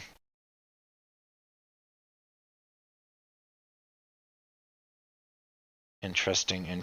Actually, let's just get these lines back up proper. We don't need the whole wedge, we just need the short-term raise. So that And let's use the current rising bottom. Okay. Yeah, it's either here against this green, or it's against this red and we're getting pulled back in. But since we haven't seen like a crash, I'm gonna just adjust it till, because we use a wedge to predict when we're gonna have a crazy price motion. So when we don't have it, we can adjust the wedge because we know that area is safe. And anyways, like self-fulfilling prophecy, yes, but also there's no point keeping the line there because we know once it crossed that point, nothing happened. So it's obviously not there. So both are true. So again, it's going sideways. Oh, still might do it. And the Dow is showing the ugliest it could be. So here it went, hit the ceiling, went to do it, couldn't. And so you get a crown basically because it failed. And so the psychology of the crown would drag you to here, which is that. And then it failed again. So basically it couldn't get up. And so you're going to fall to this, which is the like extended version of a crown. So there was hesitation here. So there's hesitation there. But essentially it's a straight line down, straight line down. So there's your crown shape. And then when they hit the support line, you can see all the hesitation here. They got under it, then they try to get back. And then once they got free of it, which was right about here, then they free fall. And off they go. Pretty straightforward technicals on that one. Now, the resistance here and all this is probably other support lines, but I'm not going to go find them. So there's obviously one probably here, as you can see the amount of turbulence. There's something here, and there's something here as well, because that's where they stopped, that's where they hit. This is where they fought for a bit. So there's stuff here, and if I drag the lines out, they'll probably line up with something, but it doesn't really matter. All that matters is I was just showing you how kind of technicals play out.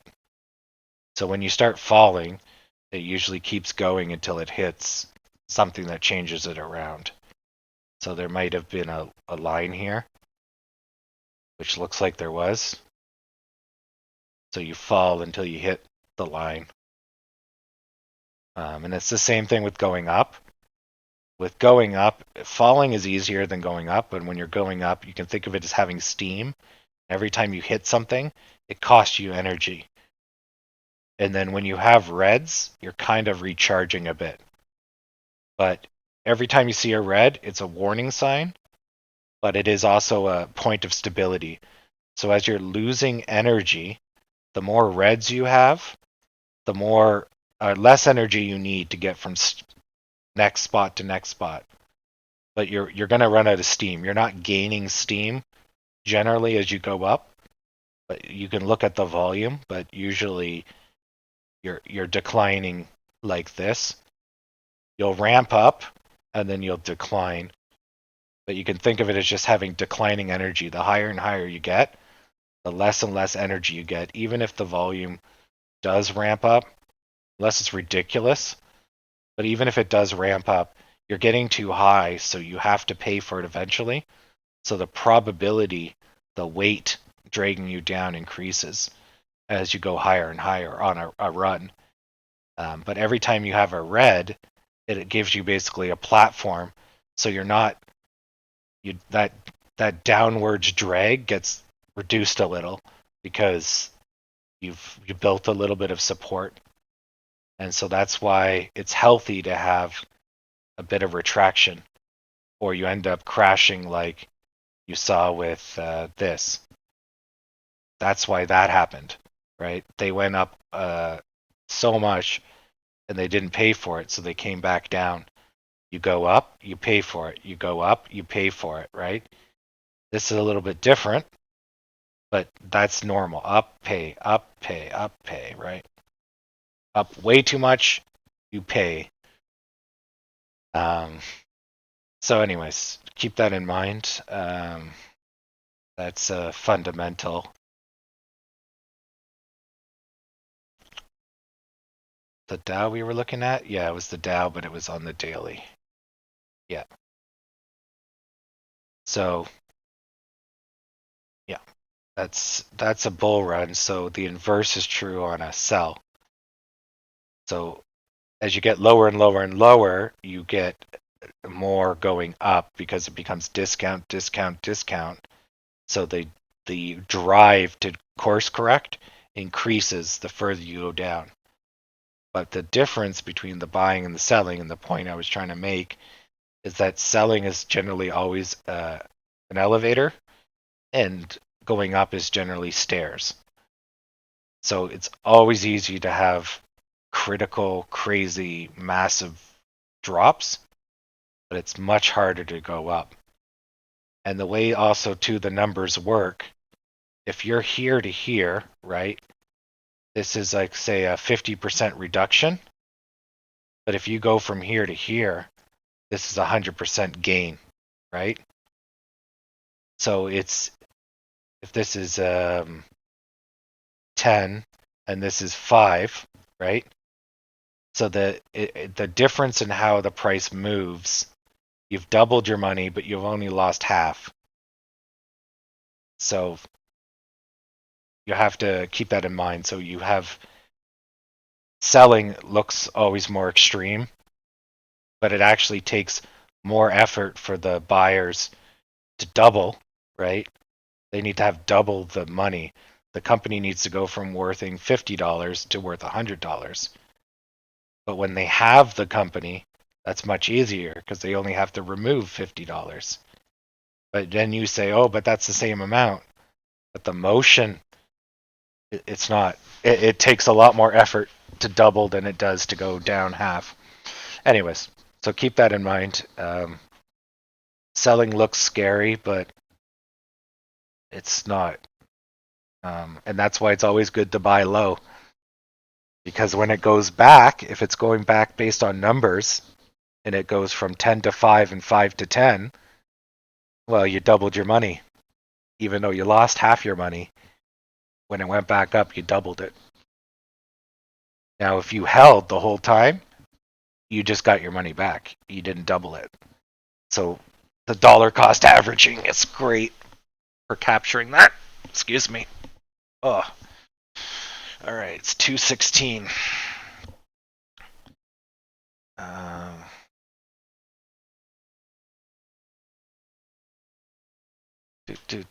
Do.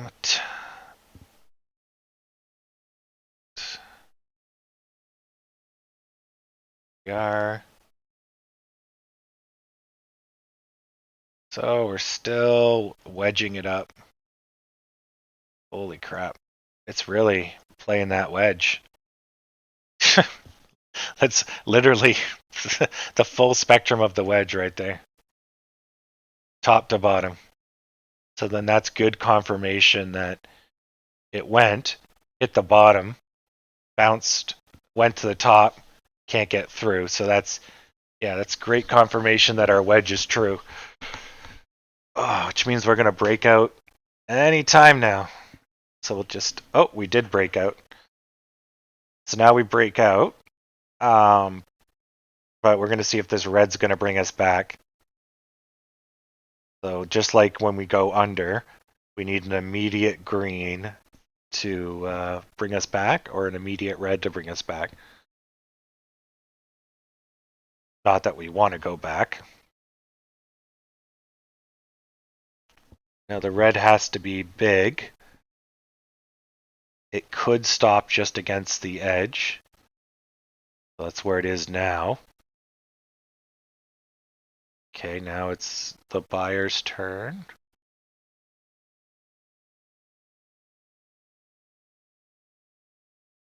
My God, it's like stocks in slow motion.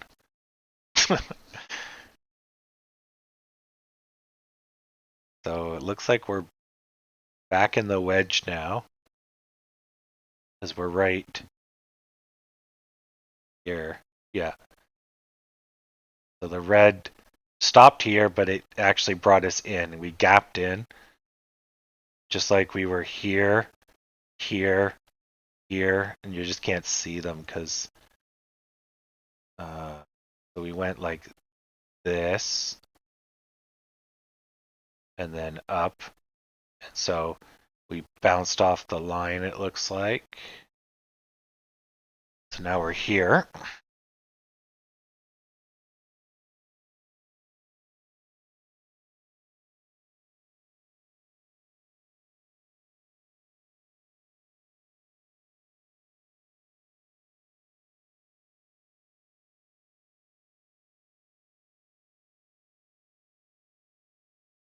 It's partially correct, Tom. So if you set if you write the ability for someone to sell your shares at the price that you bought them at, you'll get a premium, let's say $500 for 4,000 shares. And so they give you $500 now, $580 or whatever, and you give them the ability to take your shares at $14. Now, you're like, wow, that's a great deal. Now, if what happens when it goes $15, $16, $17, you don't lose any money, but you also just lost the 30% that you could have had, right? So you could buy more shares right now with the 500, and you could ride those shares all the way up. Yes, but you're getting $500 for basically $60,000 worth of capital. So it's not a great deal, but it is a way to make $500 on $60,000. But that's not a lot of money. And you've locked yourself in for that period of time to basically either make $500 or lose out on more money, right? So it's not that great, but it's good if the market's going sideways. It's still money in your pocket now for basically zero risk. But it's also a reward of like nothing. So keep that in mind.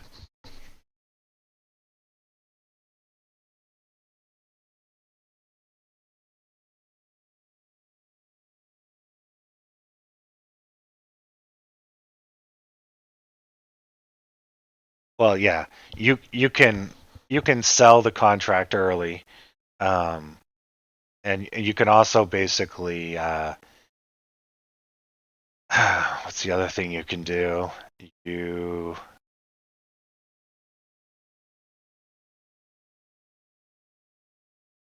I can't remember. There's another thing you can do. You can swap out, and essentially you can buy the opposite contract to offset the losses that's in that contract. So you get somebody else to give you the shares that will eventually give you the shares to give to the other person. And so you can do a fancy setup that way. And so then you're just limited to a loss of premiums. It's a way of hedging against, because if you buy a put and buy a call in the opposite directions of each other, you lose the premium on one, and then because you get the premium from the other one, and then you use that one to pay the other one, and that basically gives you protection against any price motion. Yeah. And I think in that scenario, you win. If it gets out of the up or the down, you win because one pays the other. And then in the sideways one, which I don't know the name for it, you basically keep the premium and you lose the premium if they escape the channel.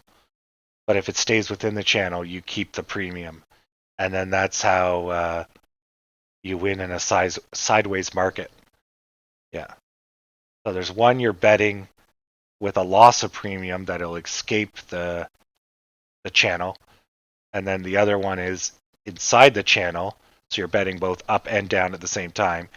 You keep the premium if it stays in. Yeah. Anyways, so that's one way you can hedge with options. But the real money maker is using margin on options and doing calls with like infinite margin. But without heavy duty margin, options they don't generate that much money.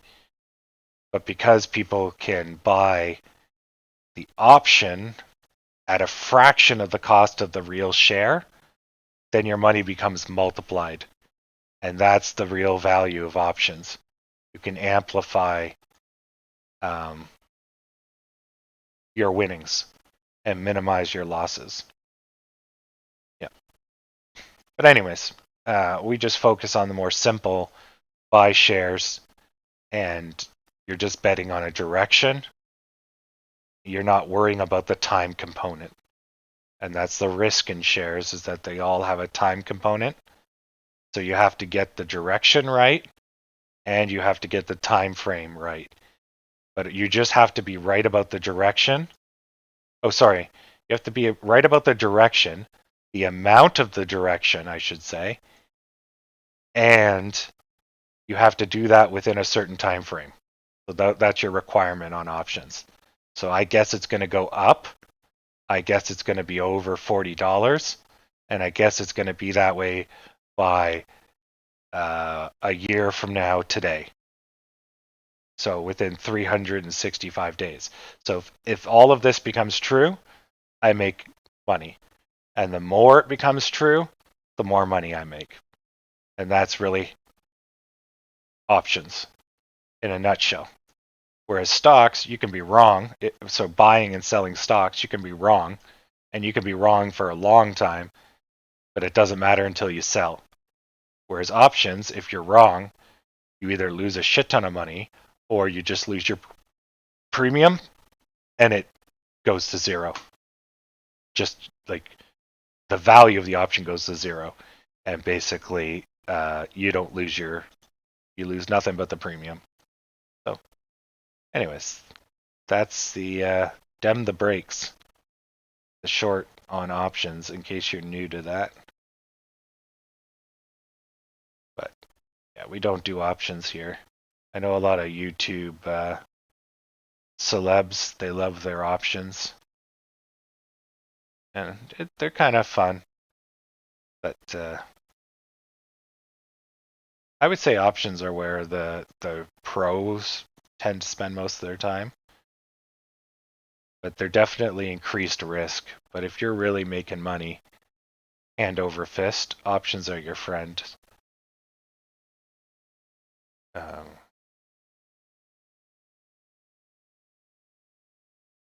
Should be the breakdown. And you can tell an option trader too in chat. They'll always want to know price projections. Where are we going to be next week? Where are we going to be today? Where are we going to end? Right. Whereas if you're trading stocks, you just care, much simpler. You just care if the company's going to grow over time. You're not really caring about when. You're just caring about if. And so that makes life a lot easier. Oh my god, this is the world's longest wedge pattern I've had the misfortune of being in. Still going. Alright, let's look at EENF. Has it finally broken out? Doesn't look like it. So it broke up, came right back down, and it's technically outside of the wedge now. The wedge ended right here. So it should be having a breakout now. And as time goes by, it's getting freer and freer from this line that's declining. So it should be off to the races. God. Sad pandas. Roblox. Oof. Gold just took a hit. See a ramping up of volume and incredible negativity. A kick to the pantaloons. That volume's high too. Yeah, that's pretty high volume at 10 o'clock here.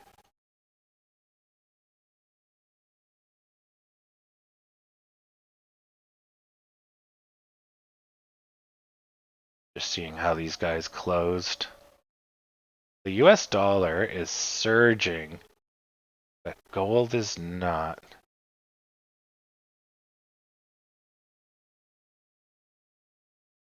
Wow.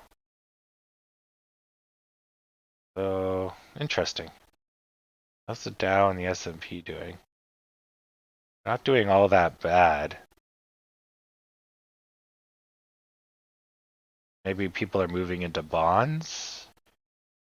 Maybe other markets aren't doing so good. Maybe people are moving money out of Germany and the UK and the Japan, moving it into American dollars.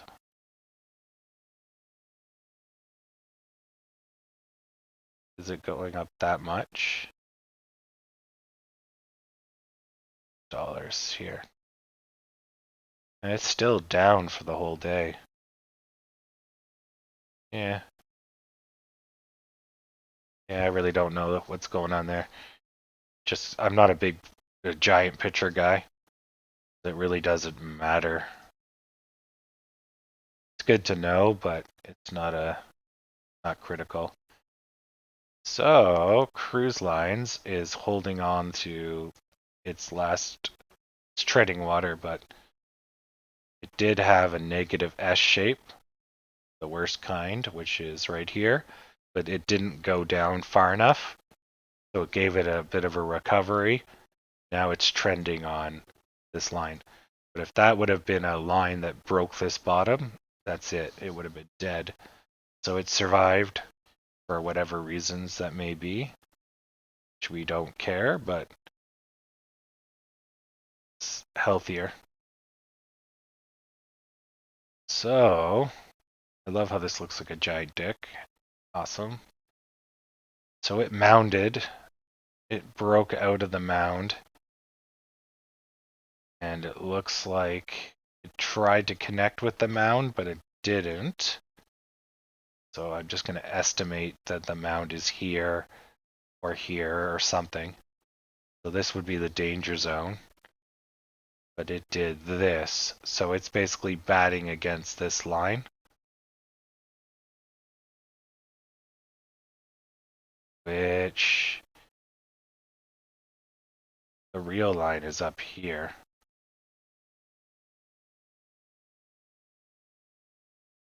Oh yeah, so that was me drawing a wedge. Right, the macro wedge. So there's a line here, which you can see based on the breakdown, the comeback. So this would be its attempt to come back, but I think what you're going to see is it's just going to make like an M shape. So that's its first, second, and it fails, or it'll do a third and it will fail. Since it's very far from its support line, so it's just going to tread water and die. So if this is the U shape, right? So then if this is what's going to happen, then this would have been the corner piece here, and it failed. If I'm wrong, it'll come back, and where it comes back will likely be the corner piece, and it will either take off or die. But we know the corner piece is not down here. It's not a U shape that went like this. So we're not expecting that. So I don't know where this corner piece is, but if we really cared, we could keep an eye on and we could find out if it's gonna complete or just do this and die. And the only reason we care is because if it goes into a spiral of death, it's going to drag down AMC, which is continuing its long, dragged out, never-ending wedge. Oh man, I like paint dry. All right, let's find something with some action.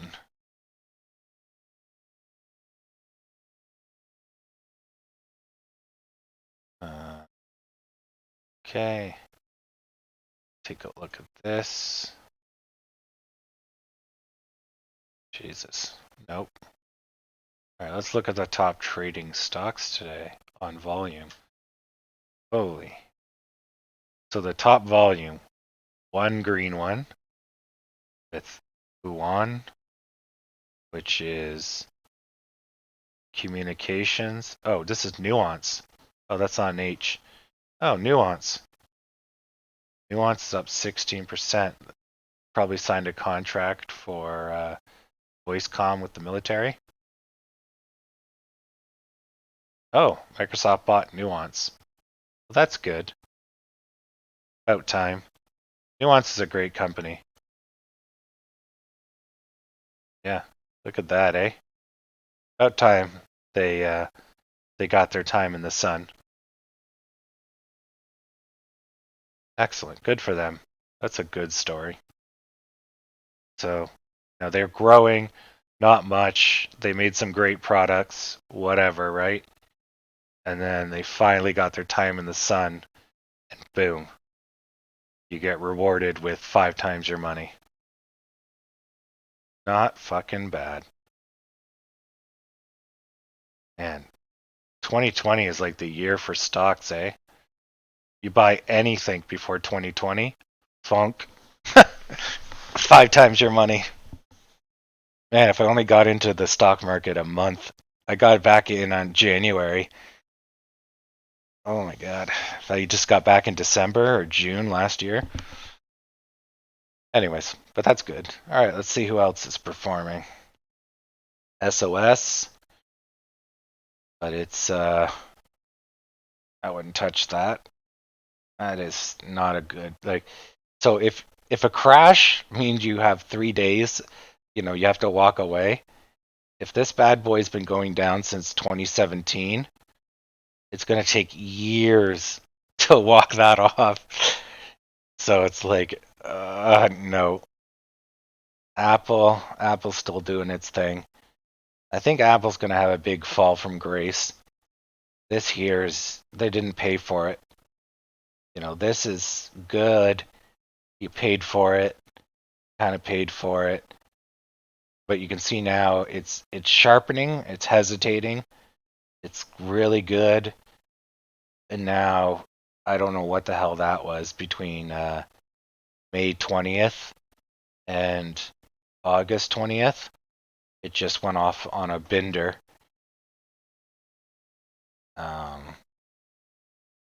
To think Apple was worth almost nothing, back in 1981. But this is going to come down like a fucking Mack truck. I'd almost start short selling the company because this is their growth period. This is when they're winning. They had market dominance. Everything was going millhouse for them. And this is in their dying years.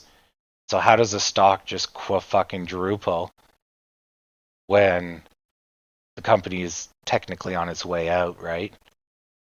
So this is a good indication. People are still buying Apple because they're like, it's a guaranteed winner. Well, when that sentiment changes, the fundamentals won't line up, right? So unless Apple's going to pull something out of their ass, because they do have a huge war chest, right? So it might be too early to bet against them, but I think in the long term, they're not looking so good. This is the all chart on Planter. Let's look at the dailies. So ripping up to, let's say here, about a 50% retraction. I think they're opposed to going up.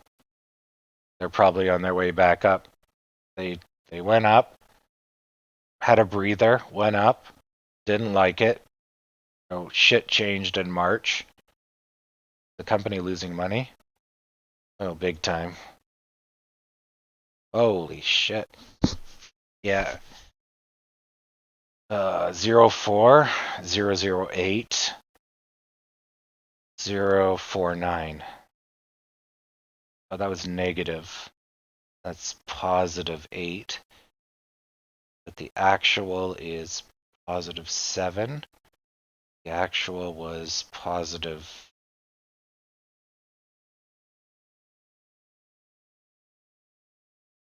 Estimate is 4. Is there? My eyes are not that good.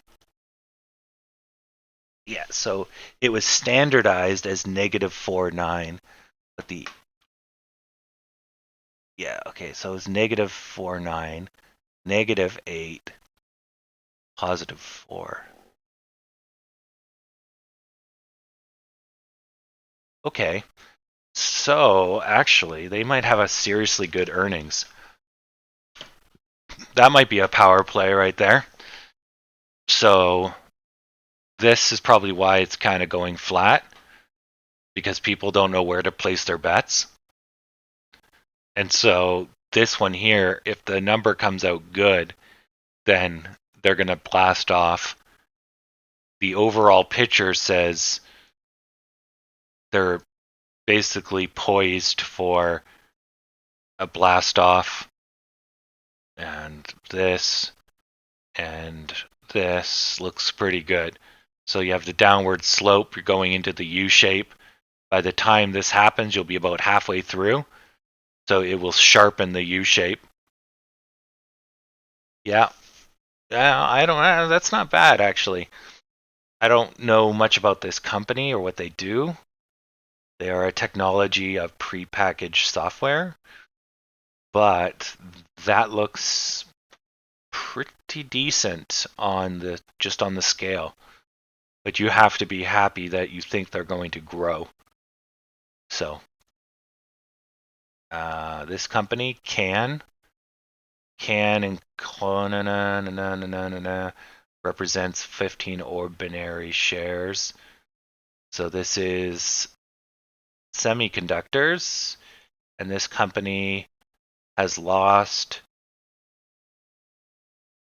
0.7 cents per share.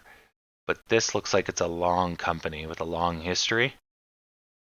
No, it's new. Okay. So, interesting on this one. Whoops. Give me dailies. So, they started off in the 8s, and they got down to being worth almost nothing, and now they're back up. Courtesy of, the stock market hype mobile.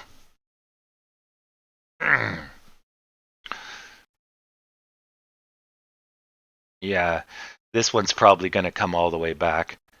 This is before anybody detected them. And then normally you have a period where they ramp up, then the market finds out about them. But it doesn't do this, right?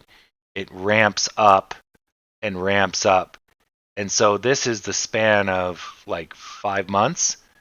That's not really a ramp up period. Like, you need a little bit more time. Then you can start sharpening this like a U-shaped kind of deal. It does basically, the curve does exponify, right? As time goes by, the curve will get sharper and sharper and sharper. And then when you finally get to this point, you're just flying off the handle per every unit of the x-axis. But, that's not really the case. And they showed immediate hesitation. So it's definitely not the case. You literally can see a crown here. So this bad boy, you could probably short right back down to $4. It's probably what's going to happen. Too fast, too quick, didn't pay for it. Then when they paid for it, they couldn't get out. So you're basically going to go right back down, which is explaining why they're negative 31 today. And I bet you, actually, I will bet real money. Or no, well, fake money. Well, actually, I won't just buy on Oblivion. I would say bet that it's going to continue to go down. But I don't, you know what, I'll just do it. It doesn't fucking matter. It'll just have to be a longer term trade. Market, sell. Let's do 3,000 paper trade. There we go. Okay. So there you go. So now I'll put a short position on this. I'll probably have to wait a couple days before I see the money because I don't know where I just bought. If I bought at a good point during the day. But in the long term, it doesn't matter. So we'll come back to that. Because that's a crown that's going to most likely complete. Years. And we'll go back to AMC in a second. I highly doubt it's really gone anywhere yet. So we'll see. You think, yeah, Planter could do 100 by end of year. But at the very least, I would say they'll be over $40 by soon. Yeah, they're definitely charging up. Yeah. Yeah, they look decent. So if you bought in, into over December, but you basically, these people are all looking at reds, right? So yeah, give it a little bit more time. If it doesn't complete the U shape and it curves, then you know it's a turd. But judging by the chart, as long as you think the earnings are going to be good, then you're on the upswing because the earnings will kick you up. If the earnings are bad, then this is going to make a crown shape and it's toast. It's going back to $11. So that earnings is pretty much going to be the deciding factor, I would say, whether this turd wagon is going. Oh, hey, it's Baba. Oh, yeah, Baba just got hit with that fine. Right. So I got in with Alibaba. I was trading Alibaba here. So if I would have held, holy fuck. I got out, I think, at 80 something dollars. Yeah, somewhere around here I sold. Wowie. Yeah, no, I know Alibaba is going to be great. And I should have held it, but such a growth. So that would have been, because I remember when it opened, it was at near 90, right? Then it crashed to 40 some point, or close to 40. Yeah, so 59. There might be a 40 in here, just a spike down. But look at her go. Yeah, Alibaba will eventually be, and look at their earnings, just wonderful. Oh, no, a few of them are pretty bad. The last one was fucking great, but that makes sense. Everyone's shopping at home, right? AMD is a rock star. Back from the grave, eh? You know, Intel is just fucking kicking them in the nuts for a huge span of time. You know, they're circling the drain, and then they just fucking come back swinging. Yeah, that is a success story. Hey, look at us. We're in the volume gainers. And yeah, we're not. Look at that volume. That volume's so tall. Or maybe that's my red lines. Oh, that's my red lines? Yeah, that's my red lines. Okay. Who's ATNF? Life Sciences. Okay. They're a pharmaceutical major. 180 Life Sciences. Okay. So they're looking. Oof. So they're going to have to pay for this. So they're going to come back down to 9, 8 at some point. Whether or not, holy crap, they went up 82% today. Whether or not that's anytime soon is, woof, anyone's game. Shit, they were $3. $3 a month ago. Oof. Not even a month ago, less than 5 days ago. They're now $12. Wowee. Sen's still going down. They've been not having a good time. So they had a resurgence. See, like no one cares about them, and then they just had a huge dumping of money with all the stimulus money. I'm presuming, because whatever, right? But how do you go from a 40-cent company to back to $5? Like, how do you pull that out of your ass? For electronic, that sends Tonics Holdings. Yeah. And usually when you see the word holdings, it's not generally that great. It's usually a company that's gone to bankrupt and then came back.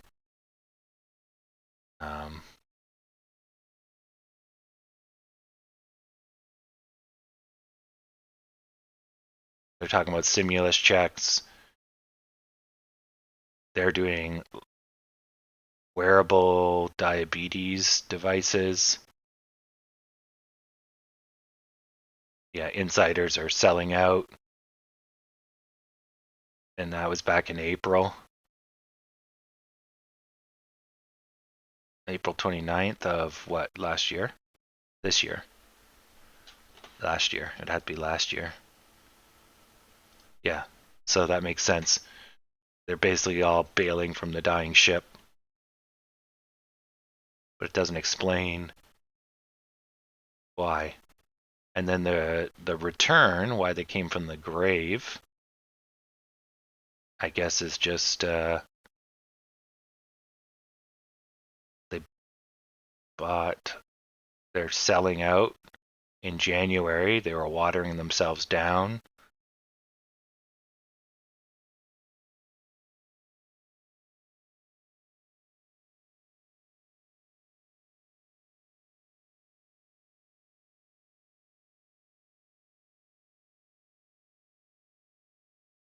Oh, maybe they did a buyback, if I'm reading this properly.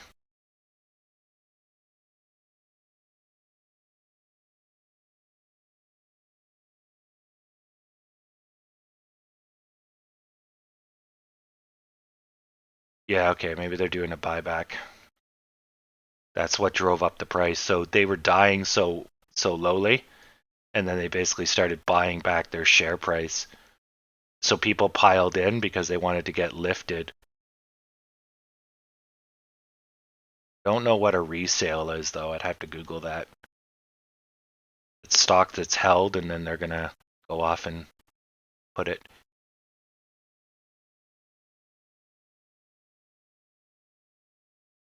Yeah, no, holding just means it's just a word for placing. But when you see holdings, it can indicate a company that is gone to court. So it basically becomes, they use the term to describe a company that's holding a lot of stock, but it's not representing the actual company. It's now the holdings of that company. And you can do that for legal reasons to separate yourself from, if you're a actual company to a collection of stocks to whatever, right? But when a company goes bankrupt, the actual company dies and a holding company takes its place, or something in that phrasing, right? So it might not be the case here, but whenever you see holdings, it's something to keep in mind, that it could be a company that has had financial troubles. It's gone into trust, basically. That's all I was saying. I'm glad to help you, Mr. Zeus, and thank you for the kind words.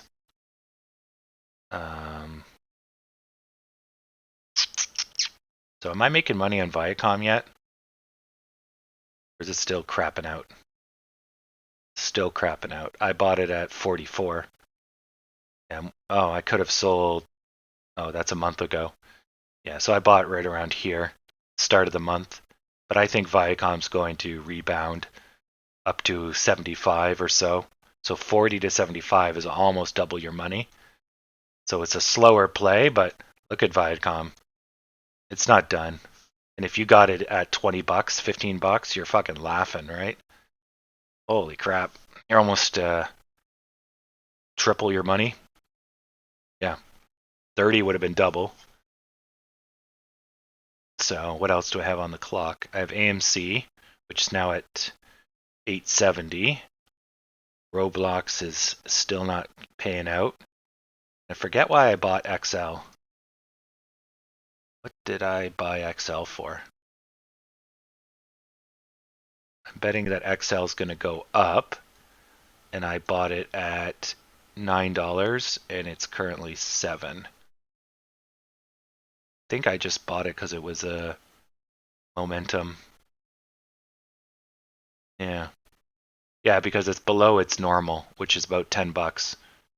So, yeah, I think she'll come back. But then you never know, right? Just like that buy on Can's gone up to 1307 and I bought it at 1270. So I've already lost $1,000 on that Can bet. But that's a long-term play, just like Roblox. I'm betting Roblox goes to 40 something. All right, let's go back to AMC since we've taken a look at. So the biggest change today was 33. That's the biggest, and the biggest loser is 83. That's really what I wanted to see. So that company basically started, grew, and almost gone to dust in less than 3 months. Yikes.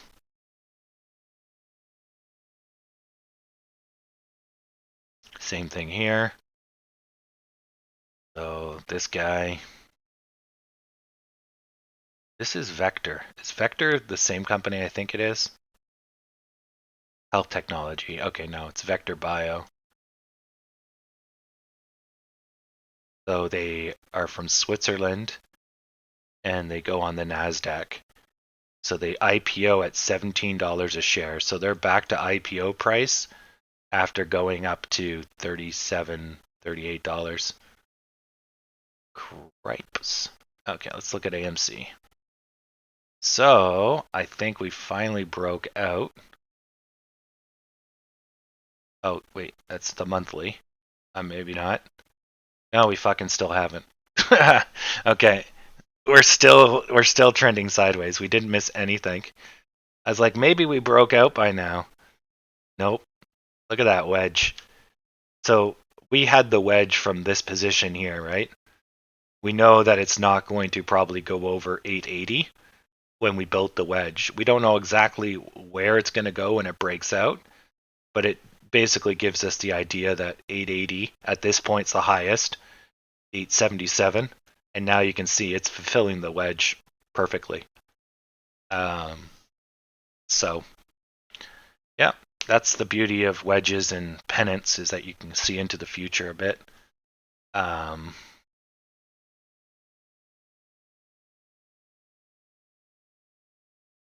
Man, oil is with the whole Suez crisis and all that. Oil is like just not going nowhere because I guess that it went up because of the Suez blocking, but then it went down because the pandemic is getting harder. Then it's going up because the Suez got cleared. No, wait. It went down because the Suez got cleared, right? And then it's the next one. So pandemic makes it go down. Suez made it go up. Suez clearing makes it go down. And then, and then the gradual up, all of this is because we're going into summer. Right. Yeah. So then I think oil is 6 months out. So it's already pricing in for the summer. So then this is pricing into the fall. Yeah, I think it's 6 months out.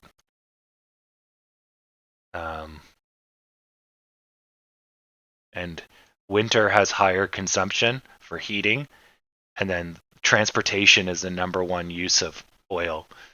So if people are not driving, oil doesn't have 70% of its demand. It's gone. So, anyways, yeah, I'm reading a book on oil, Oil 101. It is really good.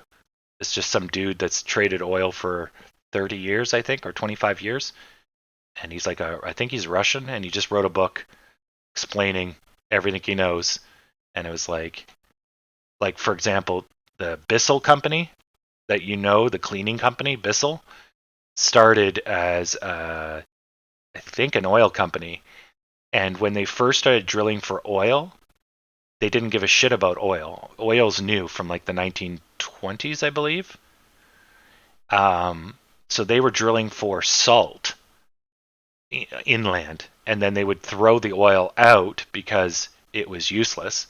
And then when whale oil became too expensive, they figured out how to make kerosene, which is lamp oil, to offset the cost of whaling, because whaling's just too expensive because whales are almost gone. And so the kerosene been useful, but the rest of it, all the other things they could make, was useless. So when Ford made his Model T, he found the most useless burnable object, which was all the leftover gasoline and diesel, to burn that because it's cheap as shit, right? And that's how gasoline and diesel came to be. And then they stopped drilling for, and going back, when they were drilling for salt, somebody in I think it's the 1800s, figured out you have mineral oil, like petroleum jelly, and he went around and tried to sell it, but nobody wanted it because it's like, why would you put mineral oil on your face, which is a byproduct of salt drilling? But then the Bissell guy figured it out, and then that's how Vaseline came to be. So basically, like 30 years later, someone's like, hey, shit, you can put stuff in the Vaseline, and then you have the whole cosmetic industry buying up mineral oil, which then kicked off drilling for oil because they were drilling now looking for mineral oil.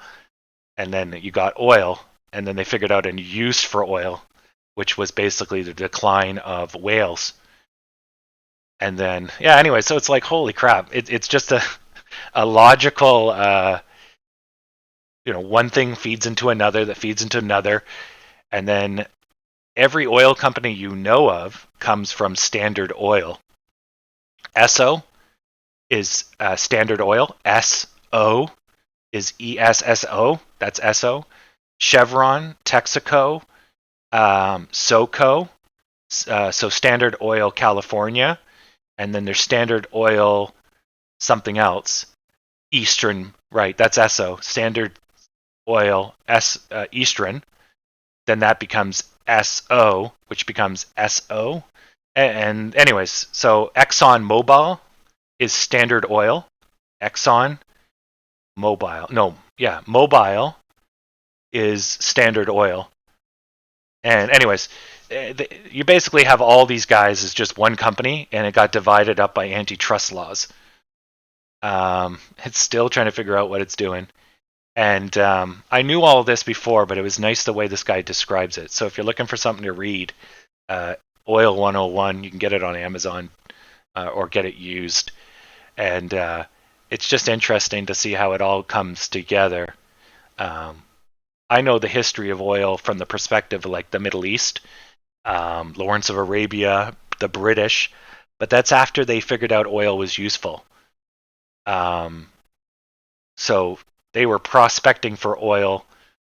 They didn't know there was oil in Saudi Arabia when they divided up the place. The kingdom of Saud is Saudi Arabia, and it's the Saudis. And basically it was the people that supported the British in kicking out the Ottomans, and they granted them land, which was the Sykes and Prescott agreement.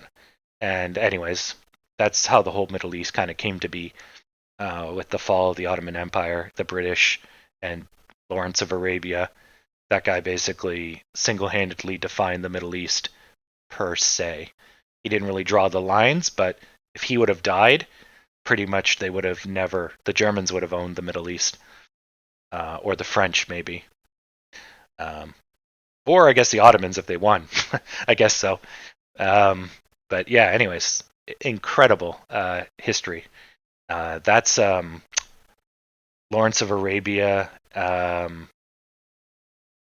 Tales of Imperial something. Really good book on Amazon as well. Great story. So it looks like we're breaking down. Whether or not we get pulled back up, we'll see. But yeah, back to oil. Yeah, just it's an interesting how this basically was something no one cared about. Necessity drove us to care about it, and now it's the lifeblood of everything we do. Plastics, rubber, whatever. And as a resource in our lifetime, so I think that book was written in 2008, but we already hit peak oil back in the 70s. Then we found more oil, but we basically are pumping out. So for every oil rig we can place, and for every oil on land we can drill, every single one we find basically buys us almost a year more oil. So we have to find a discovery like multiple times a year, and we're basically at the point where we're making one discovery a year, or let's say 100,000, but the amount of oil that it produces is only enough to buy us that year's worth of oil. So that was in 2008, and I think we hit actual peak oil with all the new discoveries, because there was a couple big ones, one in Alaska, another one in Canada, I think. No, where was that huge discovery? Yeah, it was actually, I think, a northeastern United States or the eastern coast of Canada. There was a huge oil discovery there. And that basically bought us 5 years or so on estimates. And I think they actually refound some oil in Texas too. But the Middle East is running out. Everyone's running out. So within our lifetime, if you're like 30 years old, the world will run out of cheap oil. We'll be able to make oil from plants or other means. We'll always have plastics, but we won't have cheap oil, because cheap oil is what you get out of the Middle East and out of Texas. The rest of the oil in the world is either tar sands or sour oil full of sulfur, and it's not good oil. It requires processing, or even worse, you have to do offshore drilling. Drilling on land, I think, is 100 times cheaper, or at the very least 10 times cheaper to drill on land than it is to drill at the sea. And so if we have to keep going out to sea to get oil, you're looking at 100 times the cost. And I think oil's priced at $2 a barrel. No, not $2 a barrel. Yeah, it's a BBL, which is a blue barrel. So I think it's around $2 to pull it out of the ground in the Middle East, and then they jack up the price to, I think, somewhere around $30, and then they basically, now the price is, let's say, $70 a barrel. And then one barrel produces, I think it's 30 times its weight in gasoline, or at least 3 times. It's new information. I'm kind of rough on it. I think, yeah, you get 30. No, that would be not even 3 times. So the whole start of the book's about how they divide up the price on oil. But the idea is that basically, originally they were selling it for bargain prices, and then the refineries would make all the profit, and then gasoline would be sold at supply and demand prices. Oh, look at the ramp up on the volume. This might be finally us break. Oh no, damn it, still trying. But then they basically said that they could, based on the price you sell it at by supply and demand, that will determine the barrel price. So the refineries get a fixed, let's say, 30% profit margin, and then the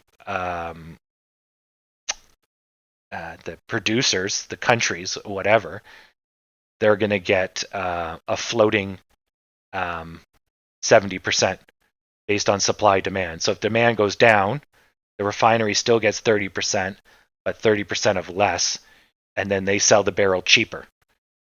And yeah, I think it's $2 or something for the Middle East. It's $70 or $50 for Canada's tar sands to produce a barrel.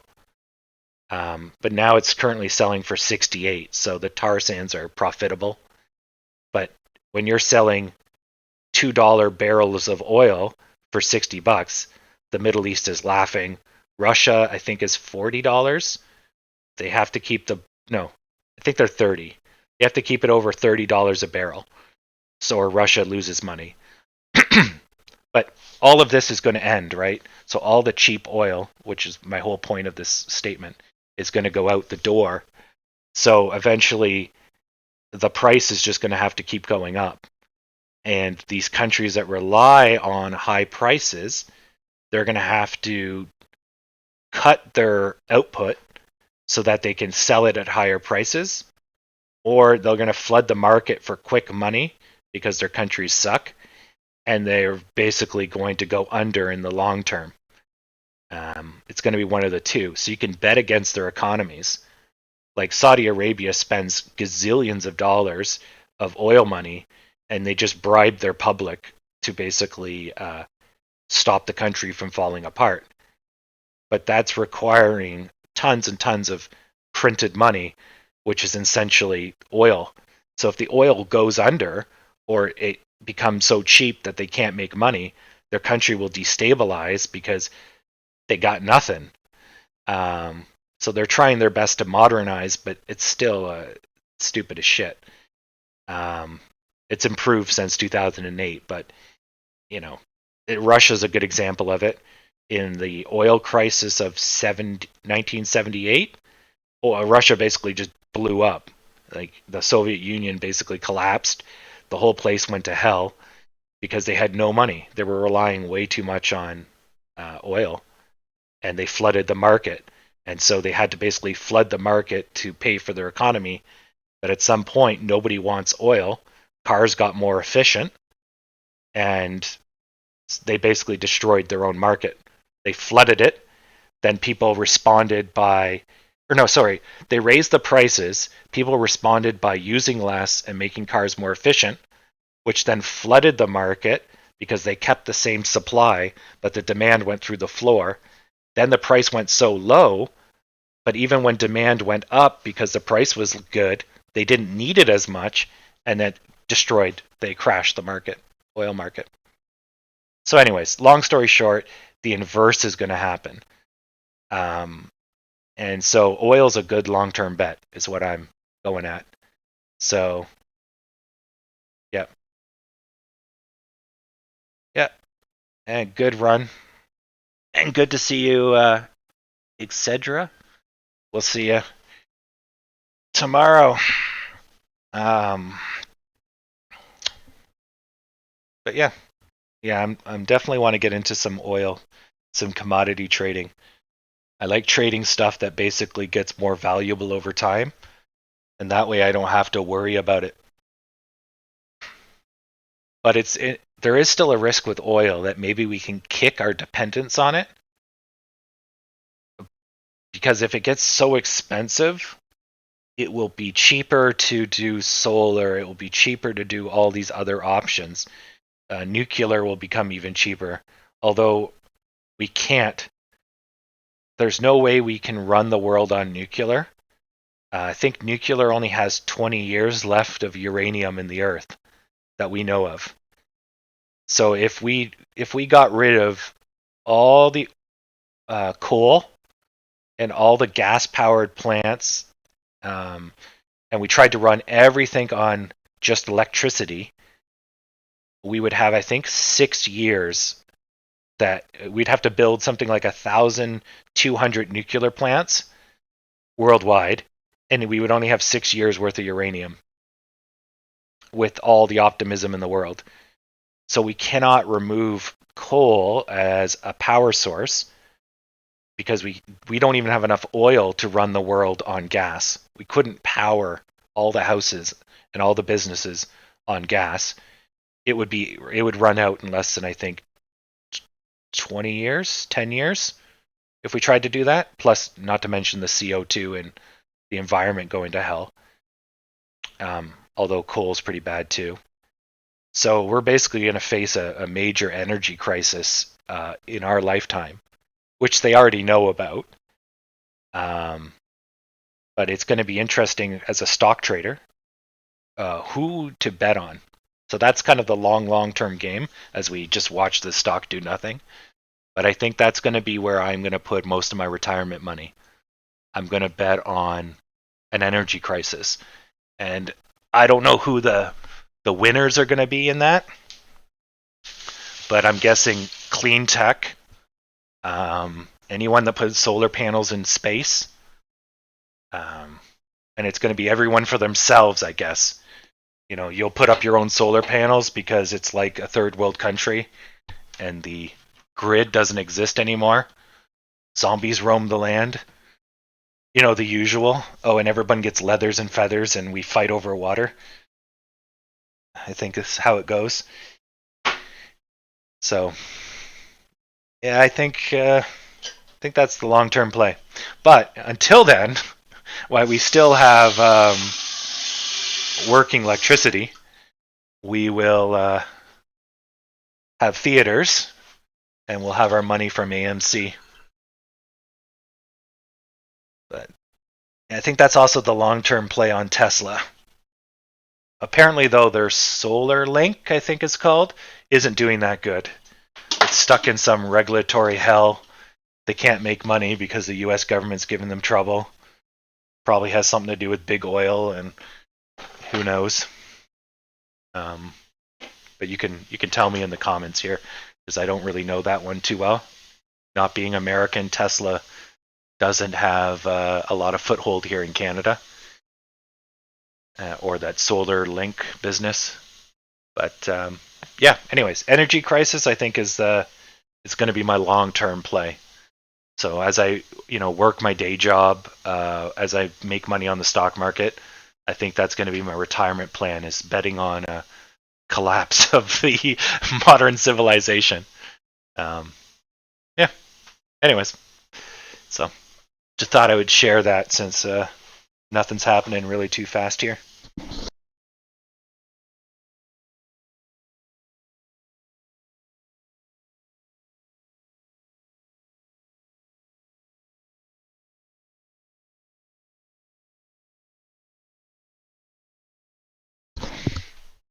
Also, that is a good book. That's what kicked off this commentary. It's a good read. It's always good to learn more about the ecosystem that your stocks are trading in. Yeah.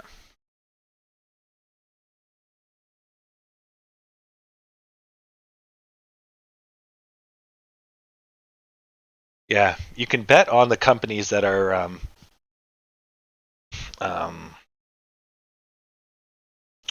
supplying the product, because they'll become rich, but when the product runs out, then they'll collapse. So they are not the ultimate long-term play, but they are the short-term, medium-term play, is to bet on whoever controls the resources, such as China and Africa. Like rare earth metals, cobalt, all of these are valuable. Okay, so it looks like going back to GME after a long period there, almost an hour, they're starting their slope. So this would be the slope.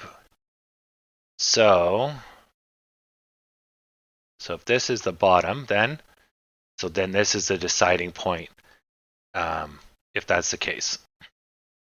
Well, this is the bottom right here, which makes sense. Here's 1, here's 2, and there's, well, 3, but you got a base here. So now if we don't see a roll, we'll see a takeoff leading up to the end of the day. as it completes the U shape.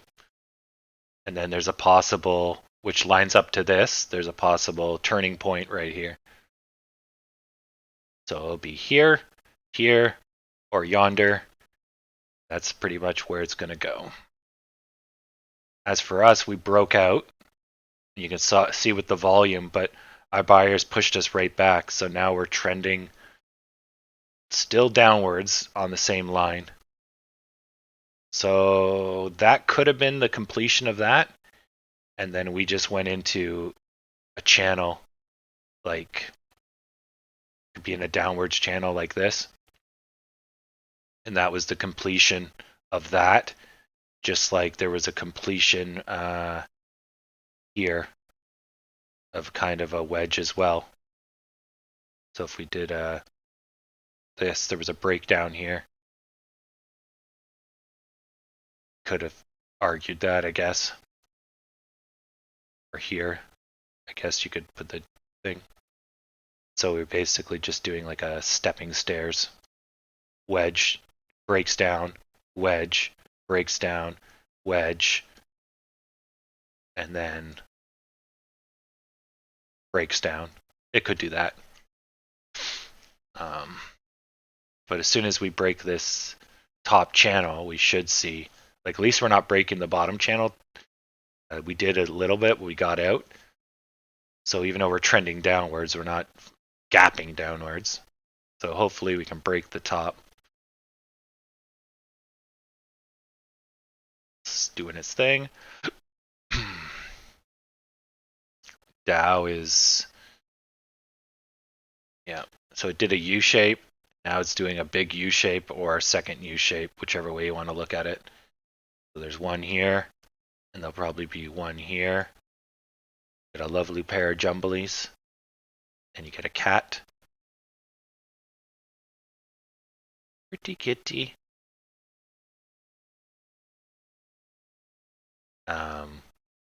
Or there's one giant U here. Something like that. Oh no, it's a vampiric kitty. Oh no, I saw these things outside of Chernobyl. Stay away from those.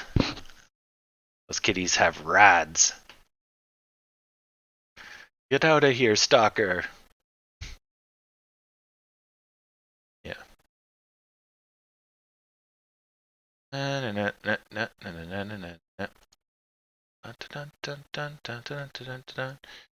So we might be breaking out of the top, but we need to see a volume commit. Maybe. It's like watching paint dry. What are we at for volume? 41. Where did we get that a little bit of volume? I guess right here. So after like getting no volume till basically 2 o'clock, from 2 o'clock onwards, we gained 5 million. So 5 million in 2 hours, and then 5 million in 1 hour. All right. Well, not bad. All right, now we just need a breakout. Let's do it. Let's get up to 870, and then we can, sky's the limit. Although, because this is like stairs, we'll probably have a hard time going up, because there'll be nothing but support and resistance lines. At least we can get a boost for breaking out of the wedge, which should be like right here. We're on the outside of the wedge. We've recovered from the downwards breakout. We're outside of the channel. So really it's the support line, this red line across the bottom of the wedge that's basically holding us down. There we go. Yeah, so once we get away from it, so we're stuck in the gravitational well. We were out of it for a second. We got pulled back. So let's say the gravity is right here for this line right here. And then the bottom of the gravity is right about here. So if we can just get out, then we're going to take off, and people are noticing that. So you'll see the volume ramp up. Off we go. I was just expecting this to happen a lot faster because, it's pretty damn obvious we're going to take off. But it's not much we can do if the volume wants to be shit on a completely red day.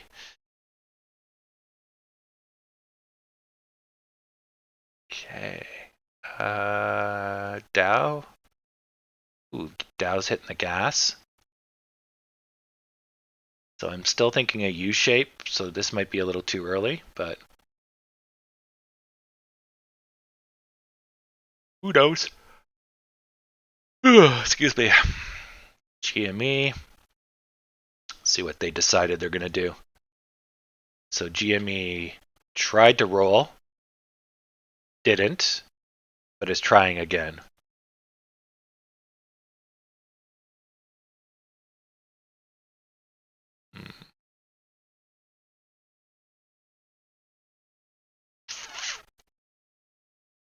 Hard to tell.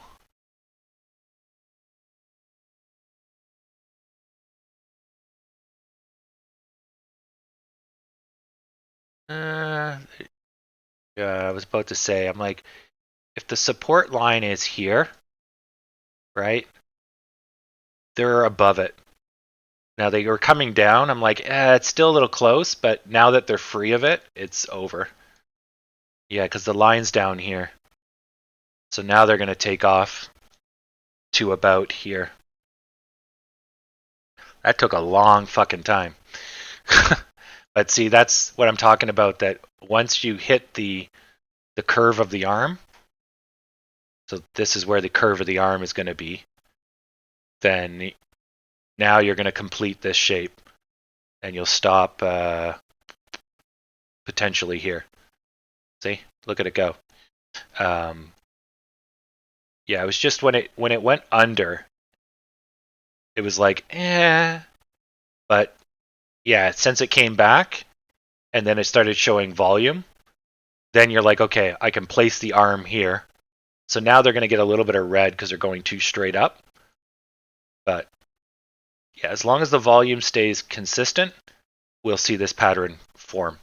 So anyways, so that was, you could have bought any time today and pretty much you're going to make money in a minute.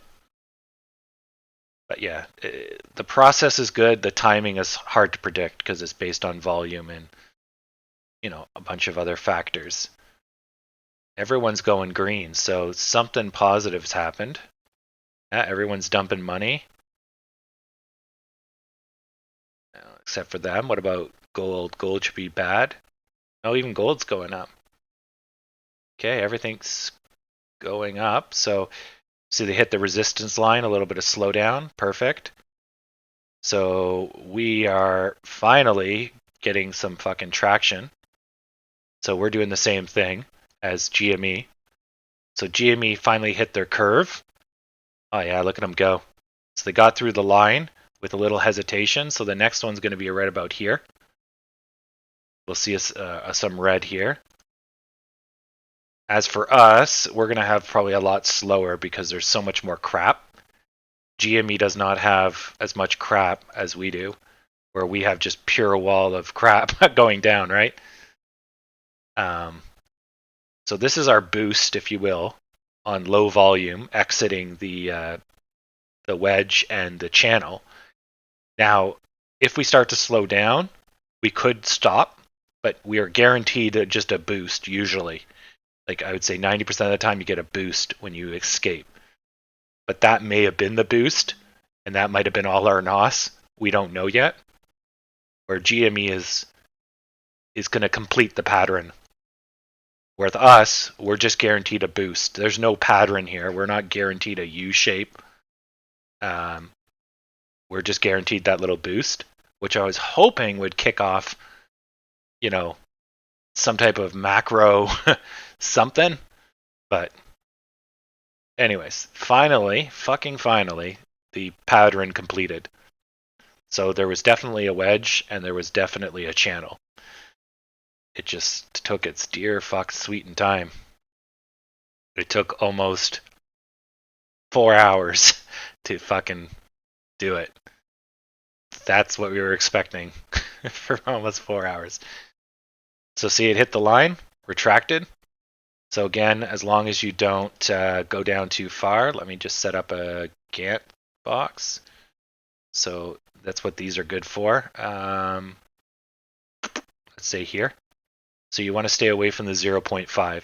It'll probably go to the 0.25 and then come back if things are good. If things are bad, it'll go down near the 0.5 and go back up to the 382. And if it's horrible, it will go down to the 6.1 or more. But after you get past 0.5, you're getting a little bit of indecision. As long as it stays up here, it's just a healthy retraction. So what I'm expecting is we'll go over this line, and we might not go much further. Then we might roll if things are bad. But we should at least get over this line before we roll. But we'll see how that plays out. Oh, in time, AMC will moon. Yes, definitely. Unless Aaron does some criminal activities, we will see a $30 stock price by December. Is my guess. Maybe it's $28 stock price now. I don't know. We will see. But you're basically looking at a crap ton of money, especially if you buy now. I'm unfortunately out of money at the moment, so there's no more shares for me. But if you have the ability to buy shares, it's not financial advice, but based on my stockage here, it's still looking pretty damn good. I don't know if the short term, you may wait and you can probably get a better price.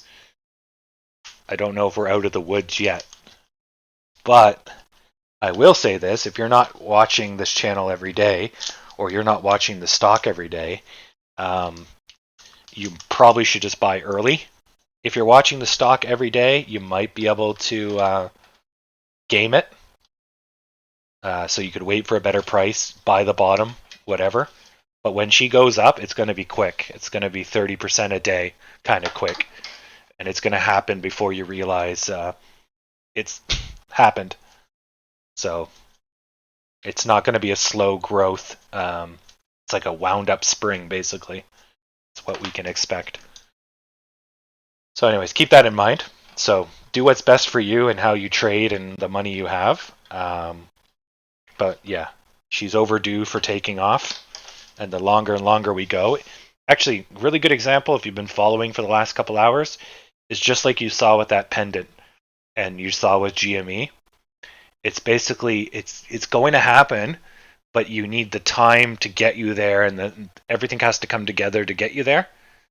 But we're looking at weeks or let's say days, whereas that was minutes and hours, right? But we're doing the exact same thing as GME. I can see it's happening. I can see we're lined up. I can see we're ready to go. Everything says let's go. And then the stock itself is like, meh, I'll consider it. And it's like, fuck you. So, yeah. It'll happen. And then when it does, I'll be able to tell everybody I told you so. I will go back to this video and get the clip of me saying that money is coming, and then I will laugh and mock everyone. It'll be great. You never trusted me, Dad, and now I proved you I'm a real winner. I'm a big boy. Yeah. Anyways, if there's something cool happening from the screen, I just stepped away for a minute. We're trying to find some food. I was expecting it to be a little quicker, but I am hungry. So, there we go. I'm having the cheesecake. That's a healthy choice. Alright, let's see what happened. Yeah, I remember the good old green days as well. When I had over 70 viewers my viewership on this YouTube channel is completely dependent on how good AMC is doing. Nobody shows up when it's -8. So thank you all who showed up today. But yeah, I'm definitely dependent. But yeah, who wants to show up and listen to a guy talk about how bad your stock's doing? It's like, just cry in the corner. If I didn't have to do this YouTube channel, I wouldn't even look at it. I just let it run its course.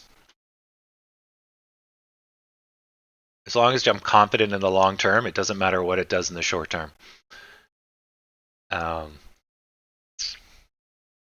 Yeah, this looks pretty good. So this is basically bouncing off of some top, but that's strong. That's basically like, let me out, and then it gets out. There's no real new lows. Volume strong. Yeah. So when you have a breakout like that, usually you have a quick red afterwards because the green finally escapes, and then the red's like, hey buddy, no, I want you to stay down. But then this red is the decider, because if the red doesn't have the strength to push it all the way back, the green overwhelms it and off he goes. So this one will decide if we keep going or if this is the beginning of the end. Well, it's good to have you here.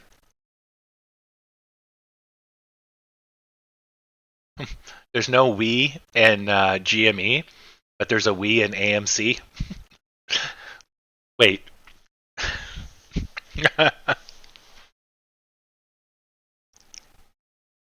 Oh man,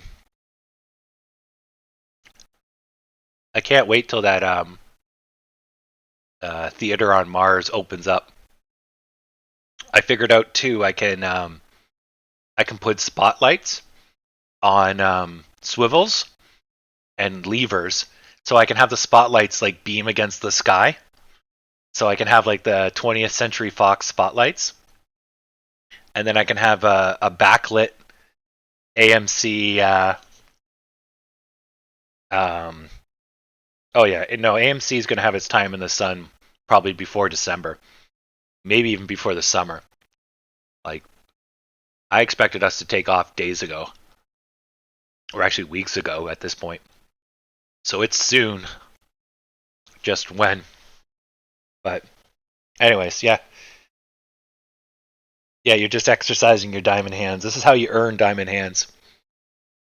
Like, eat some cheesecake, suck it up. You're down 8%. I think I'm probably down another $4,000 today. Whatever. It's not a loss until you sell. Or get margin called. If it goes down too much, you might get margin called, depending. If it's a cash-only account, fuck it. Go live your life. Enjoy 6 months of freedom. But I think it's within a few days. Although I've been saying that for weeks, so. But everything says, any moment now it's going to bust out. It's just, why the fuck won't it bust out? But maybe we just need one good Reddit post.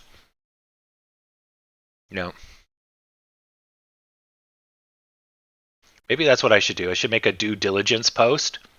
And basically, like, here is why I think we're going to be $30.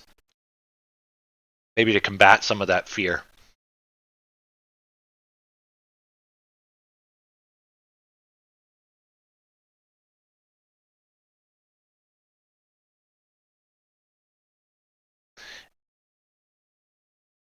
If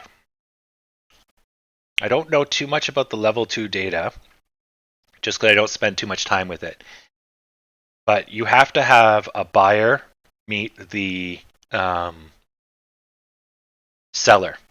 So what you may be seeing is that when a buy order comes in, there's an evenly matched sell order for a split second, and that's the way the market maker is matching. The market maker becomes the sellers to match the buyers, and then the market maker becomes the buyers to match what the sellers are selling. So I don't know how your data is showing you, but if you're looking at the now data, the market maker is plugging the gaps in this here. So they are buying all of these and they're selling all of these. And then they're keeping the 1 penny difference from both parties. And I don't know how that shows up.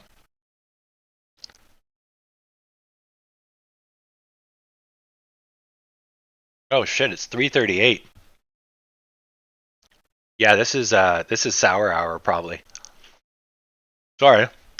I completely lost track of time. I thought we had another hour.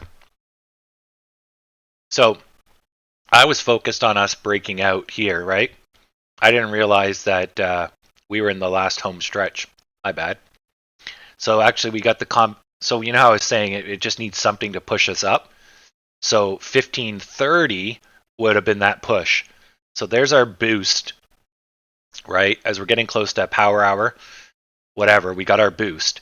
And then we basically stalled, and then we got cashed in at 1530. So this is our final 30 minutes, basically giving us the extra gas. So that might be good. That might kick off a bull run.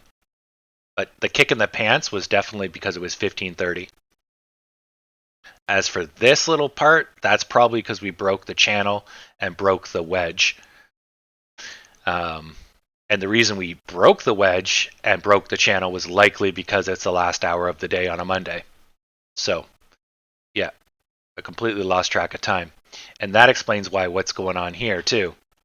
So they started ramping up on the last hour, which correspondingly made this U-shape.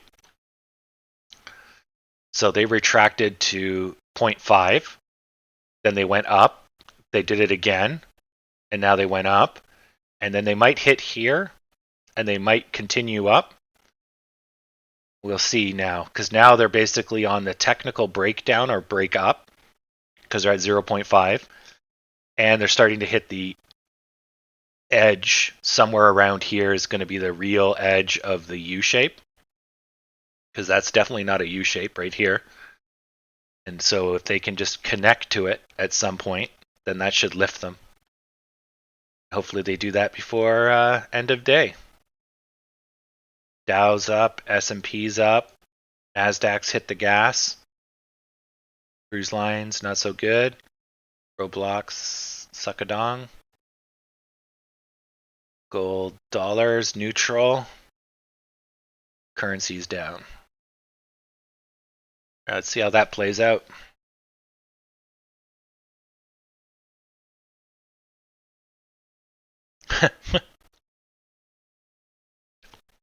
I said, young man. Actually, that's what I should play. Just when they sing, it's fun to stay at the. You silence it. AMC.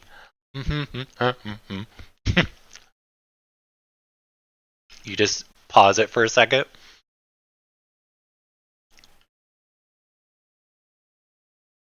Yeah. So it's a YMCA. So then you should be able to go AMC and ditch the Y. You have to play it backwards. Hey, Stacy's alive. Welcome back. We're having a semi-interesting close to the day. I guess I can erase all this now, because we don't need to know about why that happened. But yeah, if you just look at this chart, you can't really see, not unless you know what we were doing over the whole day. It's hard to see the reasoning for all of this. But it's in there. It's hidden in there. Ooh, a cobra. It's a cobra. Psst, psst, psst. Oh, that's a really badly drawn cobra. It was better as pixel art before I ruined it. Okay, so this is AMC. So we're expecting, here's 1300 hours. This is here. Okay, then we have a support line here. So we should be somewhere within this area. I'll leave the roof open. We shouldn't break below that line. But where we're going to go, I don't know. The trend line says 850. Maybe they'll gas us up to 9.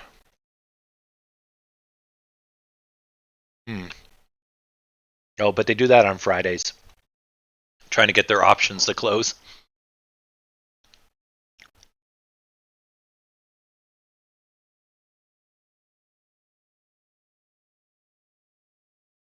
Yeah, nicely done. Yeah, I might do the same. I might go and auction off my $14 shares. Because honestly, if I have to give them to somebody, I don't fucking care. We're not going to hit 14 by end of week, I don't think. If we take off, it's going to be quick. We'll get or let's say $15. I don't think we're going to hit $15 anytime soon. We might get to $14 by end of week, but I think we're going to have a lot of trouble getting over 14 because it's just going to be a pain in the ass to get up there.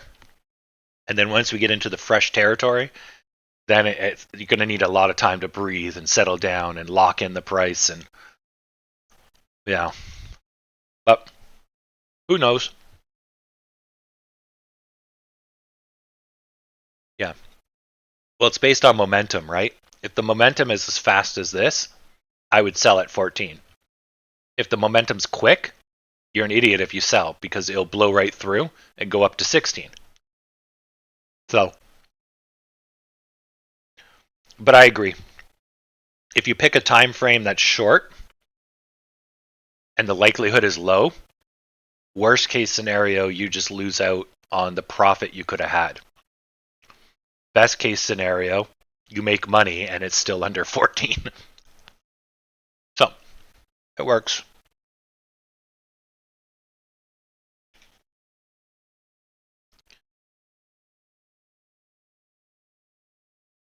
Let's take a look at the wider game here. So they're going to trickle, they already have, they trickled down to 6.618 and they never went up on the side. So that arm is not right. So I have to wait till they find it. So we know that right here is going to be the base. Or sorry, right down here is the base, right off the black line. But where's the arm in this or the edge? I don't know. But as soon as it touches it, we'll see an uptick. Unless this was the edge. But normally they would follow it. There's no reason for them to break through.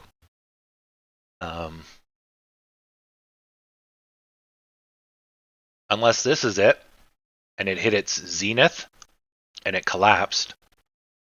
But that doesn't look right. So, we'll see how this plays out. Yep.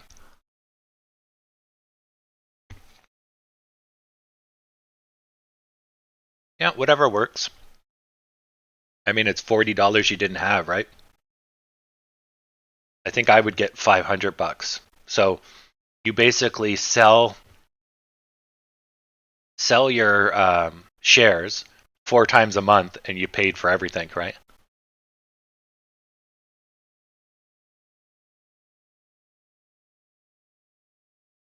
Yeah. Especially while you're waiting.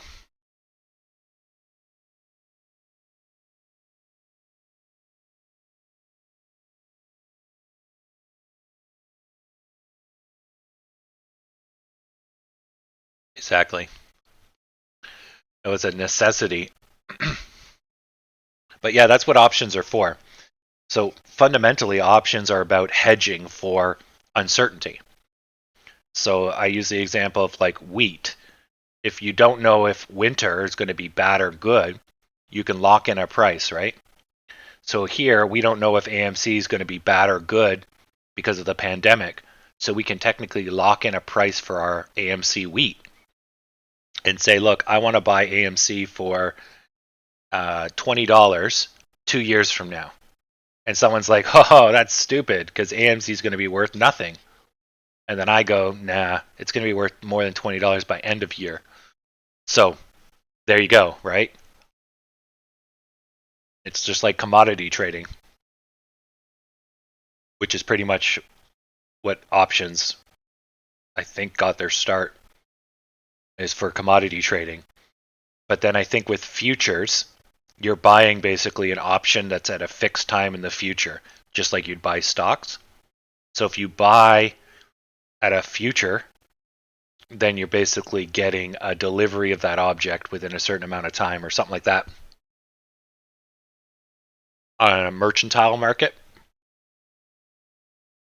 I think it's oh no. What they do is they pick a time. So they say oil March, and then the price fluctuates, but when it gets closer to March, whatever price it ends at and how many you have is what you get delivered. Right. I think that's how it works. So it's just like options, but instead of having an option contract strike list, you have lists that are going to be when the shit's delivered. Yeah, I think it's how it works. So 1,000 cows for March. Or no, cows for March. And then you buy how much you want at the price that's on the market. If the price goes up, you can sell for, back your order and then buy when it goes low. Or if it keeps going up, well, good thing you have those cows, right? Yeah, I think that's how it works. Woo-wee. So this one is just going to sleep. So I expected that to pick up and not break through. Not a lot of volume. This is odd. This should have been supported here, but it blew right through it. There's no support lines here. So if I recall correctly, I think the only one is here. And the other one is here, which it hesitated on, and it stopped on the other one. Now this might get countered by big green. This was an oversell. But we should have trended upwards. Kind of odd that we didn't. Somebody tanking? No. Then here, they should have reached the wall by now. So they're doing the same thing. They should have hit the edge. So if this was too much too quick, you would have a retraction. And now you're having over an 80% retraction. But they haven't hit the wall yet, the uptick wall. So that means the U shape is even still further out. So that means this is going to continue, and that this wasn't the U shape. So that's a false. So I was expecting something like this. It never happened. So then this is not the breakout.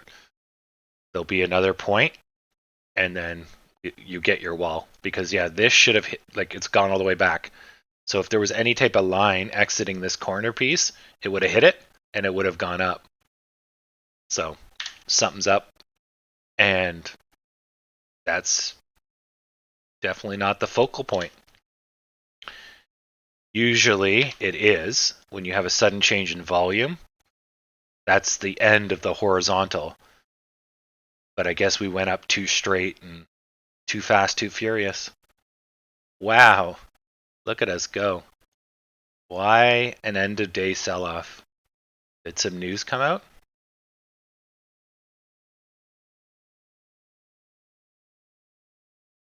No. Interesting. Is this a new low? Almost. Interesting. Why would we have an end of day sell-off after a rally? I guess people holding on, hoping it gets better. and don't want to be in for tomorrow.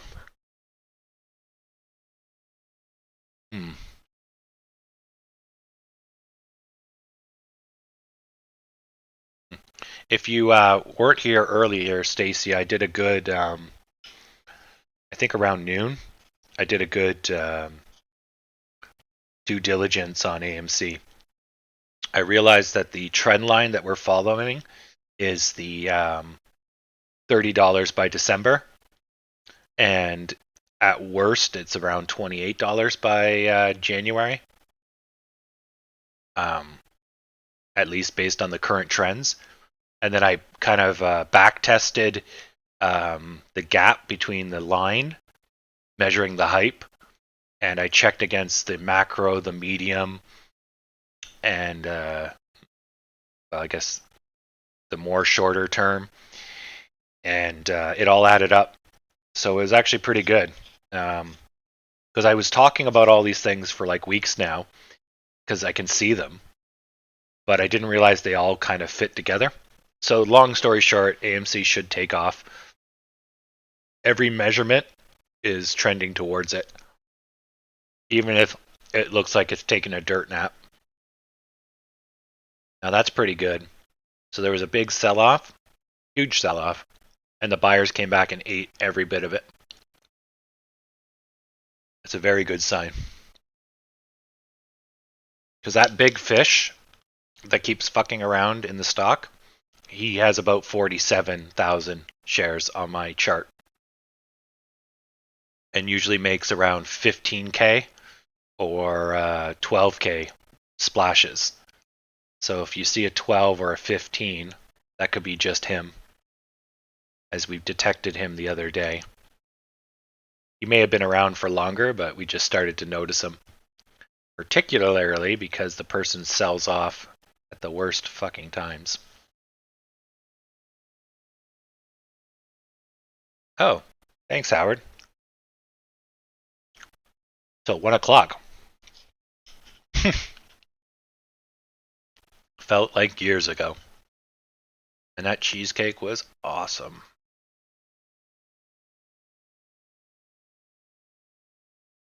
Low quality cheesecake is still pretty good. High quality cheesecake is life changing.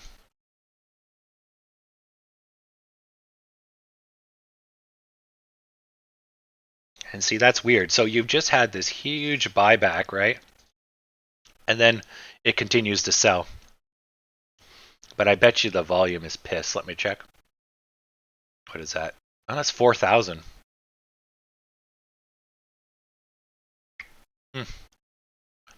Weird. Normally something like that would turn the stock around. There's got to be something bigger. Oh, maybe that's it. Something bigger dragging us down. Now everyone's gone red. So it's finding support.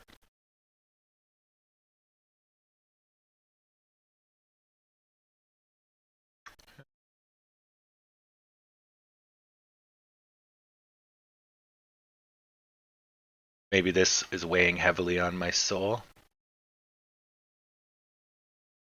Yeah, so they found their support. So they basically went right back, continuing that line.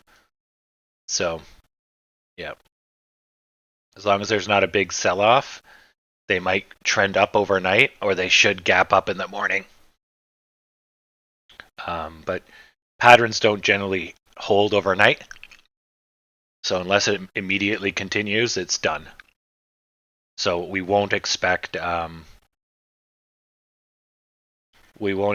to U-shape. So it'll eventually probably form a U-shape, but once we go overnight into the next day, it's not going to start down here and do the proper U. It might fly somewhere. It could even just start crashing. Just because generally patterns, wedges sometimes I guess holds overnight. Wedges can be multi-day. U-shapes I guess can as well. But it's not, I guess I wouldn't say it's guaranteed. If you look at like historical data, you can go, oh look, there's a U shape over multiple days. But as that's happening, it could have probably been 20 different shapes. It just ended up being a U shape. And then you're using confirmation bias and saying, well, because I see it, therefore it was. But it could have been anything, right? You don't have a way of knowing that. And if you actually take the time, for anybody that's new to the stock market, and try to predict such things, you'll find you're wrong almost every time. It's not... or, well, maybe you're godlike at predicting stuff, but generally that's not one of the things you can predict. Or at least as far as I've seen and anybody I've ever talked to. That's not to say nothing is impossible, just highly unlikely. Alright, that was bitching hot. Almost burned off thigh fingers. Okay, let's get back to the stocks. Then it's after hour space engineers. Okay, stock closes in 1 minute and 30 seconds.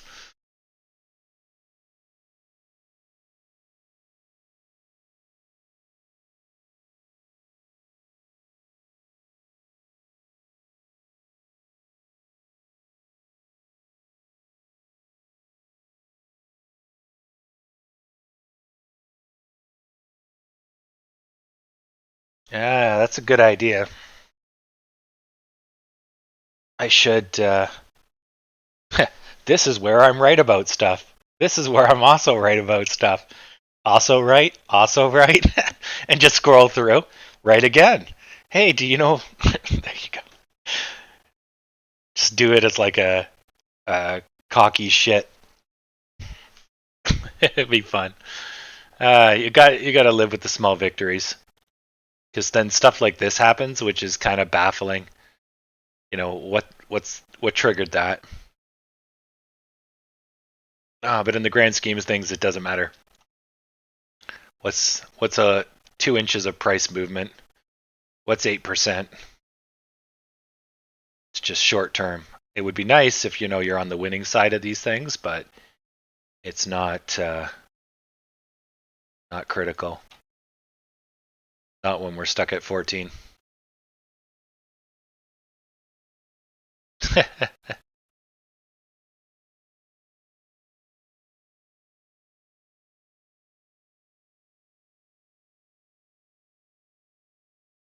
How many options does DFV have? Oh, market closed. Yeah, good. With the last second pop up. Yeah. I mean, DFV probably only has like, I don't know. He has $1 million ish. Went up to 42 million. But he bought when they were like $8, right? 500 options. So that's 500,000 shares. Essentially.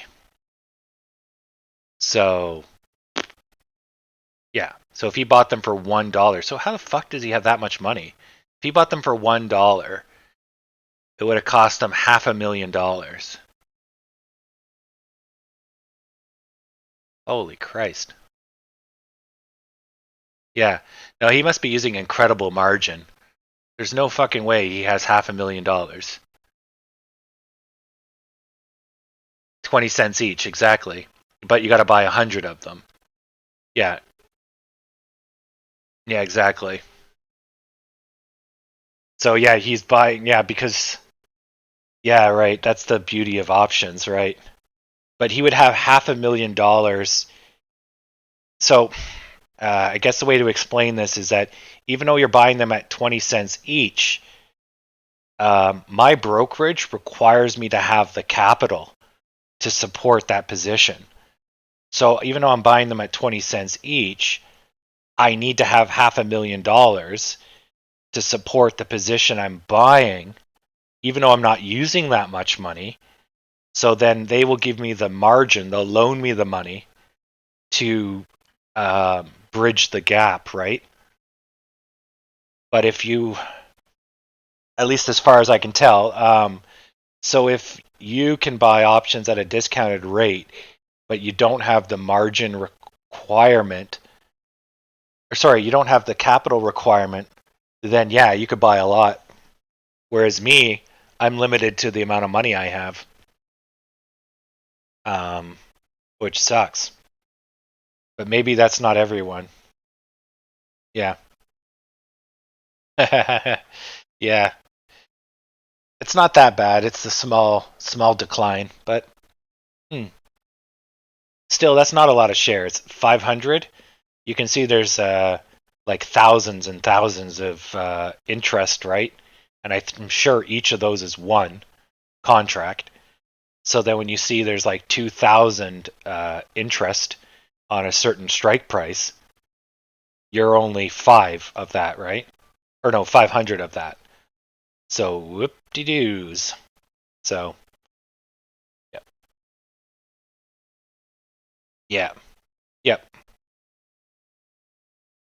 Yeah. Yeah. I keep forgetting most people can buy. I think it's maybe just my bank. But yeah, most people when they buy, or maybe it's a restriction on me, when you buy options, the benefit is that you're paying just the premium. But in my case, it locks down my capital. So it basically reserves my money. So I can't buy $60,000 at 20 cents worth. It will let me buy $60,000 worth of share equivalent, but I'll just pay $500 premium. But my money gets locked up or reserved. So I'm limited in what I can buy, right? So, anyways. All right. Well, so it's good that you guys chilled for the entire day. We had about 672 people. We wasted an average of 20 minutes per people, and I'll post the total amount of time wasted at the end. Yep. Yeah, I'm going to switch over to interactive brokers. Get into the hardcore gambling.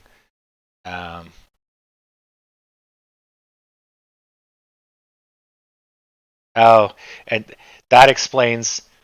Okay, yeah, so that's probably what my brokerage is doing. It's saying, well, you don't have the money to buy these, so it won't let me do it. So that if things go bad, they don't have to sell my stuff, right? So yeah. Um, I remember that that's not always the case. You're right. It's just the case with my brokerage, which makes options not that attractive. Or for the brokerages that don't care, you can gamble your life savings away and you just can never exercise, right? Unless you're winning big time. Anyways, good times. Yep. And I'm gonna go into Mars. I will see you all tomorrow. Yep. Yep. Yep. Have a good one.